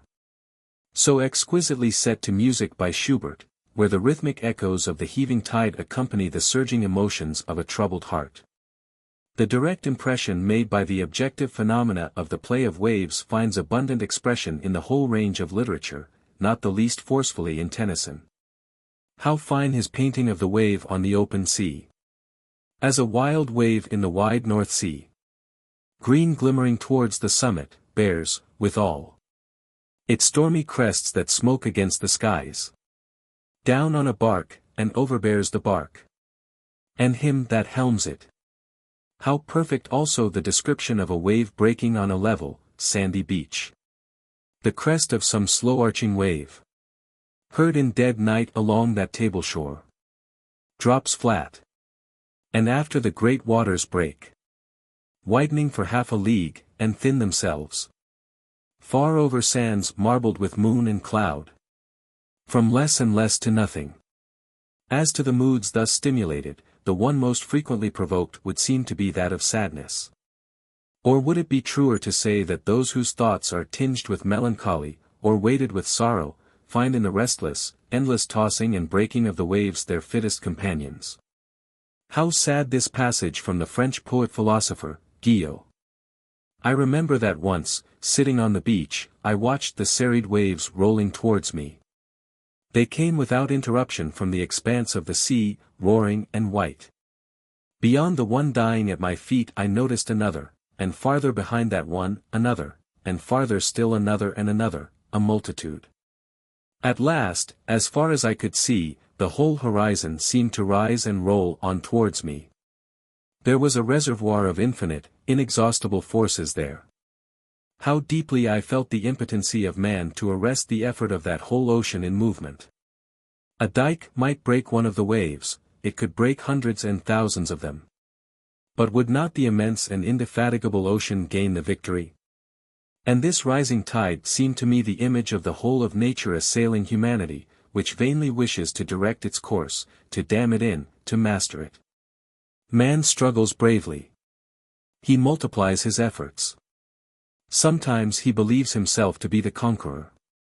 That is because he does not look far enough ahead, and because he does not notice far out on the horizon the great waves which, sooner or later, must destroy his work and carry himself away. Similar is the train of thought which finds poetical expression in Matthew Arnold's Dover Beach. Come to the window, sweet is the night air. Only, from the long line of spray, where the sea meets the moon-blanched land. Listen. You hear the grating roar of pebbles which the waves draw back and fling, at their return, up the high strand. Begin, and cease, and then again begin. With tremulous cadence slow, and bring the eternal note of sadness in. Sophocles heard it long ago.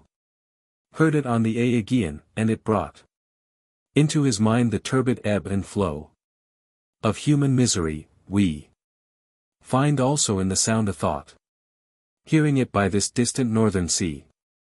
And the thought, the melancholy, long, withdrawing roar of the sea of faith, retreating down the naked shingles of the world.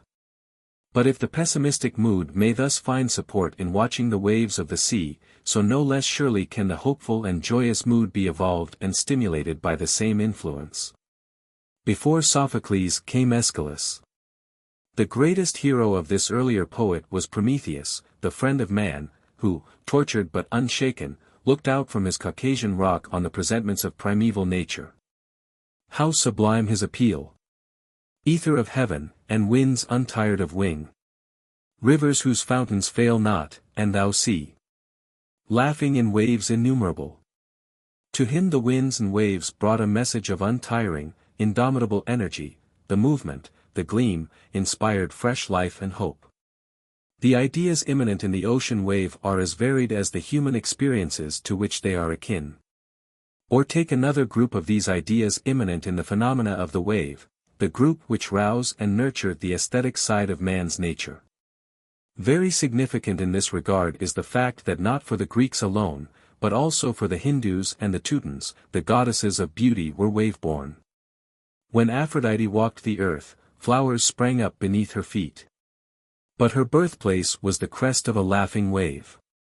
So the Hindu Cupid, and the Apsaras, lovely nymphs, rose from the wind-stirred surface of the sea, drawn upward in streaming mists by the ardent sun. So, too, the Teutonic Freya took shape in the sea-born cloudlets of the upper air. The loveliness of the wave, dancing, tossing, or breaking must have entered, from earliest days, deeply into the heart and imagination of man, and have profoundly influenced his mythology, his art, and his poetry. We trace this influence in olden days by the myths of Poseidon with his seahorses and the bands of Tritons, Nereids, and Oceanides, each and all giving substance to vague intuitions and subconscious perceptions of the physical beauty of the ocean. And as for our own more immediate forefathers, the mystic spell of the ocean wave sank deep into their rugged souls. When you so dance, says Shakespeare to a maiden, I wish you a wave, oh, the sea, that you might ever do nothing but that. The experiences of countless watchers of the wave went to the framing of that wish. And, as has been richly proved by quotations from our modern poets, the mystic spell gains in potency as man's aesthetic powers are keener and more disciplined. The present-day nature mystic needs no imaginary personifications to bring him into communion with the beauty, the mystery, of the ocean wave. He conceives of it as a manifestation of certain modes of being which are akin to himself and which speak to him in language too plain to be ignored or misinterpreted. Human knowledge has not yet advanced far enough to define more closely such modes of experience, but the fact of the experience remains. Chapter 24. Still Waters. Tiefer still herrscht im Wasser. Ono Regung rut das Meer. Und bekommert sieht der Schiffer.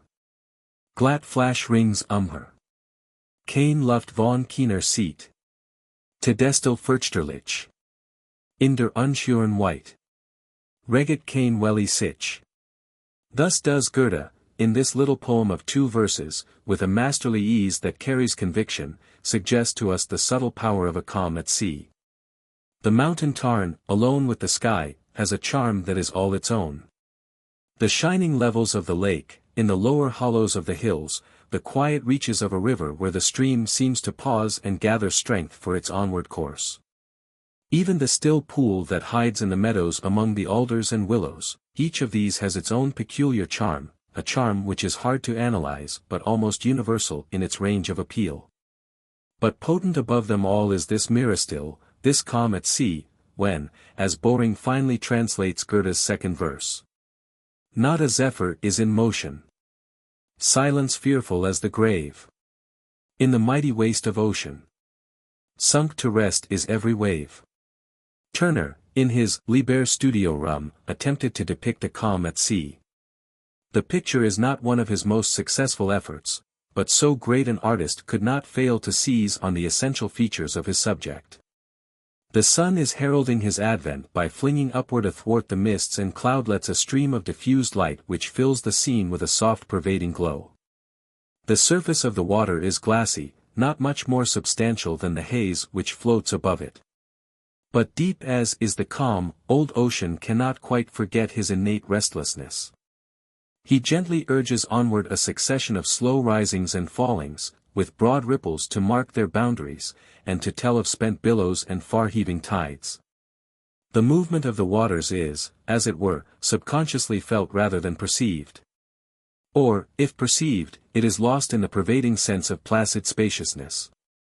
The boats and their occupants, so far from disturbing the sense of calm, are made to enhance it. And the unruffled surface of the water is rendered palpably impalpable by the magic of reflections. Morris has given us a word picture of similar import. Oh, look! The sea is fallen asleep. The sail hangs idle evermore. Yet refluent from the outer deep. The low wave sobs upon the shore. Silent the dark cave ebbs and fills. Silent the broad weeds wave and sway. Yet yonder fairy fringe of spray is born of surges vast as hills. Jeffreys gives us a companion picture of a calm sea in full sunshine. Immediately in front dropped the deep descent of the bowl-like hollow which received and brought up to me the faint sound of the summer waves. Yonder lay the immense plain of the sea, the palest green under the continued sunshine, as though the heat had evaporated the color from it. There was no distinct horizon, a heat mist enclosed it, and looked farther away than the horizon would have done. In each of these seascapes, the same essential features find a place, the calm expanse without any defined boundary, the silence, the play of delicate color, the suggestions of rest after toil, of peace after storm, and chiefest of all, the strangely moving contrast of power and gentleness, the suggestion of hidden strength. Doubtless we have in these the secret of much of the mystic influence of the mighty ocean in its serenest moods. Doubtless we have in these the manifestations of immanent ideas which have subtle power to subdue the human soul to pensive thought and unwonted restfulness. Not unlike them in general character and function, save for the element of vastness, are the influences immanent in the calm of evening or night landscapes. Goethe has an exquisite fragment which is a fitting pendant to his mirror still. Über alien Gipfeln. Ist Ruhe. In allen Wipfeln. Spürst du. Komm einen Hoch. Die Vogelein schweigen im Wald. Wort nur, bald. Ruhe ist du auch. Thus translated by Boring. Hushed on the hill is the breeze. Scarce by the zephyr. The trees softly are pressed. The wood-birds asleep on the bough. Wait, then, and thou soon wilt find rest. Who does not sympathize, in the measure possible to him, with Wordsworth's interpretations and premonitions? It is a beauteous evening, calm and free. The holy time is quiet as a nun. Breathless with adoration, the broad sun is sinking down in its tranquility. The gentleness of heaven is on the sea. And a less well-known passage. Thine is the tranquil hour, purpureal eve. But long as godlike wish, or hope divine informs my spirit, ne'er can I believe that this magnificence is wholly thine. From worlds not quickened by the sun, a portion of the gift is won. Yes, the nature mystic might well be content to rest his case on the influences of a calm at sea or a peaceful sunset. These will maintain their power as long as there are human eyes to see and human emotions to be stirred. Not the least of the charms of still water is one which was mentioned in the description of Turner's picture, the charm of reflections. And here we discover a fresh vein of nature mysticism. As Hawthorne says, there is no fountain so small but that heaven may be reflected in its bosom. Nay, as painters well know, the very puddles in a country lane, or in a London street, may be transfigured by thus reflecting lights and colors, and become indispensable factors in a composition. The phenomena of perfect reflection are often of exceptional beauty. How perfect the effect of Wordsworth's lines! The swan on sweet St. Mary's Lake floats double, swan and shadow. And, more generally, of another lake. The mere seems firm as solid crystal, breathless, clear, and motionless, and, to the gazer's eye, deeper than ocean, in the immensity of its vague mountains and unreal sky. So on the broad, slowly moving waters of peaty rivers, the reflections of sky and landscape seem almost to exceed the originals in luster and delicate detail.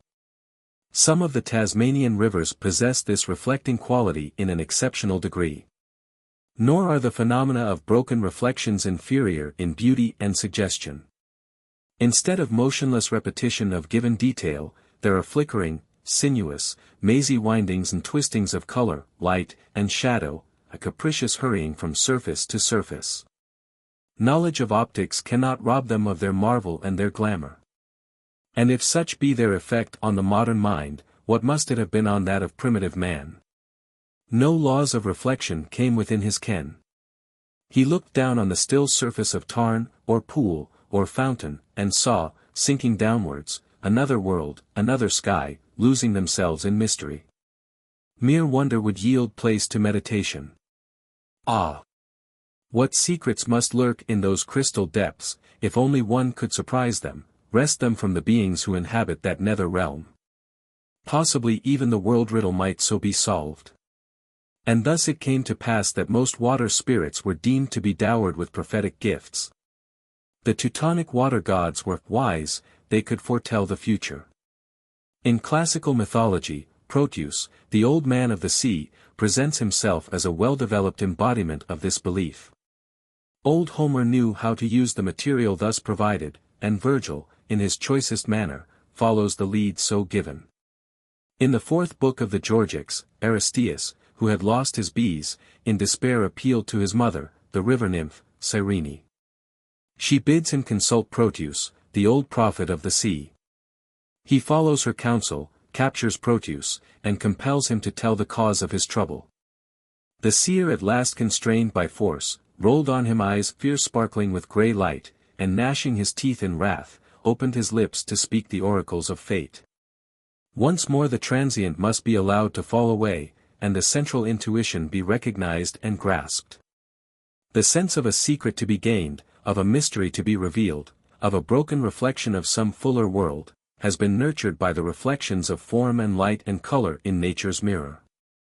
The older, simpler impressions made by such phenomena persist with deeper meanings. The natural emotion they stimulate affords the kind of sustenance on which nature mysticism can thrive. Longfellow, in his poem, The Bridge, strikes the deeper note. The rushing water draws the poet's reflections away from a world of imperfection to the sphere of the ideal.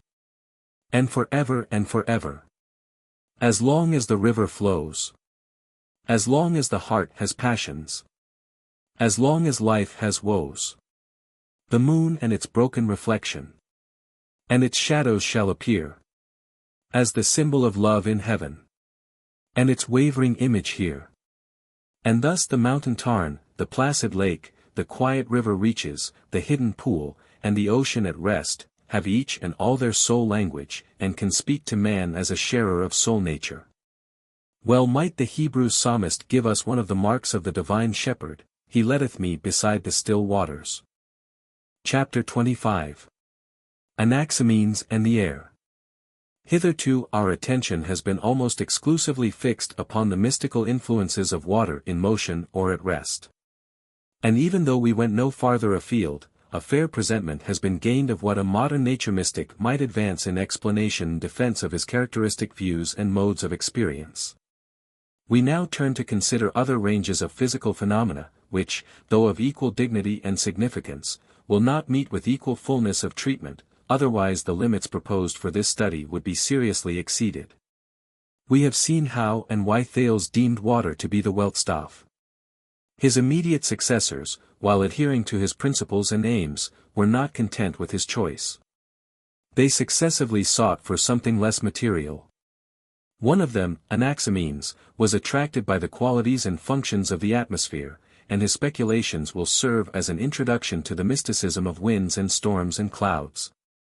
Only a single statement of his is preserved in its original form, but fortunately it is full of significance. As our soul, said the sage, which is air, holds us together, so wind and air encompass the whole world. This, interpreted in the light of ancient comments, shows that Anaximenes compared the breath of life to the air, and regarded the two as essentially related, indeed as identical. For the breath, he thought, holds together both animal and human life. And so the air holds together the whole world in a complex unity.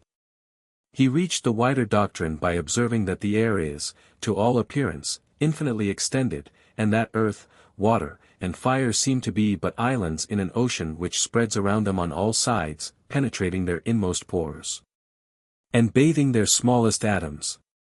It was on such facts and appearances that he based his main doctrine. If we think of the modern theory of the luminiferous ether, we shall not be far from his viewpoint. But the simpler and more obvious qualities of the air would of course not be without their influence, its mobility and incessant motion, its immateriality, its inexhaustibility, its seeming eternity. It is, therefore, not astonishing that with his attention thus focused on a group of truly wonderful phenomena, the old nature philosopher should have selected air as his primary substance, as the universal vehicle of vital and psychic force. It is of especial interest to the nature mystic to find that Anaximenes was faithful to the doctrine that the primary substance must contain in itself the cause of its own motion. And the interest is intensified in view of the fact that his insistence on the life-giving properties of air rests on a widely spread group of animistic notions which have exercised an extraordinary influence on the world at large. Let Tyler furnish a summary. Hebrew shows nephesh, breath, passing into all the meanings of life, soul, mind, animal, while ruach and neshama make the like transition from breath to spirit, and to these the Arabic nefs and ruh correspond. The same is the history of the Sanskrit Atman and Prana, of Greek psyche and pneuma, of Latin anima, animus, spiritus. So Slavonic Dutch has developed the meaning of breath into that of soul or spirit. And the dialects of the Gypsies have this word duck with the meanings of breath, spirit, ghost, whether these pariahs brought the word from India as part of their inheritance of Aryan speech, or whether they adopted it in their migration across Slavonic lands. German Geist and English ghost, too, may possibly have the same original sense of breath. How marvelously significant this ascent from the perceptions of wind and breath to what we now understand by soul and spirit, The most attenuated concepts have their basis in the physical world. Even to this present day, as Max Muller remarks, the soul or the spirit remains a breath, an airy breath, for this is the least material image of the soul which they can conceive.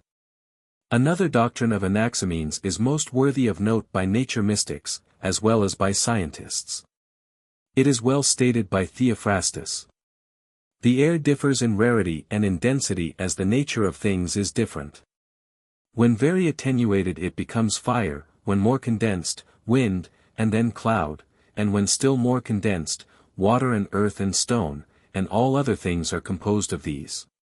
And he regards motion as eternal, and by this changes are produced. We have here a distinct adumbration of the atomic theory in its most defensible form, that is to say, a conception which makes the differences in various substances consist in differences in condensation or rarefaction of the particles of the primary substance. The simple normal condition of this substance he deemed to be air. In its rarefied condition, it becomes fire, and in its condensed condition it progresses by stages from liquid to solid. And just as the modern chemist is beginning to have good ground for believing that all substances, or so-called elements, may be the result of a series of differentiations and compositions of an originally homogeneous substance. In spite of the fact that he is not yet able to effect the transformations in his laboratory, so, all those centuries ago, the Milesian sage seized on the same root idea and made it the basis of a world philosophy. It is a long cry from the old idea, familiar to Homer, that mist or vapor is condensed air to the cosmology of a Herbert Spencer. And yet nature is so rich in material for prompting intuitions of her deepest truths that one ultimate cause of material evolution was revealed in days when science was hardly brought to the birth. An examination, albeit cursory and partial, of this ancient speculation, has thus revealed at any rate two results of prime importance in the study of nature mysticism. The one is that the air has furnished the primary type of the soul as the principle of life, man's fleeting breath has suggested and fostered the idea of immortality, the wind that bloweth where it listeth, the idea of a realm of changeless spirit. The other result is that certain of nature's most obvious phenomena, when seized by intuition, can supply a key to some of her profoundest secrets. Shall not these results be as true for the world of today as for the flourishing times of old world Miletus? Chapter 26. Winds and Clouds. The recognition of the mystic element in external nature has had its fluctuations in most ages and climes, and not least so in England. Marvell, in his day, felt the numbness creeping on that comes of divorce from nature, and uttered his plaint of the mower against gardens. 'Tis all enforced, the fountain and the grot, while the sweet fields do lie forgot, where willing nature does to all dispense a wild and fragrant innocence. And declared of the polished statues made to adorn the gardens, that howsoe'er the figures do excel, the gods themselves with us do dwell. His protests, however, did not avail to ward off the artificiality of the reign of Pope. Here are two lines from the Essay on Man. Lo, the poor Indian, whose untutored mind sees God in clouds, or hears him in the wind. Untutored. The poor Indian could have taught Pope many things, and perhaps made a nobler man of him. For the poetry and mystic influence of the winds were experienced and expressed with a fullness of experience and feeling to which the town-bred poet was all too great a stranger. The range, the beauty and vigor of the myth of the four winds as developed among the native races of America, says Tyler, had scarcely a rival elsewhere in the mythology of the world. They evolved the mystic quaternion, the wild and cruel north wind, the lazy south, the lover, the east wind, the morning bringer, and the west, Mudjekeewis, the father of them all. Outside the quaternion were the dancing Papakukiwis, the whirlwind, and the fierce and shifty hero, Monobozo, the northwest wind. The spirit of these legends, if not their accurate detail, can be appreciated in Longfellow's Hiawatha. The magnificent imagery of the Hebrew psalmists should have given to Pope at least a touch of sympathy with the untutored mind, for they love to represent God making the winds his messengers, or as himself, flying on the wings of the wind. Or the prophet Ezekiel could have brought home to him some of the deeper thoughts that the winds have stirred in the soul of man. Then said he unto me, Prophesy unto the wind, prophesy, son of man, and say to the wind. Come from the four winds, O breath, and breathe upon these slain, that they may live. The Indian undoubtedly lacked tuition, but not exactly of the kind his would-be tutor could bestow. Man, says Browning, imprints forever. His presence on all lifeless things, the winds, are henceforth voices, wailing or a shout, a querulous mutter, or a quick gay laugh. That is better.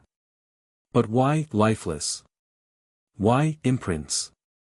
Best is the Hebrew apostrophe, come from the four winds, O breath, and breathe, that we may live.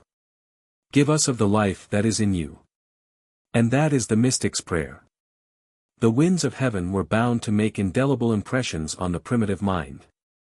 But few will be prepared for Max Muller's statement that the wind, next to fire, is the most important phenomenon in nature which has led to the conception of a divine being. But our surprise ceases when we realize how manifest and universal are the parts played by the wind in relation to man's will or woe. They bring the rain, they drive the storm, they clear the air. The landsman knows much, the sailor more. Guy de Maupassant makes the sailor say, Vous en le vent, connaissez point, gens de la terre. Nous autres, nous le connaissons plus que notre père ou que notre mère, cet invisible, cet terrible, cet capricieux, cet sournois, cet féroce. Nous aimons et nous le redoutons, nous savons ses malices et ses colères, car la lutte entre nous et lui n'est interrompue jamais. Wind gods and wind myths are practically of worldwide diffusion. Those of the American Indians have already been noted. Similar, if less striking and poetical, are those which prevail among the Polynesians and Maoris. Those of the Greeks and Romans are best known, but have abundant parallels in other lands.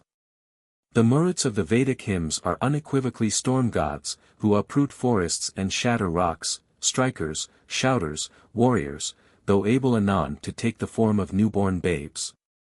The Babylonians had their wind gods, good and bad, created in the lower part of the heaven, and joining at times in the fateful fight against the dragon. And our Teutonic fathers had their storm gods who were brave warriors, Odin, or Woden, being the chief. Grimm thus sums up Woden's characteristics. He is the all-pervading and formative power, who bestows shape and beauty on man and all things, from whom proceeds the gift of song, and the management of war and victory, on whom at the same time depends the fertility of the soil, nay, wishing and all the highest gifts and blessings. We have here a typical transition. The abstract conception of the all-pervading creative and formative power is evidently later than that of the storm god. Rushing through the air in the midst of the howling tempest, later even than that of the god who quaffs the draught of inspiration and shares it with seers, bards, and faithful fallen warriors.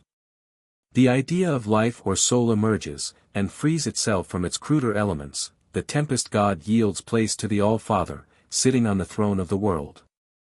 The same evolution is seen in the case of the cloud-compelling Zeus. Nay, Jehovah himself would seem to have been originally a god of storms, sitting above the canopy of the aerial waterflood, making the clouds his chariot, and, walking upon the wings of the wind, his voice the thunder, his shaft the lightning. How strange and unexpected the transformations of these immanent ideas! Yet there is organic continuity throughout. So large is the place filled by the phenomena of the winds, that human imagination has not always stopped short at their mere personification or deification. In many American languages, we are told, the same word is used for storm and for God. So, too, with certain tribes in Central Africa. That is to say, the name for the storm wind has become the general name for deity. But how about the present? Can it be said that in the present day, among civilized peoples, the phenomena of the winds have any important part to play? An appeal to literature is decisive on the point. No description of open-air life, or even of life within doors where nature is not altogether shut out, can pass over the emotional influences of the winds. They sob, they moan, they sigh, they rustle, roar, or bellow, they exhilarate or depress. They suggest many and varied trains of thought. Blow, blow, thou winter wind. Thou art not so unkind as man's ingratitude. The connection here is not altogether based on fancy. The biting winds of winter have their own emotional tone for susceptible minds. Just as truly as the spanking breeze that follows fast, or the balmy zephyr of summer, and have molded modern thought in manifold and unsuspected modes. Shelley, who has been called the great laureate of the wind, contemplating the coming storm and the wild whirling of the autumn leaves, is profoundly moved and exclaims, "O wild west wind, thou breath of autumn's being! Be thou, spirit fierce, my spirit. Be thou me, impetuous one. Drive my dead thoughts over the universe, like withered leaves to quicken a new birth." Alexander Smith, with a spirit rendered buoyant by the blast, tells how the wind, that grand old harper, smote his thunder harp of pines. Guy de Maupassant, in the passage already partly quoted, shows that the modern sailor can still personify quel personage, le vent, pour les marins. On en parle comme d'un souverain tout puissant, tantot terrible et tantot bienveillant. Aucun ennemi any nous donne que lui la sensation du combat, any nous force a tant de prévoyance, car il est le maître de la mer, celui qu'on peut éviter, utiliser au fur, mais qu'on any dont jamais. Kingsley breaks forth. Welcome, wild northeaster. Shame it is to see odes to every zephyr. Ne'er an ode to thee. Come as came our fathers, heralded by thee, conquering from the eastward, lords by land and sea. Come, and strong within us, stir the Viking's blood, bracing brain and sinew. Blow, thou wind of God. No, the power of vision is not dim, on man's part, nor, on the part of the winds of heaven, is abetted their natural power to rule men's moods as they rule the responsive ocean. Those whose mystic insight is undulled by the materialistic tendencies of the age can still have glimpses of heaven's cherubim, oared upon the sightless couriers of the air. The untutored mind of the Indian, says Pope, sees God not only in winds, but in clouds. Clouds are, so to speak, the creations of the air, and share its mystic fortunes. Even Keble could respond to their suggestion of life, and asks, the clouds that wrap the setting sun, why, as we watch their floating wreath, seem they the breath of life to breathe? Wordsworth could not fail to have this experience. I wandered lonely as a cloud that floats on high o'er valleys and hills. These are genuine echoes of primitive feeling. Needless to elaborate the evidence of the ancient myths or of the beliefs of primitive peoples. Not that the evidence will not amply repay study, but that for the purpose of grasping general principles, that just adduced in the case of the winds has sufficiently served our turn. The following Old Finnish prayer, however, is so fraught with significance that it would be unpardonable to pass it by. It is addressed to Ukko, the heaven god. Ukko, thou, O God above us. Thou, O Father in the heavens. Thou who rulest in the cloudland, and the little cloud lambs leadest. Send us down the rain from heaven. Make the drops to drop with honey. Let the drooping corn look upward. Let the grain with plenty rustle.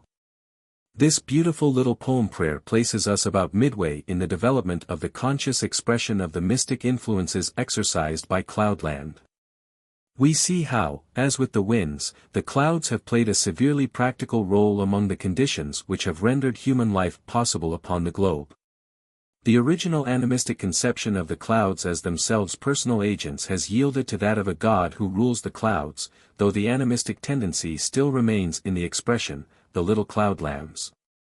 Now we have passed to the stage of modern animism which regards the clouds as a part of a vast system, the essential being of which must be described as consciousness. The chief of the ideas immanent in cloud scenery would seem to be the vagueness and unsubstantiality of its ever-changing pageantry, prompting dreams of glorious possibilities which our earthly environment is yet too gross to realize. At any rate, it is safe to assert that this constituted its main charm for the passionately visionary soul of Shelley. Study this description of a cloudscape, one among a host which could be gathered from his poems. The charm in which the sun has sunk, is shut by darkest barriers of enormous cloud. Like mountain over mountain huddled, but growing and moving upwards in a crowd. And over it a space of watery blue, which the keen evening star is shining through. Or study that poem, unsurpassable of its kind, devoted wholly to this theme, especially the stanza which closes it. I am the daughter of earth and water, and the nursling of the sky. I pass through the pores of the ocean and shores. I change, but I cannot die. For after the rain, when with never a stain, the pavilion of heaven is bare, and the winds and sunbeams with their convex gleams build up the blue dome of air. I silently laugh at my own cenotaph, and out of the caverns of rain, like a child from the womb, like a ghost from the tomb, I arise and unbuild it again. How crammed are these lines with the purest nature mysticism as moderns understand it. The sense of living process reigns supreme. They are the offspring, not of fancy, nor even of imagination as ordinarily conceived, but of insight, of vision, of living communion with a living world. It is tempting, while dealing with the airy realms of cloudland, to dwell at length on the mystic influence of the queen of aerial phenomena, the rainbow. That influence in the past has been immense. It still is, and ever will be, a power to be reckoned with. Science cannot rob it of its glories. The gold-winged iris of Homer, swifter-footed than the wind, has passed. The Genesis story of the bow in the cloud may dissolve in the alembic of criticism, but the rainbow itself remains, still a sevenfold bridge of souls from this solid-seeming earth to a rarer land beyond. Who is there who cannot sympathize with Wordsworth? My heart leaps up when I behold a rainbow in the sky. So was it when I was a child. So it is now I am a man. So let it be when I am old. Or let me die. Tempting is it also to treat of the birds, the denizens of the air, to comment on the exquisite trio of bird poems, Wordsworth's Cuckoo, Shelley's Ode to a Skylark, and Keats' Ode to a Nightingale. For assuredly it is the medium in which these delicate creatures pass their lives that gives them the chiefest share of their magic and their mystery. But this gem from Victor Hugo must suffice for all the tuneful choir. Like a songbird be thou on life's bough, lifting thy lay of love. So sing to its shaking. So spring at its breaking into the heaven above. The dome of air thus expands into the dome of heaven with its eternal fires, and bids us turn to the third of the ancient sages whose speculations are aiding our steps in this tentative study. Chapter 27. Heracleitus and the Cosmic Fire.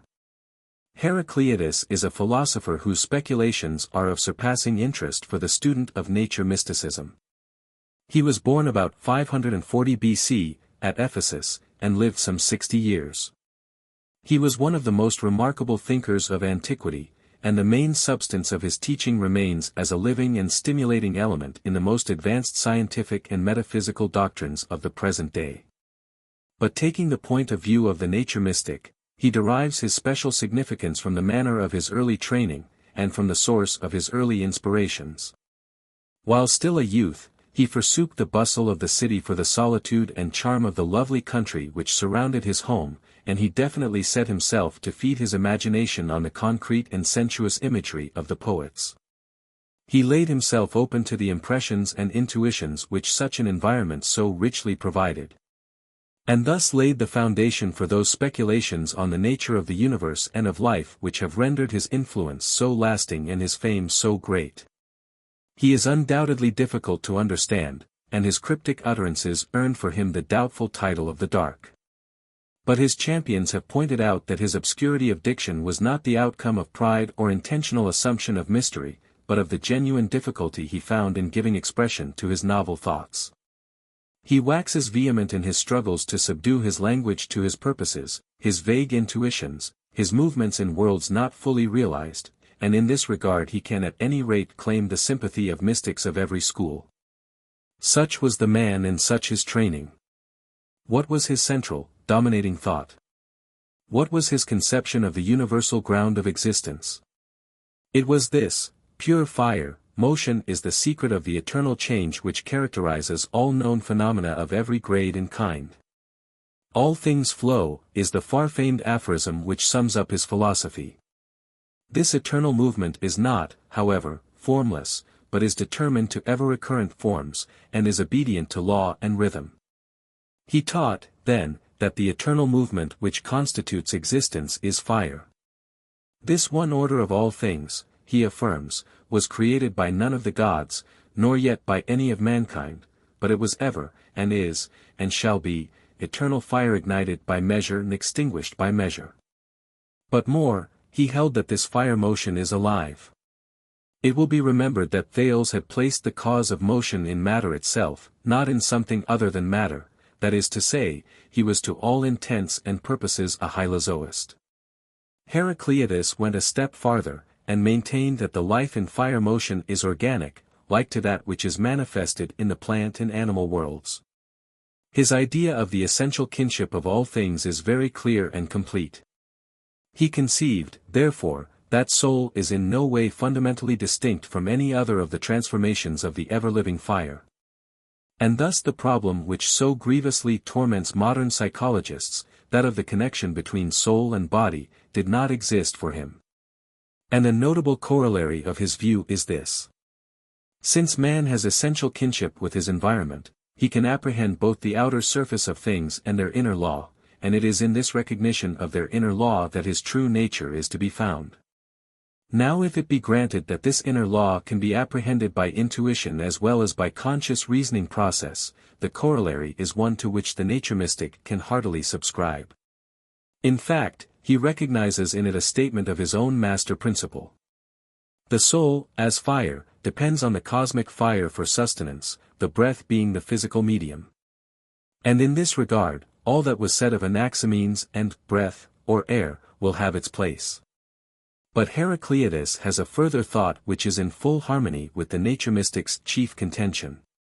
He holds that sense perception is also a medium, for the outer fire is thereby absorbed by the inner fire. The value of this thought remains in spite of the sage's doctrine of the body. For though the body is regarded by him as a clog on the activity of the inner fire, because it consists of water and earth, two forms in which the movement of the fire is greatly reduced, it is nevertheless akin to the soul, and is itself destined, in the course of ceaseless change, to become fire in its most living and active form. Such is the central doctrine of this noted thinker, round which all his other teaching turned. Let us now ask, as in the corresponding cases of Thales and Anaximander, why the particular element was chosen as the ground of all things. The answer to this question will furnish, as in the previous cases, much matter for our special purpose, since the emphasis will lie rather on the physical properties and functions of fire, than on its more abstract ontology.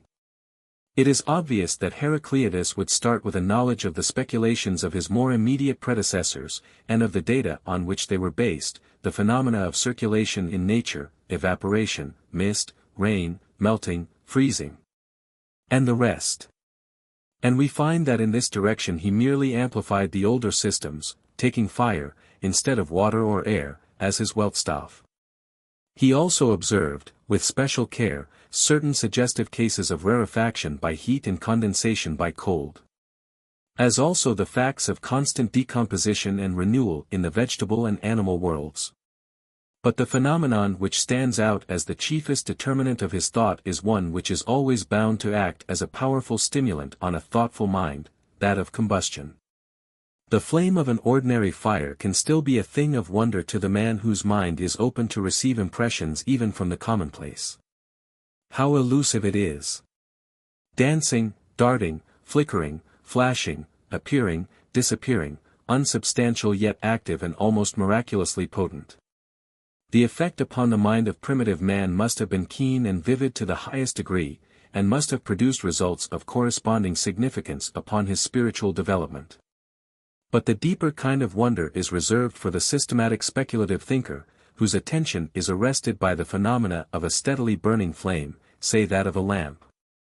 The oil is sucked up into the wick and slowly decreases in volume. At the point where the flame begins it rises in vapor, becomes brilliant, and, in the case of a clear flame, disappears.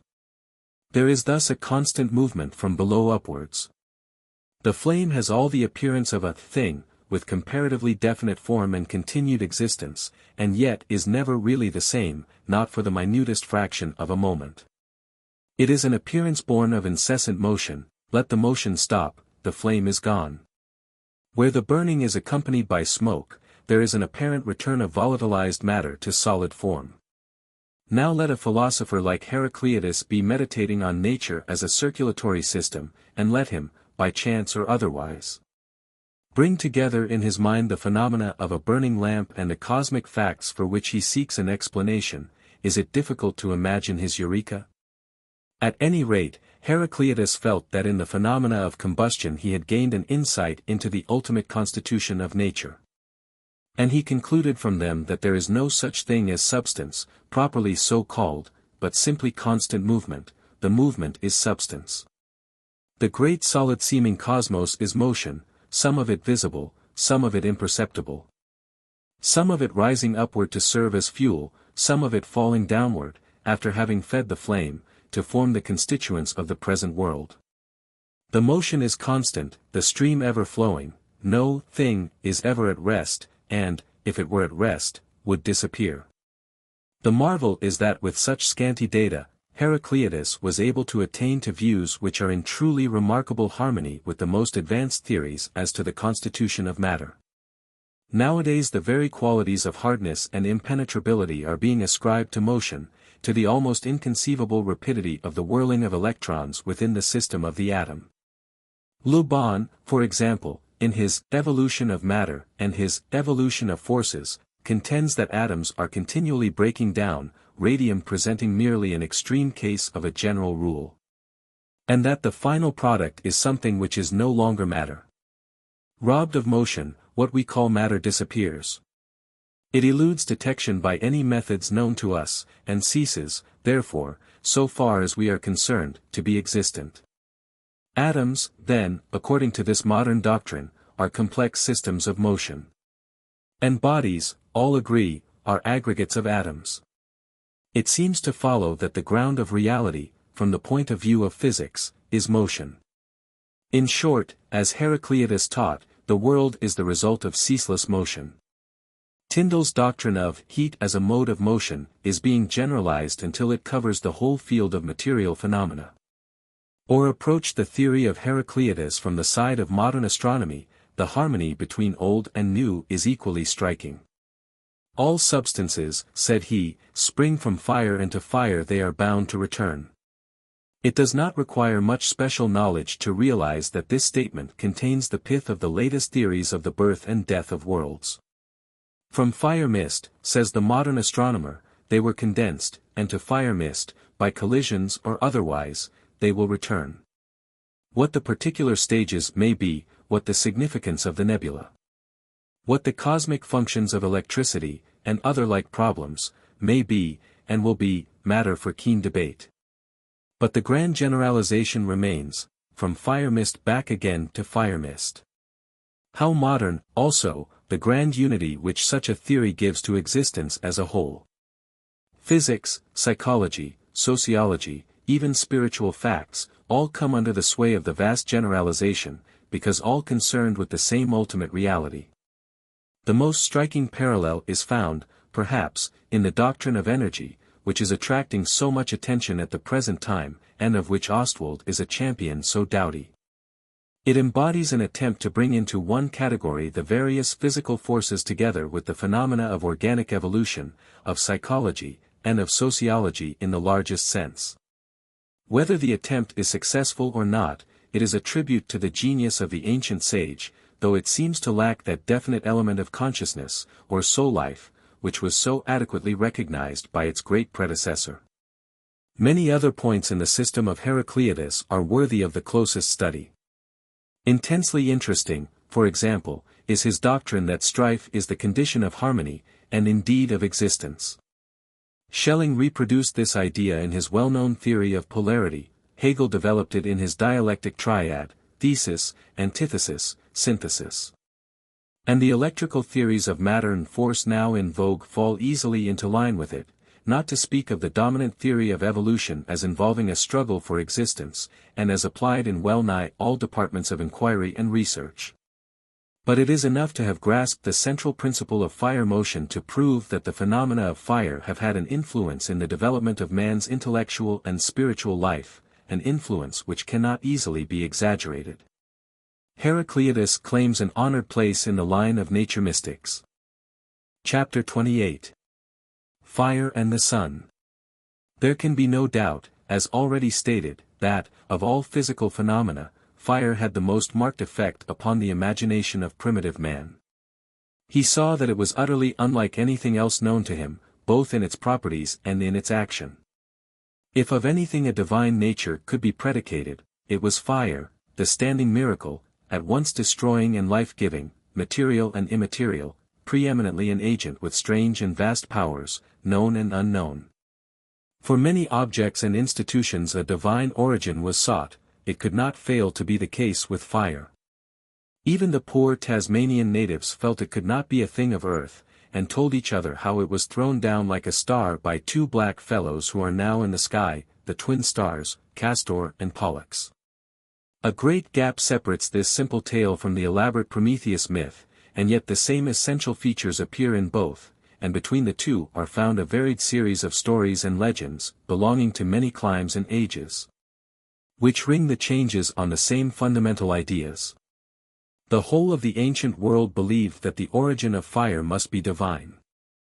And the various steps can be clearly traced by which the worship, originally accorded to the nature power itself, was transferred to a spirit behind the power, and centered at last on the supreme deity. For primitive man, as Max Muller well points out, the phenomena of fire would present a dual aspect, on the one hand as a fatal and destructive element, on the other hand, as a beneficent and even homely agency. The lightning would be seen flashing from the one end of heaven to the other, darting down at times to set ablaze the forests and prairies, at times to maim and kill both animals and men. Thus experienced, it would strike terror into the beholders, and impress them with a vivid sense of the presence of spiritual powers. As a late product of the emotions and conceptions thus stimulated, we have the fine myth of the ancient nature goddess, Athene, sprung from the head of Zeus, the austere virgin, who was to become the personification of prudence, self-restraint, and culture, the celestial representative of the loftiest intellectual and spiritual ideals of the Greek world at its best. Hence, too, the group of conceptions which make the lightning and thunderbolts the weapons of the sky, putting them into the hands of the supreme ruler, and making them at last the symbols of law and order. Out of the fire, says Ezekiel, went forth lightning. Out of the throne, says the seer of the Apocalypse, went forth lightnings. In strong contrast is the beneficent aspect of fire, which, once known and tamed, becomes almost a necessity for human life. It affords new protection against the cold, makes man peculiarly the cooking animal, and above all establishes the family hearth with all that is meant by home. Of more distinctly utilitarian import are the uses of fire in fashioning tools and instruments, and the smelting of metals. And it is significant to note that man's use of fire almost certainly owed its origin to his emotional attitude towards it, culminating in worship. As many anthropologists have pointed out, the fire on the hearth had its unmistakable religious aspect, the result of the feeling of veneration for the element of fire before its production or use had been understood. And the kindling of the fire on the hearth was as much a sacrifice to the gods as a means to the cooking of food. Each house became a veritable temple of fire. Wonderfully instructive, as well as fascinating it is to trace the development of the home idea as based on the emotional experiences stimulated by the mystic influences of fire. Each house, as was just stated, was regarded as a temple of the divine element, but the common house, the tribe house, was specially singled out for this honor, and became a temple properly so-called. When bands of citizens set out to found colonies in strange lands, they took with them glowing embers from the tribal or national hearth, as Aeneas brought with him to Italy the sacred fire of Troy. Until lately, we are told, the German peasant just married would take to his new home a burning log from the family hearth. The classical instance of the development of this idea is found in the cult of the Greek Hestia, the Latin Vesta, a goddess who was the personification of fire, the guardian of the household altar and of the welfare of cities and nations. She was worshipped fairly widely in Greece and Asia Minor, but principally in Rome, where a beautiful circular temple was dedicated to her service. Her ministers, the Vestal Virgins, were held in the greatest honor and were chosen from among the loveliest and noblest of Roman maidens. In this temple was kept ever brightly burning the sacred fire supposed to have been kindled by the rays of the sun, and to have been brought by Aeneas when he founded his kingdom in the new land of Italy. The extinction of this fire would have been regarded as the gravest public calamity, foreboding disaster. Its flames were intended to represent the purity of the goddess, thus emphasizing the mystic aspect of another physical property of fire, its purifying power. Our God, said the writer of the Epistle to the Hebrews, is a consuming fire. Greece had its common hearth at Delphi. It was also supposed that at the center of the earth there was a hearth which answered to that. In the Apocalypse we read of the altar with its sacred fire as central in heaven. Truly these concepts are persistent. And why? Because there is more than imagination in them, they are the products of ideas immanent in the material phenomena in which they are embodied, and through which they manifest themselves to the human soul. There could not fail to be fire gods many, and a study of their respective characters, especially in the earlier stages of their development, often furnishes a key to the intuitional workings of the primitive mind as prompted by the always arresting, and often terrorizing phenomena of fire and flame. Max Muller's detailed study of the development of the Hindu god, Agni, was mentioned in an earlier chapter. The name originally means the mover, and arose, doubtless, from the running, darting, leaping movement of flame. Beginning his career as a purely physical god, he advanced through various stages of spiritualization until he became the supreme deity. Is not the problem of motion still one of the most fascinating and profound? Bergson's L'Evolution Creatrice is one of the latest attempts to grapple with it, and those who in early India personified fire as the mover were his legitimate predecessors.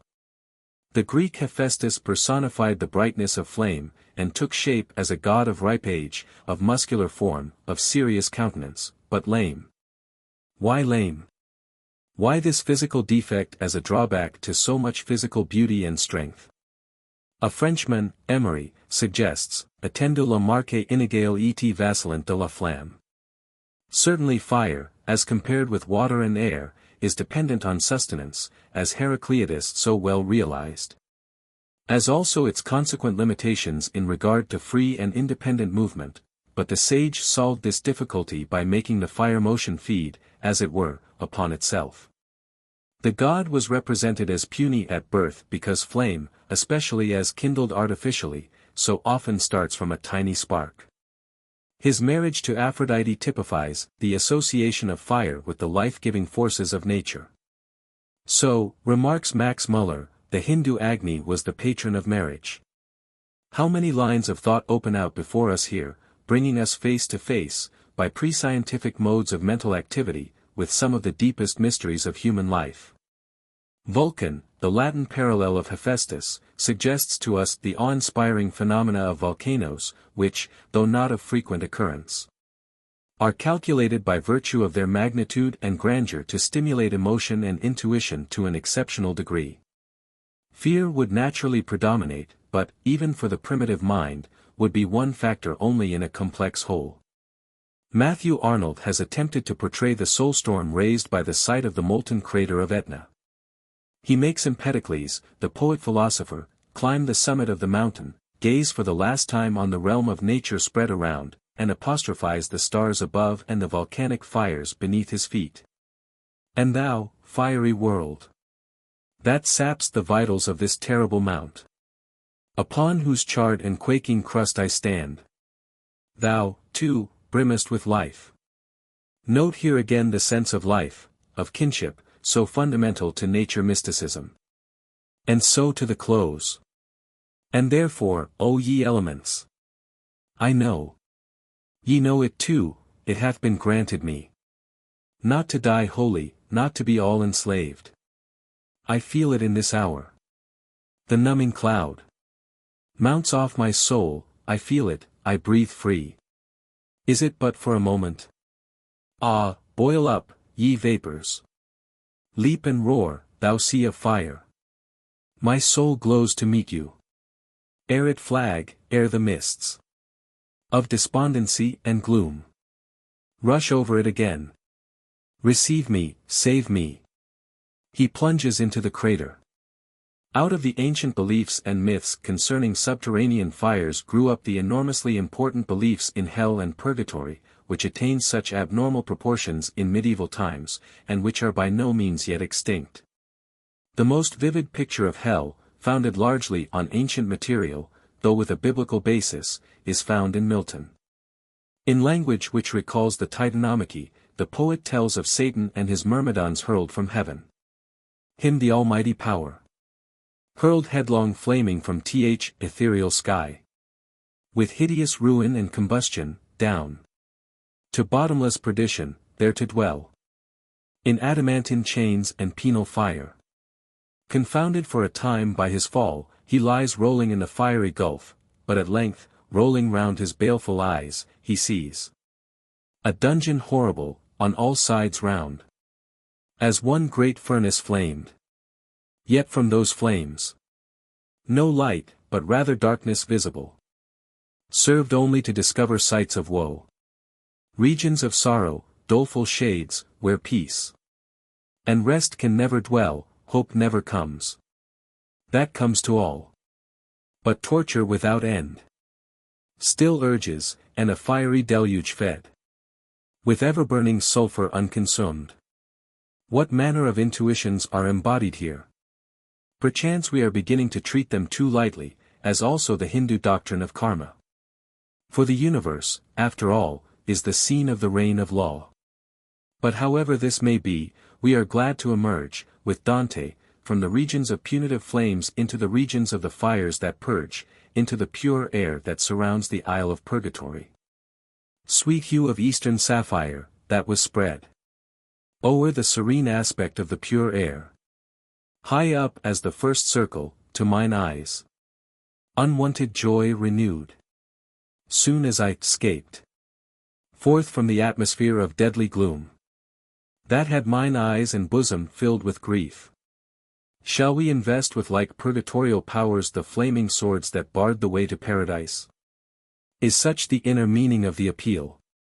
Do thou my tongue inspire? Who touched Isaiah's hallowed lips with fire?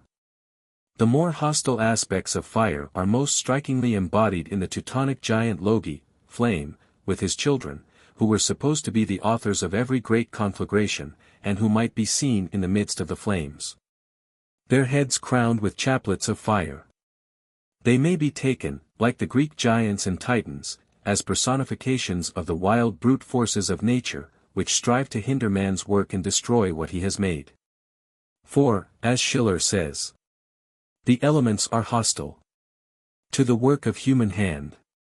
For such are but some out of the many forms in which man has struggled to give expression to his intuitions that there is something wrong in nature, to his deep sense of division and conflict in the cosmic process. Heracleitus, as we saw, held that conflict is an essential condition of existence. At any rate, it is true, that order is only won by severe conflict with destructive and irregular powers. An ancient expression of this experience is found in the long contest waged between Zeus and the other children of Cronos. A modern expression is found in Huxley's illustration of the fenced garden that, if untended, speedily returns to its wild condition. In the framing and molding of this experience, the hostile aspects of fire have played no insignificant part. In this context it would be natural to treat of the sun as the predominant manifestation of fire, of which Shelley, in his hymn to Apollo, has said, "I am the eye with which the universe beholds itself and knows itself divine." The various sun gods would be passed in review, Ra of the Egyptians, Apollo of the Greeks, and the various forms of sun worship, from the most primitive times down through the Persian religion, that of the Peruvians, the children of the sun, to that of the modern Parsas, and that of the unnamed multitudes who in substance have echoed the words which Moore puts into the mouths of the Hyperboreans. To the sun god all our hearts and lyres by day, by night belong. And the breath we draw from his living fires, we give him back in song. But the subject is too great and is deserving of special treatment. Certain of the more essential conceptions involved will come before us in the chapter on light. Mirabeau on his deathbed would seem to have put the whole matter in the briefest space, cce ne pas Dieu, c'est du moins son cousin germain. Turner, on his deathbed, was briefer and bolder still, the sun is God. Knowing the man and knowing his work, we can understand what he meant. Put it the other way round, we have the same, and yet the fuller truth, the Lord God is a Sunday. Chapter 29. Light and Darkness. Robert Flood, the English Rosicrucian, who died in 1637, wrote a treatise on the universe, in which he taught that man was a microcosm of the macrocosm, and that light and darkness are the two great principles of existence. The one of animate, the other of inanimate nature. He held that soul and life are every day shed from the sun upon all objects open to his beams. For such doctrines as these he was denounced as practically an atheist. Fortunately the times have changed, though we have still much to learn in the way of rational tolerance and sympathetic receptivity. Who shall say how old is this idea of two distinct, and generally opposing principles, the light and the dark? The Babylonian cosmology carries us a long way back, but not to the beginning of such mystical conceptions. For in that cosmology Marduk is a well-developed god of light, with Tiamat as his antithesis, the goddess of the dark, and the nature and course of the deadly contest between them has taken form in a well-defined series of myths. One of the most obvious emotional effects of darkness is to inspire fear, and there are few who have not in some degree and on some occasions experienced a sense of discomfort in the dark, a chill, or a shrinking, which in certain cases, especially with children, may amount to terror. It is possible that we have here, as is often contended, an organic reminiscence of the experience of our remote ancestors. Certainly it is not difficult for us to sympathize with the primitive dread of darkness, nor to understand the transition to the conception of darkness as a hostile power. But there is also an element which may be regarded as simply personal and individual, a natural anticipation of unknown dangers, and a sense of helplessness should the apprehensions be realized. There is, moreover, an element of a still more directly mystical character, that which Everett describes as a feeling that in the darkness the familiar world is swept away and that we are touching the limits of the natural. Hence the chill of the unknown and supernatural. However this may be, the fact remains that from the earliest known times, there have been powers of darkness set over against the powers of light. And the conflict between them has suggested with exceptional vividness the conflict between good and evil. The opening verses of the Bible, with their chaos and darkness, and the sublime command, "Let there be light," are in line with a vast body of primitive myth and speculation which represents the good God as the creator of light, or as light itself over against the dark. The mysticism of the prologue to St. John's Gospel both represented and fostered ideas which were current in the earliest Christian communities and have colored the whole of the primitive Christian literature. So in the most ancient of the classical mythologies, Night was one of the oldest deities, daughter of Chaos, and sister of Erebus, the dark underworld. So in Persian dogmatic we have the same essential concepts. From the beginning existed uncreated light and uncreated darkness, the opposing kingdoms of Ahura and Ahriman. Who shall say what great cosmic facts lie behind these vague and looming intuitions? The physical merges by insensible degrees into the aesthetic, the moral, the spiritual. On the one hand, the chill, the blankness, the negation, sometimes the horror, of the darkness. And on the other hand the purity and beauty, the color and effulgence of the light, above all, its joy-giving, life-giving, though noiseless, energy. Coming down to the present, we ask if these mystic influences of light and of darkness still retain their power. Can we doubt it? We have Milton's melancholy, of Cerberus and blackest midnight born, where brooding darkness spreads his jealous wings. All this no mere refurbishing of classical lore, but the outcome of deep sympathy with the poets of the prime. And the same is true of his buoyant lines that describe the breaking of the day, when morn, waked by the circling hours, with rosy hand, unbarred the gates of light. In sympathy, too, with the old belief in Ahura's final victory is Emerson's declaration that the night is for the day, but the day is not for the night.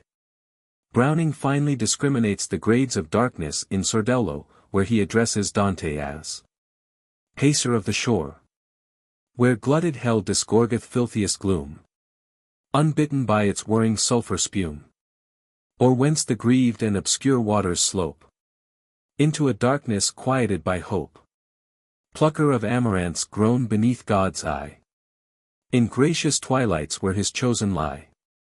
Homer and Job are at one in associating darkness with the grave, and all that the grave implies. Before I go whence I shall not return, even to the land of darkness and the shadow of death. Homer and Ecclesiastes are one in love of the sunlit sky. Truly the light is sweet, and a pleasant thing it is for the eyes to behold the sun. And Shakespeare in fullest sympathy cries, see how the sun walks o'er the top of yonder eastern hill. And sunrises and sunsets wake in Wordsworth's soul the thought of the light that never was on sea or land. And it is the world-old feeling of life and joy that breathes in Blake's lines, to morning, O Holy Virgin, clad in purest white, unlock heaven's golden gates and issue forth. Awake the dawn that sleeps in heaven. Let light rise from the chambers of the east, and bring the honeyed dew that cometh on waking day. O radiant morning, salute the sun, roused like a huntsman to the chase, and with thy buskined feet appear upon our hills. But what of modern science? Does not that eliminate the mystic element? Far from that, it increases it. The dominant theory is that light is a sensation caused by waves in ether which travel at a speed of 186,000 miles a second. Of this theory Wool wrote in 1857 that optics had reached her grand generalization in a few years by sagacious and happy speculations. But it was not thus that a halting place was gained. For there succeeded the discoveries of Faraday, Clerk Maxwell, Hertz, and other great physicists who used the old theory merely as a foundation for a superstructure of unsuspected and wondrous proportions. The theory of electrons came to the front, and the phenomena of light are being linked on to those of electricity. The phenomena of electricity, again, are being linked on to those of life. And thus, as ever where our deepest intuitions are concerned, the nature mystic finds himself in harmony with and abreast of the latest developments of modern knowledge. At the dawn of human thought light and life were dimly but persistently felt to be akin, if not identical. And now we know it was a deep prompting of Mother Nature which caused men to give to their divine beings the simple name, the Bright Ones. Chapter 30. The Expanse of Heaven, Color. The broad open eye of the solitary sky. Charles Lamb, with his native sensitiveness, considered this line to be too terrible for art. Its suggestion of the irresponsive blankness of the universe was for him too naked and poignant. And yet, in certain of his aspects, nature is undoubtedly irresponsive to man, aloof from his affairs, more especially in her pageantry of the heavens, the sun, the moon and the stars. But this feeling of aloofness is not constant, nor even normal, as witness the exquisite lines in Peter Bell. At noon, when by the forest's edge he lay beneath the branches high, the soft blue sky did never melt into his heart. He never felt the witchery of the soft blue sky. Whether in its friendly or its alien aspects, the widespread, all-embracing arch of the heavens has, in all times and climes, profoundly influenced human thought.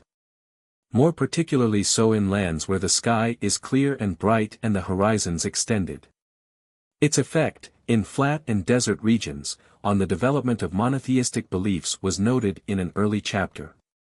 In India it has played the chiefest part in fostering abstract universalism and the conception of a pantheistic absolute, and has tempted men to views which leave no room for human initiative nor for belief in objective reality.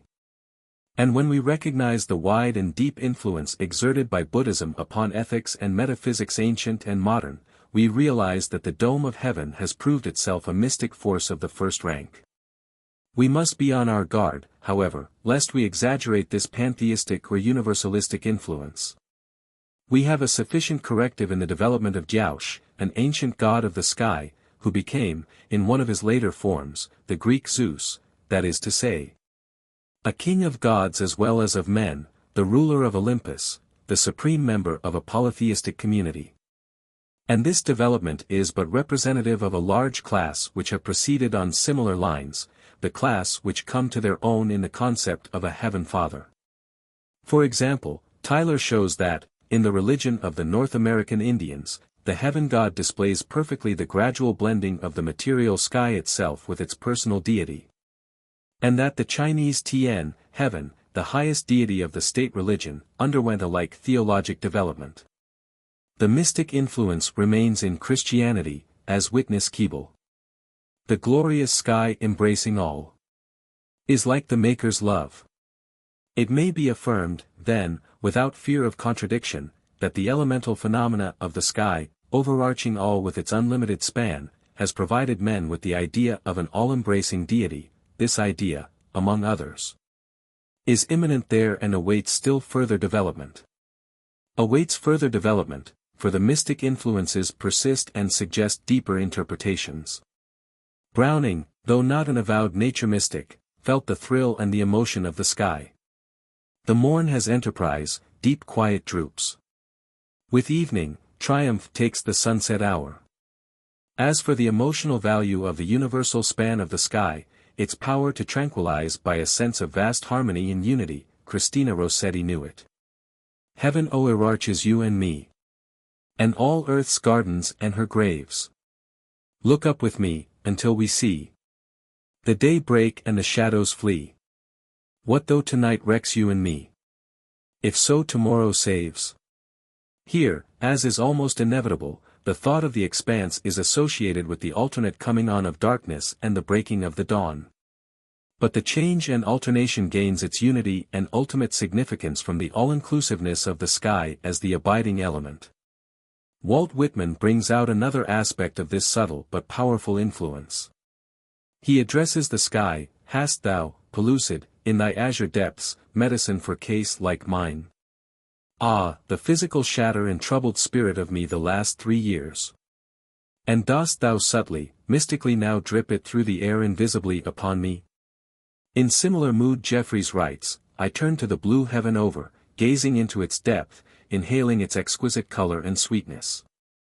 The rich blue of the unattainable flower of the sky drew my soul towards it, and there it rested, for pure color is rest of heart."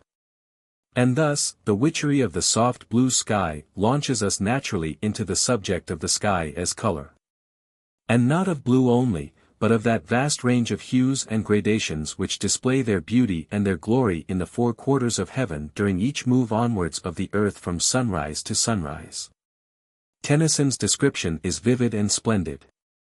The shipwrecked Enoch Arden is waiting for a sail, and sees every day the sunrise broken into scarlet shafts among the palms and ferns and precipices. The blaze upon the waters to the east. The blaze upon his island overhead. The blaze upon the waters to the west. Then the great stars that globe themselves in heaven. The hollow bellowing ocean, and again the scarlet shafts of sunrise. But of special interest here is the fact that the blue of the vault is never mentioned, only the scarlet shafts of sunrise and the blaze. Whether this omission was intentional or not, may be uncertain. But it brings to mind the strange fact that the perception and naming of this blue are comparatively recent acquirements. In the old hymns of the Rigveda the chariot of the sun is described as glowing with varied color, and its horses as gold-like or beaming with 7-fold hues. But although there was a word for the blue of the sea and for indigo dye, this word is never applied to the brightness of the sunlit vault. So, still more strangely, we find that notwithstanding the laughing blue of the Greek sky, old Homer never calls it blue. He has his rosy-fingered dawn, the parallel of Tennyson's scarlet shafts. But the daylight sky seems to have been for him as for Enoch Arden, a blaze. Nor is the omission supplied in the later classical literature. And the older Greek writers on science use such epithets as air-colored, as substitutes for more specific terms. A German scholar who has examined the ancient writings of the Chinese claims for them priority in the recognition of the blue of the sky, and points out that in the Sky King, a collection of songs from about 1709 to 618 BC. The sky is called the vaulted blue, as in the more modern language it is called the raining blue. Delitzsch, from whom much of what is just stated has been derived, as also from Gladstone's paper on Homer's color sense, does not find the blue of the sky recognized in Europe earlier than the oldest Latin poets of the 3rd century BC. Who use carolus of the sky, and henceforth this epithet takes its place in literature, pagan and Christian. And the appreciation of the heaven color develops apace until we have Wordsworth's Witchery of the Soft Blue Sky. The explanation of this late development is a problem of much interest from the point of view of the physiologist and the psychologist, in its bearing on the history of the special senses. It would not be safe to say that the color was not perceived, in a somewhat loose sense of that term, but rather that it was not consciously distinguished. As with the child, so with primitive man, the strong sensations are the first to be definitely apprehended, the glow of flame, the scarlet and crimson of dawn and sunset, the gold of the sun and moon and stars.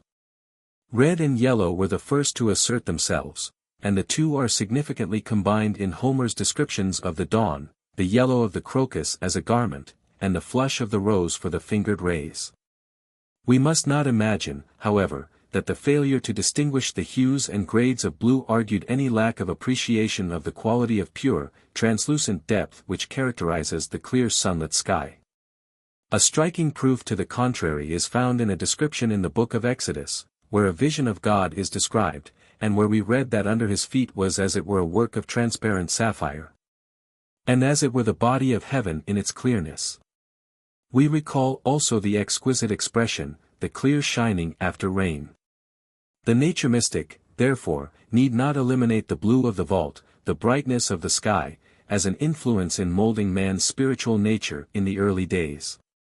It remains true, however, that the delicate discrimination of color is a comparatively recent acquirement, and that thus the modern world has gained a new wealth of phenomena in the sphere of direct sensation.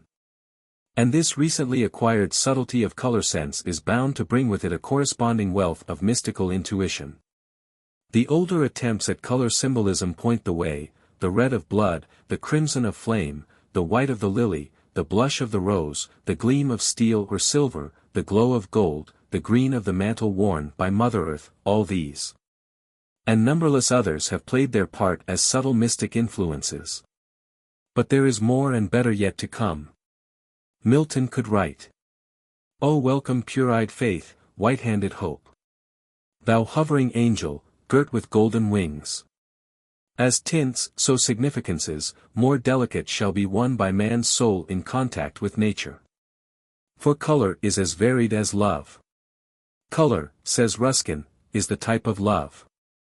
Hence it is especially connected with the blossoming of the earth, and with its fruits, also with the spring and fall of the leaf, and with the morning and evening of the day, in order to show the waiting of love about the birth and death of man." Chapter 31. The moon, a special problem. The contention of the nature mystic is that man can enter into direct communion with the objects in his physical environment, inasmuch as they are akin to himself in their essential nature. Now Goethe says, "The stars excite no craving. One is happy simply in their glory." And Schopenhauer asks why the sight of the full moon has upon us an influence so soothing and elevating. His explanation is in harmony with the general trend of his philosophical doctrine. He says that the moon has so little relation to our personal concerns that it is not an object of willing. We are content to contemplate her in passive receptivity. We have here a problem which is well worthy of discussion. Let us bring the matter to the test of actual experience as embodied in modern prose and poetry. For while it goes without saying that the qualities of physical remoteness, elevation, and vastness, have their own peculiar mystical power, and that they are especially manifested in the phenomena of the starry heaven, there is a danger of emphasizing this fact to the detriment of the basic principle of nature mysticism. In order to bring the discussion within reasonable limits, let it be confined to Schopenhauer's example. That orbed maiden, with white fire laden, whom mortals call the moon. Is it true that there is, alongside of the feeling of her remoteness, none of the active emotion which essential kinship would lead us to anticipate? Appeal might at once be made to the proverbial, crying for the moon. And there would be more in the appeal than might appear at first sight. For there comes at once into mind the sublimation of this longing in the lovely myth of Endymion which so powerfully affected Keats, and fascinated even Browning. Appeal might also be made to the sweet naturalism of Saint Francis with his endearing name, our sister, the moon. There is, moreover, the enormous mass of magical and superstitious lore which gives the moon a very practical and direct influence over human affairs. This may be ruled out as not based on facts. But it remains as an evidence of a sense of kinship of a practical kind. And if this fails, there is the teaching of modern science. We now know that the tides are evidence of the moon's never-ceasing interposition in terrestrial affairs, and that, apart from her functions as a light-giver, innumerable human happenings are dependent on her motion and position. There is even a theory that she is part and parcel of the earth itself, having been torn out of the bed of the Pacific. And, in any case, her surface has been explored, so far as it is turned to us, and, with a marvelous accuracy of detail, mapped out and named. Science, then, while measuring her distance, certainly does not increase the sense of our alienation from her. But let us turn, as proposed, to the writings of modern seers and interpreters. See how Keats associates the moon with the humblest and most homely things of earth. Some shape of beauty moves away the pall from our dark spirits. Such the sun, the moon. Trees old and young, sprouting a shady boon. For simple sheep, and such are daffodils. With the green world they live in. There is no sense of a gap here, in passing from heaven to earth. In a strain of stronger emotion, he makes Endymion speak. Lo! From opening clouds, I saw emerge the loveliest moon that ever silvered o'er. A shell from Neptune's goblet. She did soar. So passionately bright, my dazzled soul, commingling with her argent spheres did roll. Through clear and cloudy. There is little of Schopenhauer's passive and contemplative receptivity here. Rather a mingling of being in a sweep through space. Catullus sang how that near the Delian olive tree Latonia gave thy life to thee. That thou shouldst be for ever queen. Of mountains and of forests green. Of every deep glen's mystery. Of all streams in their melody. And Wordsworth, in fullest sympathy enforces the old world imaginings. He dwells on the homely aspect. Wanderer. That stoopst so low, and comest so near. To human life's unsettled atmosphere. Who lovest with night and silence to partake. So might it seem, the cares of them that wake. And through the cottage lattice softly peeping. Dost shield from harm the humblest of the sleeping. And links on these friendly thoughts to the mythical spirit of the past. Well might that fair face. And all those attributes of modest grace. In days when fancy wrought unchecked by fear. Down to the green fields fetch thee from thy sphere. To sit in leafy woods by fountains clear. Or take the famous Homeric simile so finely translated by Tennyson. As when in heaven the stars above the moon look beautiful, when all the winds are laid. And every height comes out, and jutting peak. And valley. And the immeasurable heavens. Break open to their highest, and all the stars shine, and the shepherd gladdens in his heart. The stars are here associated with the moon, so much the better for the principle now defended. Compare this with some lines from Goethe himself, the Goethe who would persuade us that the stars excite no craving, and that we are happy simply in their glory. He thus addresses the moon.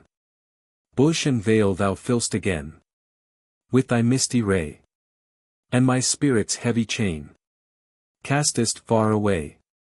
Thou dost o'er my fields extend thy sweet soothing eye, watching, like a gentle friend, o'er my destiny. Browning felt the charm of a lambent moon. Voluptuous transport rises with the corn beneath a warm moon like a happy face. So with an English picture from Kirk White. Moon of harvest, herald mild of plenty, rustic labor's child. Hail! O hail! I greet thy beam, as soft it trembles o'er the stream, and gilds the straw-thatched hamlet wide, where innocence and peace reside. 'Tis thou that gladst with joy the rustic throng, promptest the tripping dance, exhilarating song. To emphasize this aspect is not to forget that there is another. Wordsworth experienced both types of emotion. Time, he sings, that frowns in her destructive flight on earthly crowns, spares thy cold splendor. Still those far-shot beams tremble on dancing waves and rippling streams, with stainless touch, as chaste as when thy praise was sung by virgin choirs in festal lays. But abundant evidence is available to prove that the position taken by Goethe and Schopenhauer may easily lead to a loss of true perspective. The moon and stars, though remote, are also near. Though they start trains of passive and contemplative thought, they also stimulate active emotions and even passionate yearnings. What more passionate than Shelley? The desire of the moth for the star, of the night for the morrow, the devotion to something afar from the sphere of our sorrow. There do not seem to be many poets who have brought into clear antithesis and relief this dual aspect of the mystic influence of the heavenly bodies. But it definitely arrested the imagination and thought of Clough, whose poem, Selene, deals wholly with this theme. It is too long for quotation here, though the whole of it would be admirably in place. Enough is given to show its general drift. The earth addresses the moon. My beloved, is it nothing? Though we meet not, neither can. That I see thee, and thou me. That we see and see we see. When I see I also feel thee. Is it nothing, my beloved? O cruel, cruel lot, still thou rollest, stayest not. Lookest onward, look'st before. Yet I follow evermore. Cruel, cruel, didst thou only feel as I feel evermore. A force, though in, not of me, drawing inward, in. Yea, thou shalt though, ere all in death. Thou shalt feel me closer, closer. My beloved. The inevitable motion bears us both upon its line. Together, you as me. Together and asunder. Evermore. It so must be. It behoves the nature mystic, then, to be wholehearted in defense of his master principle. Homo sum e humani a me nil alienam puto, so said Terence. The nature mystic adopts and expands his dictum. He substitutes mundani for humani, and includes in his mundus, as did the Latins, and as did the Greeks in their cosmos, not only the things of earth but the expanse of heaven. Chapter 32. Earth, Mountains, and Plains.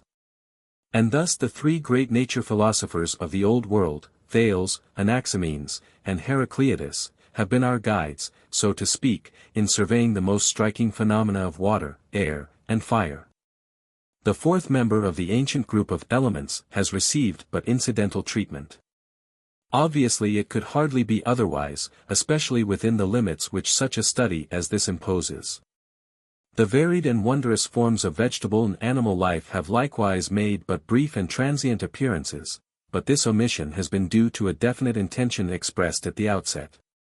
It may nevertheless be well, before concluding, to cast a glance over the rich provinces which still lie open to the nature mystic for further discovery and research. The more striking features of the landscape have always arrested attention and stimulated the mystic sense. The peculiar influence of heights has been noted at an earlier stage, though but cursorily. Much might be said of the enormous effect of mountain scenery. The most direct form of nature feeling finds expression in Scott and Byron, and the description of crags, ravines, peaks and gorges, bulks largely in their writings. Typical are these lines from Manfred. Ye crags upon whose extreme edge I stand, and on the torrent's brink beneath. Behold the tall pines dwindled as to shrubs. In dizziness of distance. Or Shelley with his eagle baffling mountain. Black, wintry, dead, unmeasured, without herb, insect, or beast, or shape, or sound of life. Indeed there are few poets, even those who are chiefly concerned with man and his doings, who do not often turn to mountain scenery at least for similes. And it could not be otherwise. For the immanent ideas here manifested are self-assertive in character and specially rich in number and variety. As it has been well expressed, nature's pulse here seems to beat more quickly. In olden days the high places of the earth associated themselves with myths of gods and titans. Fully representative of the world of today, Tennyson asks, Hast thou no voice, O peak, that standest high above all? And his answer turns on the mystic bonds that bind the deep and the height into a cycle of interdependent activities. The deep has power on the height. And the height has power on the deep. A deep below the deep. And a height beyond the height. Our hearing is not hearing. And our seeing is not sight. Or Morris gives the mysticism a more personal turn. Oh, snows so pure. Oh, peaks so high.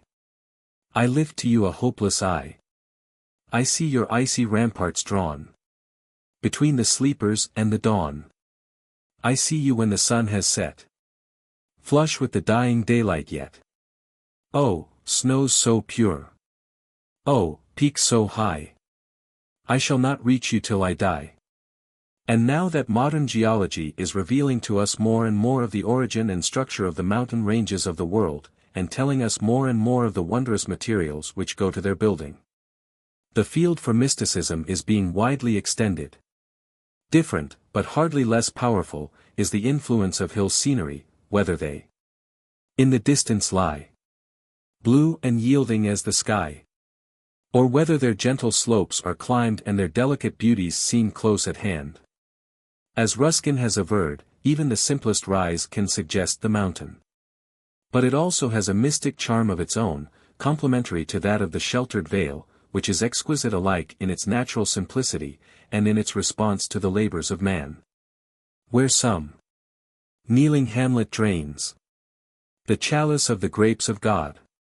But though the influence of mountains, hills, ravines, and valleys, is obvious even to the superficial inquirer, it should not obscure for us the very real, if less potent influence of lowlands, plains, and deserts. More especially subtle in its effect upon the spirit of man, is the loneliness of wildernesses, the prairies, the pampas, the tundras, the Saharas. The Greek Pan was essentially a god of the wild, unploughed surfaces of the earth. Hence, also, the frequent conjunction of the wilderness and silent meditation and ascetic discipline.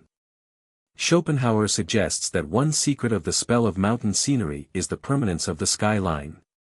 Shall we say that one secret of the solitary place is the turning in of the human spirit upon itself because of the sameness of the permanent skyline?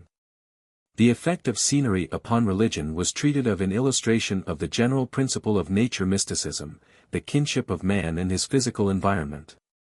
No less marked has been the effect of scenery upon art. The theme is now somewhat well worn, but its true significance is seldom apprehended.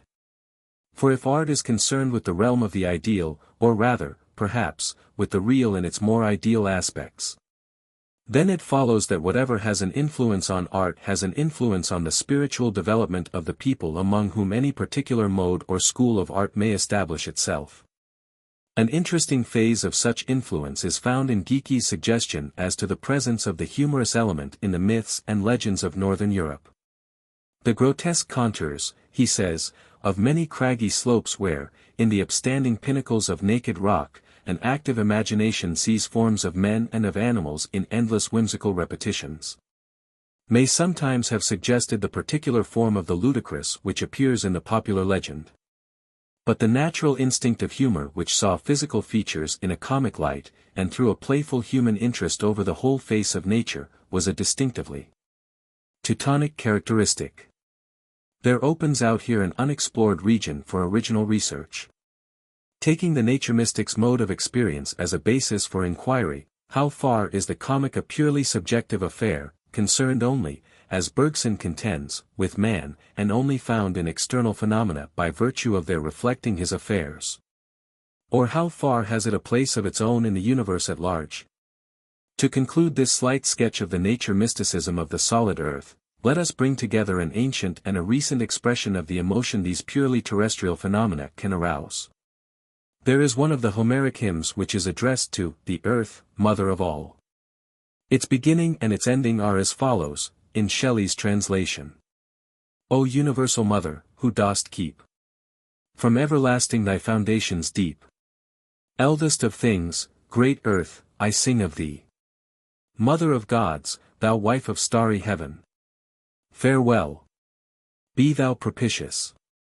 Is there not a living continuity between the emotional element in that grand old hymn and the strong full modern sentiment in this concluding stanza of Brown's Alma Mater? O Mother Earth, by the bright sky above thee. I love thee, oh, I love thee. So let me leave thee never, but cling to thee forever. And hover round thy mountains. And flutter round thy fountains. And pry into thy roses fresh and red. And blush in all thy blushes. And flush in all thy flushes. And watch when thou art sleeping.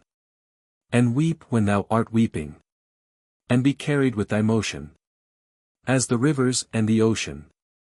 As the great rocks and the trees are. O Mother, this were glorious life. This were not to be dead. O Mother Earth, by the bright sky above thee. I love thee, oh, I love thee. Chapter 33. Seasons, Vegetation, Animals. The seasons and the months, especially those of the temperate zones, how saturated with mysticism. The wealth of illustration is so abounding that choice is well nigh paralyzed. Poets and nature lovers are never weary of drawing on its inexhaustible supplies. Take these verses from Tennyson's Early Spring. Opens a door in heaven. From skies of glass. A Jacob's ladder falls. On greening grass. And o'er the mountain walls. Young angels pass. For now the heavenly power makes all things new. And thaws the cold and fills the flower with dew. The blackbirds have their wills. The poets too. Or take these exultant lines from Coventry Patmore's Revulsion, Canto. 'Twas when the spousal time of May hangs all the hedge with bridal wreaths. And airs so sweet the bosom gay gives thanks for every breath it breathes. When like to like is gladly moved. And each thing joins in spring's refrain. Let those love now who never loved. Let those who have loved, love again. Recall the poems that celebrate in endless chorus the emotions stirred by the pomp and glory of the summer, by the fruitfulness or sadness of the mellow autumn, by the keen exhilaration or the frozen grip of winter. Some poets, like Blake, have written special odes or sonnets on all the four. Some like Keats, in his Ode to Autumn, have lavished their most consummate art on the season which most appealed to them. Each month, too, has its bards. Its special group of qualities and the sentiments they stimulate. Truly the heart of the nature mystic rejoices as he reflects on the inexhaustibility of material and of significance here presented. And what of the flowers? Once again the theme is inexhaustible. The poets vie with one another in their efforts to give to even the humblest flowers their emotional and mystic setting. Some of the loveliest of the Old World myths are busied with accounting for the form or color of the flowers. Wordsworth's daffodils, Burns's daisy, Tennyson's flower in the crannied wall, these are but fair blooms in a full and dazzling cluster. Flowers, said a certain divine, are the sweetest things God ever made and forgot to put a soul into. The nature mystic thankfully acknowledges the sweetness, but he questions the absence of the soul. The degree of individuality is matter for grave debate, but to assume its absence is to place oneself out of focus for gaining true and living insight into nature's being. How much more deep-founded is Wordsworth's faith that every flower enjoys the air it breathes? Let us bring this matter to the test in regard to the big brothers of the flowers, the trees. Passing by the ample range of striking and beautiful myths and legends, packed as many of them are with mystic meaning. Let us turn to the expressions of personal feeling which the literature of various ages provides in abundance, limiting the view to certain typical examples. The Teutonic myth of the world tree was dealt with fully in the chapter on subterranean waters. But it is well to mention it now in connection with the far-extended group of myths which center in the idea of a tree of life, which preserved their vitality in changing forms. And which even appear in Dante in his account of the mystical marriage under the withered tree. Virgil was a lover of trees. The glade and the forest appealed to him by the same magic of suggested life as that which works on the modern poet or nature lover. It is generally supposed that, in England, the loving insight of the nature mystic was practically unknown until Collins, Thomson, and Crabbe led the way for the triumph of the lake poets. This may be true for many natural objects, but it is not true for all. How fresh these lines from an address to his muse by Wither. By the murmur of a spring. Or the least bough rustling. By a daisy whose leaves spread. Shut when Titan goes to bed. Or a shady bush or tree. She could more infuse in me than all nature's beauties can. In some other wiser man. Surely this is the voice of Wordsworth in Tudor phraseology. Still more startling is this passage from Marvel, out of the midst of the Commonwealth days. So remarkable is its nature mysticism and its Wordsworthian feeling and insight, that it must be given without curtailment. It occurs in the poem on the garden. Meanwhile the mind, from pleasure less, withdraws into its happiness. The mind, that ocean where each kind does straight its own resemblance find. Yet it creates, transcending these, far other worlds, and other seas. Annihilating all that's made. To a green thought in a green shade. Here at the fountain's sliding foot. Or at some fruit tree's mossy root.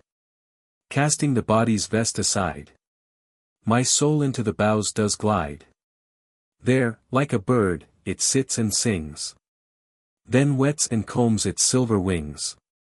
And, till prepared for longer flight, waves in its plumes the various light. Every line of this extract is worthy of close study, not only for its intrinsic beauty, but for its evidence of the working of the immanent ideas, and the vivid sense of kinship with tree life. The two lines. Annihilating all that's made. To a green thought in a green shade. Are justly famous. But more significant are the three less known ones. Casting the body's vest aside. My soul into the boughs does glide. There like a bird it sits and sings. Did Wordsworth, or Tennyson, or Shelley, ever give token of a more vivid sense of kinship with the life of the tree? Is it not palpable that the same essential form of intuitive experience is struggling in each and all of these poets to find some fitting expression? For Marvel, as for Wordsworth, the soft eye music of slow waving boughs seemed to fluctuate with an interior life and to call for joyous sympathy. Or, finally, study these passages from Walt Whitman, the sturdy Westerner. His feeling for the mystic impulses from tree life is exceptional, if not in its intensity, at any rate in his determination to give it utterance. If trees do not talk, he says, they certainly manage it, as well as most speaking, writing, poetry, sermons, or rather they do a great deal better. I should say indeed that those old Dryad reminiscences are quite as true as any, and profounder than most, reminiscences we get. Farther on, speaking of evening lights and shades on foliage grass, he says, in the revealings of such light, such exceptional hour, such mood, one does not wonder at the old story fables, indeed, why fables? Of people falling into love sickness with trees, seized ecstatic with the mystic realism of the resistless silent strength in them, strength which, after all, is perhaps the last, completest, highest beauty. In another place, he says, I hold on boughs or slender trees caressingly there in the sun and shade, wrestle with their inmost stalwartness, and know the virtue thereof passes from them into me. Or maybe we interchange, maybe the trees are more aware of it all than I ever thought. And once again, speaking of a yellow poplar tree, how strong, vital, enduring. How dumbly eloquent. What suggestions of imperturbability in being, as against the human trait of seeming. Then the qualities, almost emotional, palpably artistic, heroic, of a tree, so innocent and harmless, yet so savage. It is, yet says nothing. How it rebukes by its tough and equable serenity all weathers. All this is unconventional. So much the better. The identity of underlying sentiment comes out the more clearly. Trees are not only alive, and yet how much that fact alone contains. But they have a character, an individuality of their own, they can speak directly to the heart and soul of man, and man can sympathize with them. As for the animal world in the widest sense, it is plain that its study, from the mystical point of view, forms a department to itself. Granted that the transition from the mineral to the organism is gradual, and that from the vegetable to the animal still more gradual, the broad fact remains that, when we reach the higher forms of the realm of living matter, we definitely recognize many of the characteristics which are found in the human soul, will, emotion, impulse, even intellectual activities. Not only primitive man, but those also who are often far advanced in mental development, attribute souls to animals, and find it difficult to believe otherwise, as witness the totemistic systems followed by theories of metempsychosis. And Darwinism, far from destroying these old ideas, has simply furnished a scientific basis for a new totemism. As was remarked at the outset, this subject of what we may call animal mysticism, lies outside our present province. Nevertheless, a word or two showing how the physical, the vegetable, and the animal are linked together in living mystical union may fittingly bring this chapter to a close. Many of our deepest and most original thinkers are feeling their way to this larger mysticism. Here are two examples taken almost at random. Anatole France, in one of the many charming episodes which render his story of the old savant, Sylvestre Bonnard, at once so touching and so philosophic, takes his old hero under the shade of some young oaks to meditate on the nature of the soul and the destiny of man. The narrative proceeds thus: Unhabile, don't le corsage brun brillate au soleil comme un armure de vieille or, vint ainsi poser sur un fleur de mauve d'une sombre richesse et bien ouverte sur esse tige touffu. Soennité certainement pas la première fois que j'ai voyais un spectacle si commun, mais c'était la première que j'ai le voyais avec un curiosité si affectueuse et si intelligent. J'ai reconnaissent qu'il y avait entre l'insecte et la fleur toutes sortes de sympathies et mille rapports ingénieux que je n'avais pas soupçonnés jusque-là. L'insecte, rassasié de nectar, esselenca en ligne hardy. J'ai me relevé du mieux que j'ai pus, et me ragistai sur mes jams, adieu, dis j'ai à la fleur et à la bile. Adieu. Puis-je vivre encore le temps de deviner le secret de vos harmonies. Combien le vieux mythe d'ente est plein de scènes. J'ai touché la terre et j'ai suis un nouvel homme, et voici tuer 70 ans de nouvelles curiosités naissantes dans mon âme comme en voit de rejetons esselancer du tronc creux d'un vieux sol. May I live long enough to solve the secret of your harmonies. There is the spirit of the true nature mystic. But how will it be solved? By intuition first. If ever the intellect does seize the secret, it will be on the basis of intuition. It is with this conviction in his mind that Maeterlinck meditates on the same theme as that which arrested Anatole France. Who shall tell us, oh, little people, the bees, that are so profoundly in earnest, that have fed on the warmth and the light and on nature's purest. The soul of the flowers, wherein matter for once seems to smile and put forth its most wistful effort towards beauty and happiness, who shall tell us what problems you have resolved, but we not yet? What certitudes you have acquired, that we have still to conquer? And if you have truly resolved these problems, acquired these certitudes, by the aid of some blind and primitive impulse and not through the intellect, then to what enigma, more insoluble still, are you not urging us on? Such is the leaven that is working in much of the foremost thinking of our time. The reign of materialism is passing, that of mysticism waxing in imperative insistence and extent of sway. And the heart of the nature mystic rejoices to know that his master principle of kinship universal is coming to its own. Anatole France and Maeterlinck are striving to seize on the harmonies between the physical, the vegetable, and the animal spheres, the air and sunshine, the flowers, and the bees. Add the moral and spiritual harmonies, and mysticism stands complete. It strives to read the secret of existence as a whole, of the Gélon vital, in this or any other world. Chapter 34. Pragmatic. The program laid down in the introductory chapter has been fulfilled. There has been no attempt to make any single section, much less the study as a whole, a complete or exhaustive exposition of its subject matter.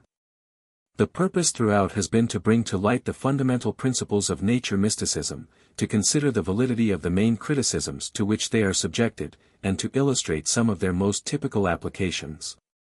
A formal summary of the conclusions reached would be tedious and unnecessary. But it may be well to show that even when brought to the tests imposed by the reigning pragmatism, the nature mystic can justify his existence and can proselytize with a good conscience. Back to the country, a cry often heard, though generally with a significance almost wholly economic, or at any rate utilitarian.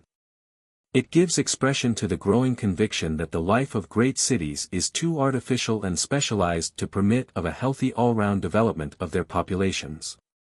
From the eugenic point of view, physique is lowered. From the economic point of view, large areas are deprived of their healthy independence by the disturbance of the balance of production as between town and country.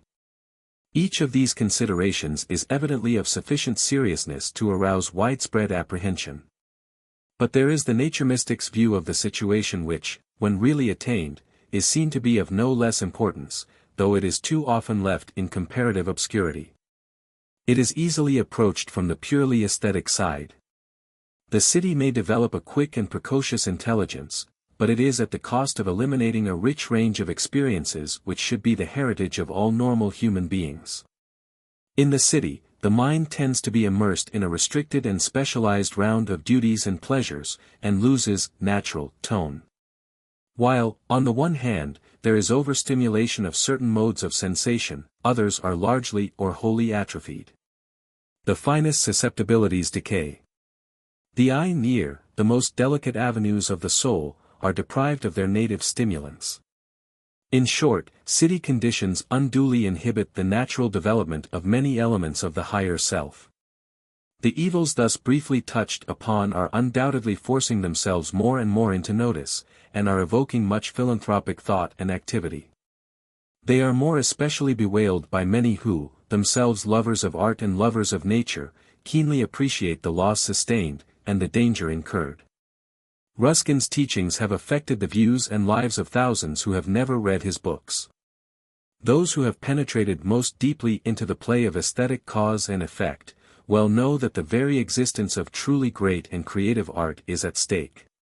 Science, literature, politics, and 1,000 specialized distractions tend to saturate our limited attention, and to absorb our energies, to the detriment of our feeling for nature and of our enjoyment of her beauties.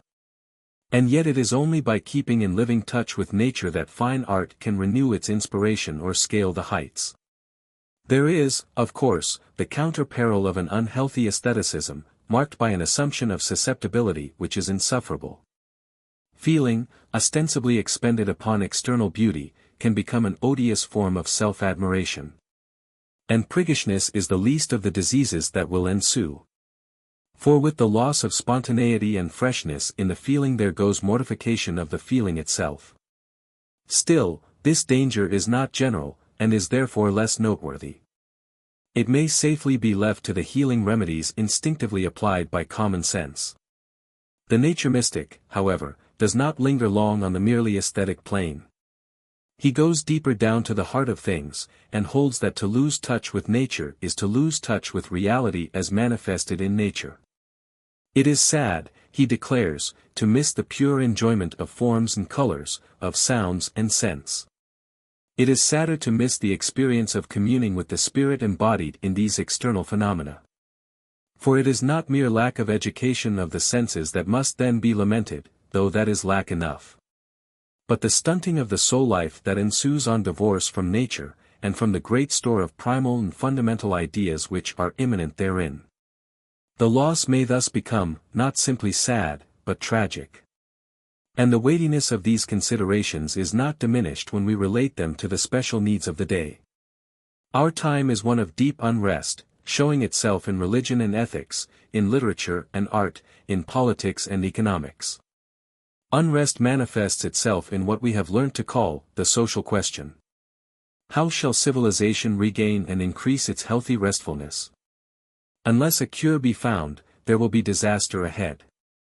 Democracy has brought with it great hopes. It also stirs unwanted fears. The people at large must be lifted on to a higher plane of living, they must win for themselves wider horizons, they must kindle their imaginations, and allow play to their non-egoistic and nobler emotions. How better secure these ends than by bringing the masses into touch with the elemental forces and phenomena of nature? Democracy, says Walt Whitman, most of all affiliates with the open air, is sunny and hearty and sane only with nature, just as much as art is. Something is required to temper both, to check them, restrain them from excess, morbidity. I conceive of no flourishing and heroic elements of democracy without the nature element forming a main part, to be its health element and beauty element, to really underlie the whole politics, sanity, religion, and art of the New World. Yes, converse with nature, even the simplest form of converse, has a steadying effect, and brings that kind of quiet happiness which has for its companions goodwill and delicate sympathy. To sever oneself from such converse is to induce selfishness, boorishness, veneered or unveneered, and inhumanity. The influence of nature means development, the lack of that influence means revolution. Hence Wordsworth's invitation has its social, as well as its individual bearings. Up. Up. My friend, and quit your books. Or surely you'll grow double. One impulse from a vernal wood may teach you more of man, of moral evil and of good, than all the sages can. Sweet is the lore which nature brings. Our meddling intellect misshapes the beauteous forms of things. We murder to dissect. Enough of science and of art. Close up those barren leaves. Come forth and bring with you a heart that watches and receives. So Emerson, of the man who can yield himself to nature's influences. And this is the reward, that the ideal shall be real to thee, and the impressions of the actual world shall fall like summer rain, copious but not troublesome, to thy invulnerable essence. So, once again, Matthew Arnold in his striking sonnet, Quiet Work. One lesson, nature, let me learn of thee. One lesson which in every wind is blown. One lesson of two duties kept at one. Though the loud world proclaim their enmity. Of toil unsevered from tranquility. Of labor that in lasting fruit outgrows. Far noisier schemes, accomplished in repose. Too great for haste, too high for rivalry. Yes, while on earth 1,000 discords ring. Man's senseless uproar mingling with his toil. Still do thy quiet ministers move on. Their glorious tasks in silence perfecting. Still working, blaming still our vain turmoil. Laborers that shall not fail when man is gone. It is in nature, then, and in her subtle but potent workings on the human soul that we shall find at least one antidote for the undue and portentous tension of our day. To say this is not to depreciate science, but to put it in its rightful setting. Nor is it to depreciate culture, but to bring it into due perspective, and to vitalize it. Nor is it to depreciate art, but to endow it with glow, with variety, with loyalty to truth. According to Pope, the proper study of mankind is man. How shallow, how harmful such a dictum. Contrast Kant's deeper insight. Two things fill me with awe, the starry heaven without, and the moral law within. That famous apothegm leads us nearer to the saving truth. For it contemplates man, not in his isolation, but as placed in a marvelous physical environment. To understand one you must understand the other also. Add the thought expressed in the fundamental principle of nature mysticism, the thought that nature is spiritually akin to ourselves, and we see that the proper study of mankind is human nature as a part of a living whole. But the nature mystic is not content to study. He desires to hold communion with the spirit and the life which he feels and knows to be manifested in external nature. For him there is no such thing as brute matter, nor even such a thing as mere beauty. He hears deep calling unto deep, the life within to the life without, and he responds.